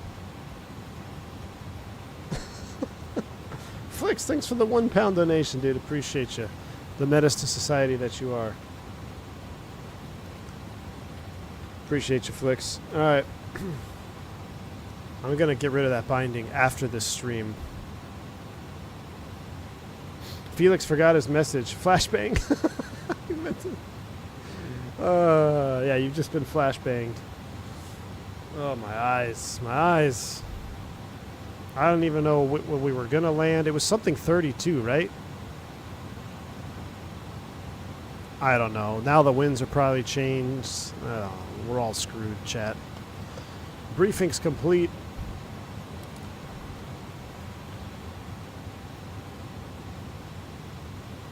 We'll set a DH at 200. I think it was 200, right? No, 334.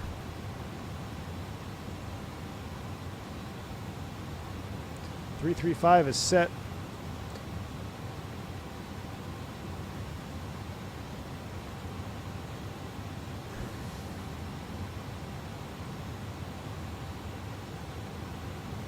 You could unbind it now. Remember, the sim doesn't pause when you're in the control mode. Oh, I'd love to, Team Vodka, except if I bind it now, the sim, because it's the ini builds 350, will not let you close the sim properly. So I have to Alt F4 the sim because it locks up, and it won't save the binding unless I go to the pause menu and do it. If I do this binding method here where the sim doesn't pause, it's not going to save the binding. I got to do it from the pause menu because Adobo.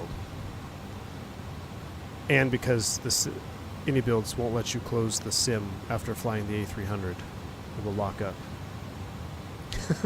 Bill's Mafia. AWS just lowered the percentage of successful landing to 65%. Hey, at least we're above 50, right? At least we're above 50. Gosh dang it, I can't believe I did that. I was screwing up. So the sim is broken. The A300 has a bug where when you exit a flight, you have to Alt F4 the sim. The A300 is bugged, yes. VFD says that's fixed with me for the beta. Excellent.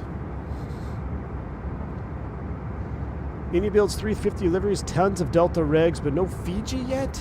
Infian, give me some more liveries. Post some. What other liveries out? What do we got? Anything that has a super juice livery. I already know Etihad, Emirates, Qatar. Those are all juice. Virgin might have done those flights. We need some fictional retros out there is what we need. And we need a fictional retro livery on the 350.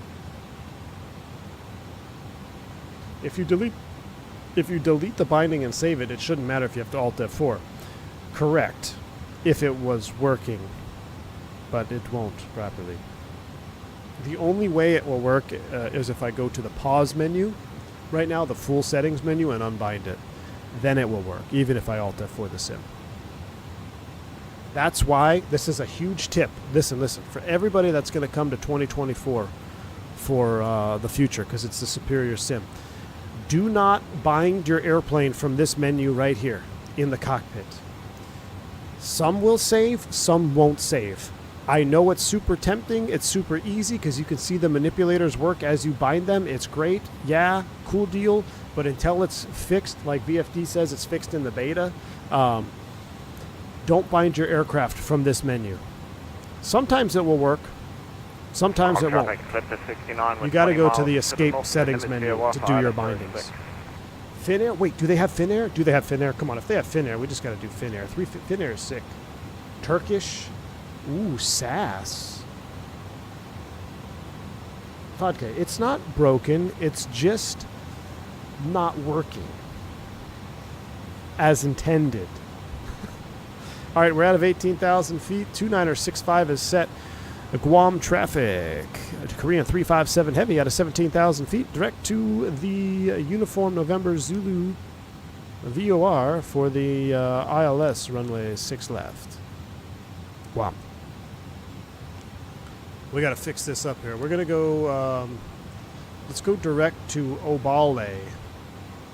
Let's go direct to Obale. We can skip the holds. UNZ hold. No, we're going direct to Obale. Obale is set. That way we don't do the arc. In Guam traffic, just an update. Korean 357 Heavy. We're out of 17,000, correction, 16,000 feet. We're direct to Obale now. We're direct to Obale for the ILS 6 left. Guam traffic. And Obale, we're estimating Obale at, don't tell me when we're going to hit Obale. We are definitely high on profile now, though. Speed brakes are coming out. Let's get our lights on. The beacon's coming back on because it was tripping me out. We'll get all our lights on. Seatbelts are coming on. No smoking is coming on. Keep an eye out for an old friend on the ramp, V1. All right, we'll do it, Zippy. Zippy, I've got some great ideas about this REM. Radial Engine Mafia. You can have your own call sign. It could either be Radial, REM. I think it'd be sick, dude. We'll have our own emoji, and it'll be. I'm volunteering full flap sim to run the whole operation. So I'm telling you, it's gonna be sweet, dude.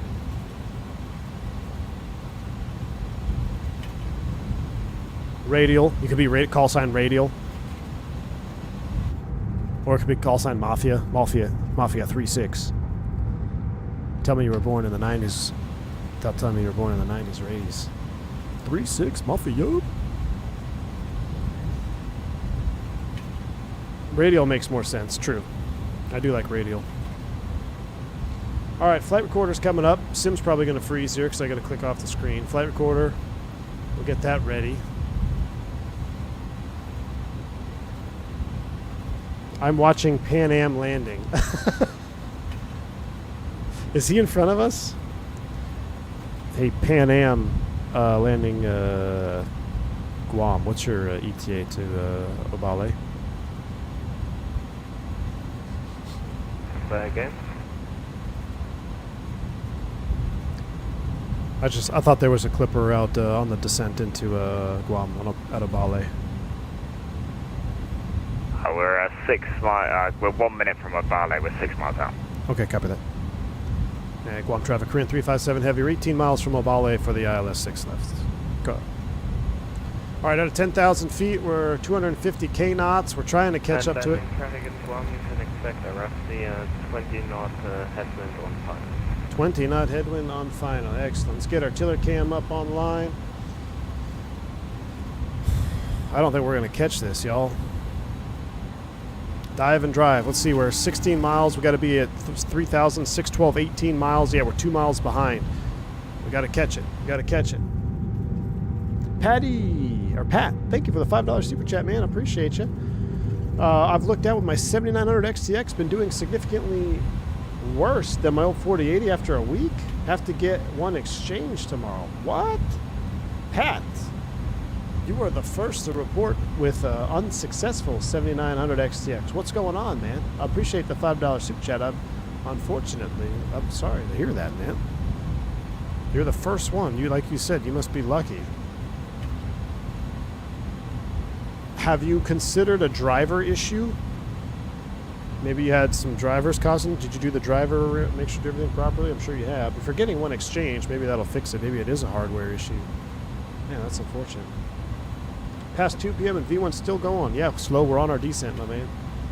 Yeah, did you try DDU, Pat? We're slowly catching the VDEV. We're slowly catching it, but we got to slow down once we get down here, too. So dive and drive at 250. And then let's put the airport up, put constraints up. At or below 3, or at or below 3 and 2. So I've got 3 set. I'm going to wait to arm the approach. I'm going to have to turn these, not those off.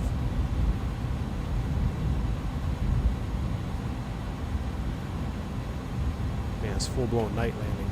It's scary. The pole is so close. It's ended now.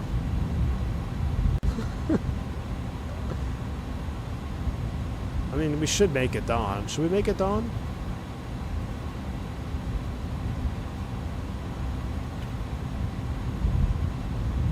Oh, wait, there's Guam off the left. Oh, wow, it is super windy, though. All right, get ready to pull the speed. Let's come straight back to 180.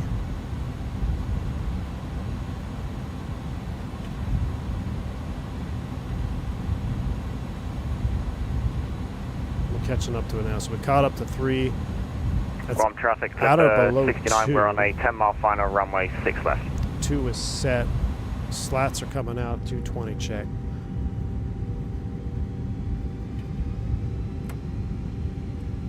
Speed breaker stowed. I'm going to slow to 180, then we're going to start down, then we'll arm the approach. There was only 298 likes. That is very subpar for this length of stream. If you haven't already, please do hit the like button. If you want to see an NDA break, hit the like button. Flaps 2, 15, 15. Flaps coming out. Low energy, chat. I agree, Oscar. Bunch of low energy guys in here tonight.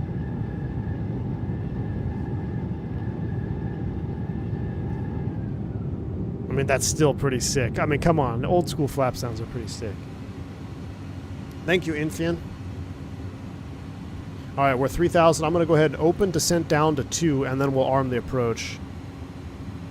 I'm trying to RNAV this here. 302 heavy is 16 miles from Linux VOR. Jeez, 24 knots.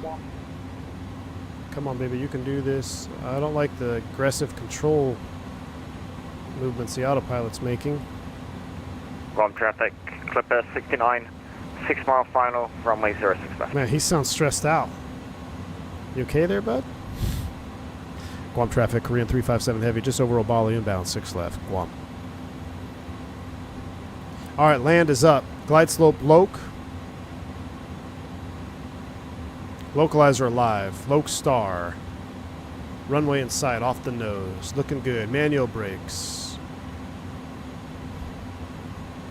All right, turn and final. Recording is on. Check. We'll land at nighttime and we'll replay at dawn. How's that? Final lap confirmed. 30, 40, 15, 20, 30, 40. VAP is 134. What if I go here? Will it... No, let's go ahead and wind it back.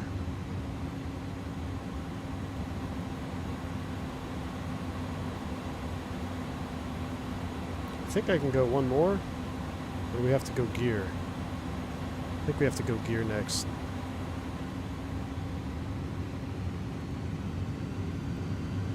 Buckled in tight in the exit row. Here we come. Let's not do what the Korean 801 did. So we can see what they were flying over now. See that hill. I don't think terrain mode works anymore. I swear it used to work. Oh, there it is. It is working.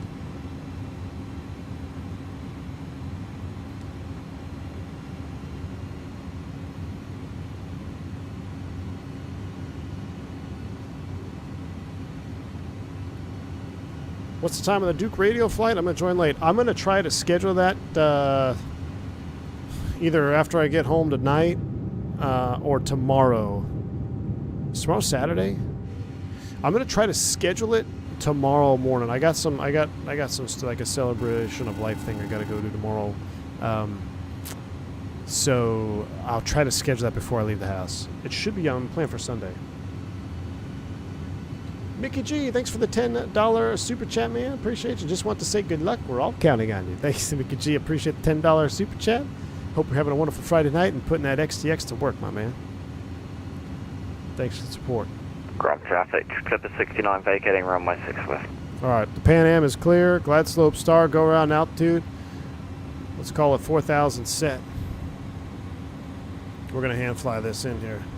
Let's go gear first. 1515 or 1530.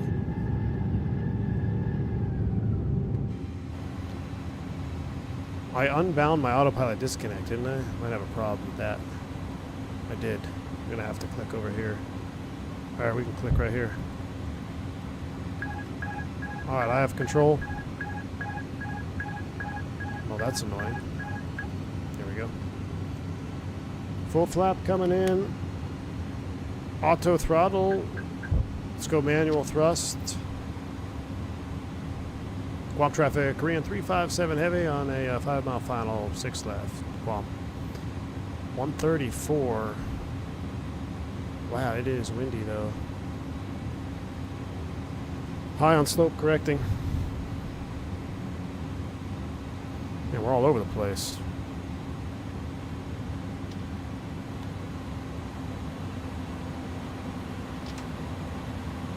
Don't love going idle here, but we gotta get down. It's so much more fluid in turbulence in 2024. I'm telling you. There's so much more like dynamic movement of the airplane, it feels like. It's less mechanical. Spool those engines, spool those engines. Watch that speed. Watch that speed, watch that speed, watch that speed. Speed, speed, speed, speed, speed, speed, speed. Bug me up 7. So let's go 142 on the bug. Let's get some juice in there. We lost a lot on that sink.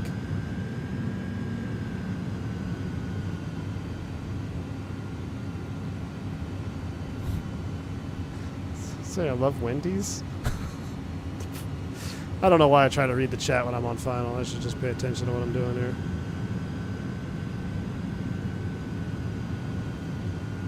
It is gusting though.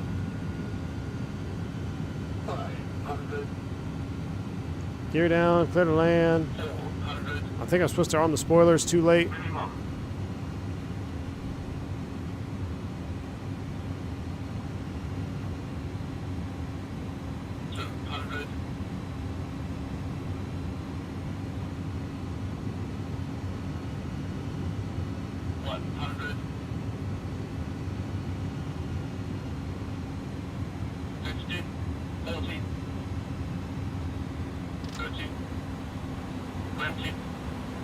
One, traffic with 302, 7 mile final, 6 left. Oh, come on. I had to, I had to set it down hard because I was running out of juice, man. Had to set it down hard. I was running out of juice. That was sporty. Floated from Guam to Hawaii. Did not float from Guam to Hawaii.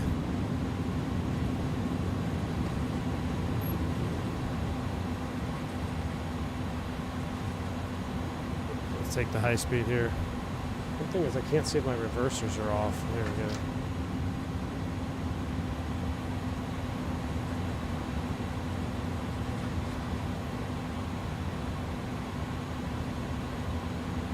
Guam traffic, Korean 357 heavy clearing. We're on my 6 left over lamp, Guam. Yeah. Your left. Look to my left. Is there a radio? Oh! Everett's Air Cargo. Nice. Nice. Alright, let's go ahead and clean it up. We'll leave the lights on as we go into the gate area. Overhead open above you. Get out of here, man. It wasn't soft, but like that's one of those landings. I feel like I never did that in 2020, where I've got the energy and then I realize, okay, I can either float this out for butter or just drop it on. And I just chose to drop it on because I had to land in the touchdown zone. I feel like that never happened in 2020. 2020 is either you float all the way to the next island or you smash. There was really no, you couldn't make a decision. Look at the United over here. My buddy based in Guam. 7.5? Ooh, 7.5 300. Juicy.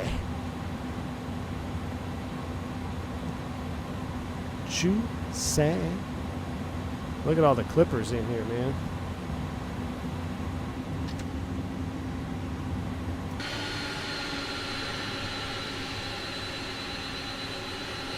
Look at that low overcast tonight. Erp.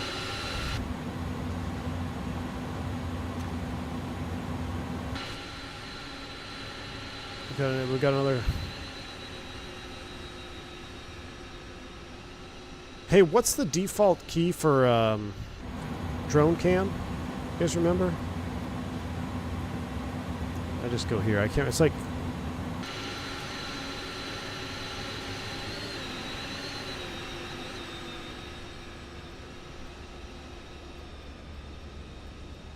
Why can't I rotate? Why do they have to? Why do they mess with the drone traffic cam clipper controls? 302, clear runway 6 left. Ah, we just missed another clipper. I wanted to catch clipper landing. There's the REM guy, Everett's Air Cargo. Just give me an engine start, Zippy. Yeah, I know. I'm blinding everybody with the strobes because I just want to see what landing is. I want to catch that clipper landing.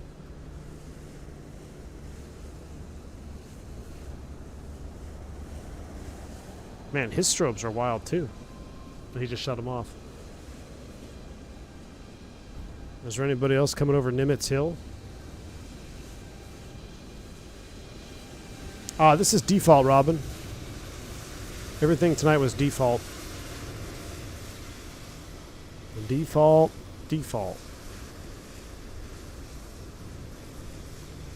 Alright, 7:30.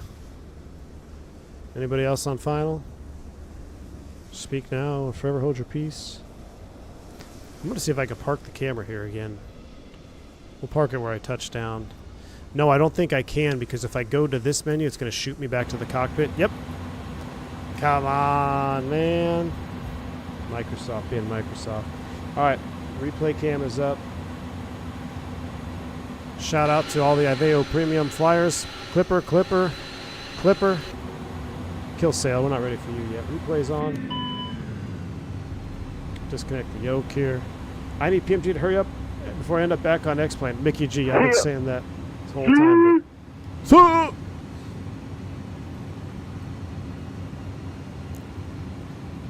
I've been saying that all night, dude. I'm about ready to get back on X-Plane. Looks like a classic 747. Alright. Pause it, run it forward, resume. Are the flaps coming out? Yep, flaps are coming out. I gotta extend them. Good. Alright, let's see how we did here. Yeah, I forgot to disconnect. Thanks, True Blue.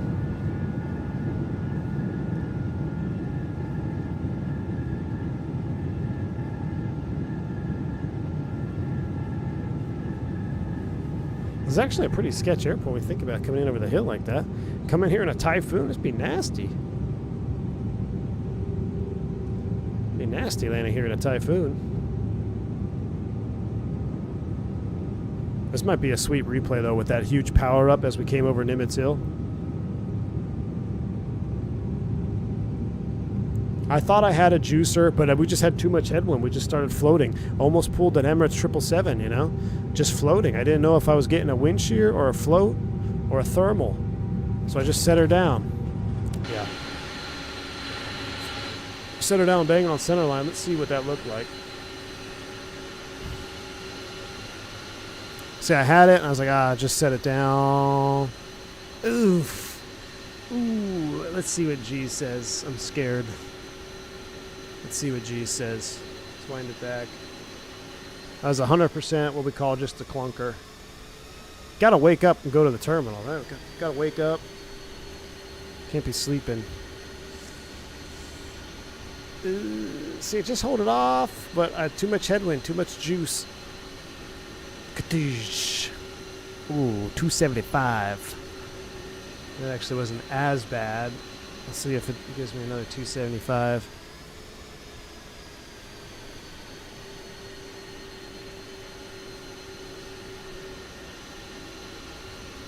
Almost a good landing. What? 310? I'm done with you, G's. 310. Alright, between 275 and 310, we'll split the difference. Alright, I'm going to wind it back. You get a full replay. Sails coming up. Ooh, let's do a dawn. Let's turn the sun on a little bit. Do a dawn arrival here. It's going to change the weather. Oof.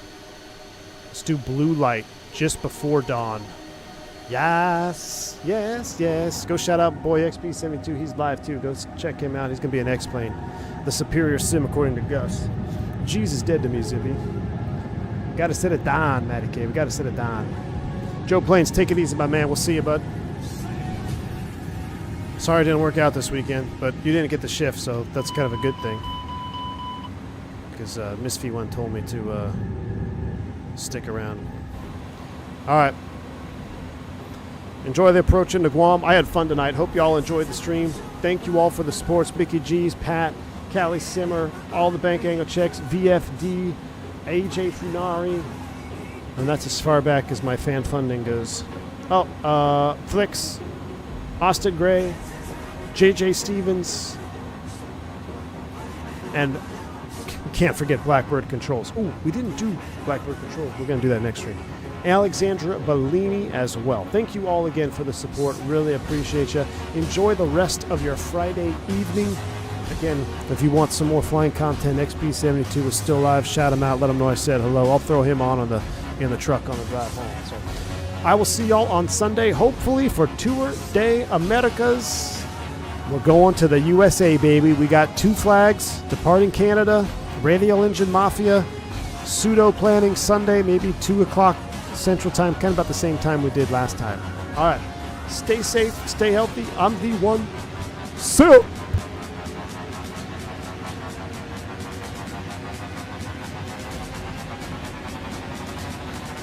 Oh yeah, and hit the like button, you lazy chat.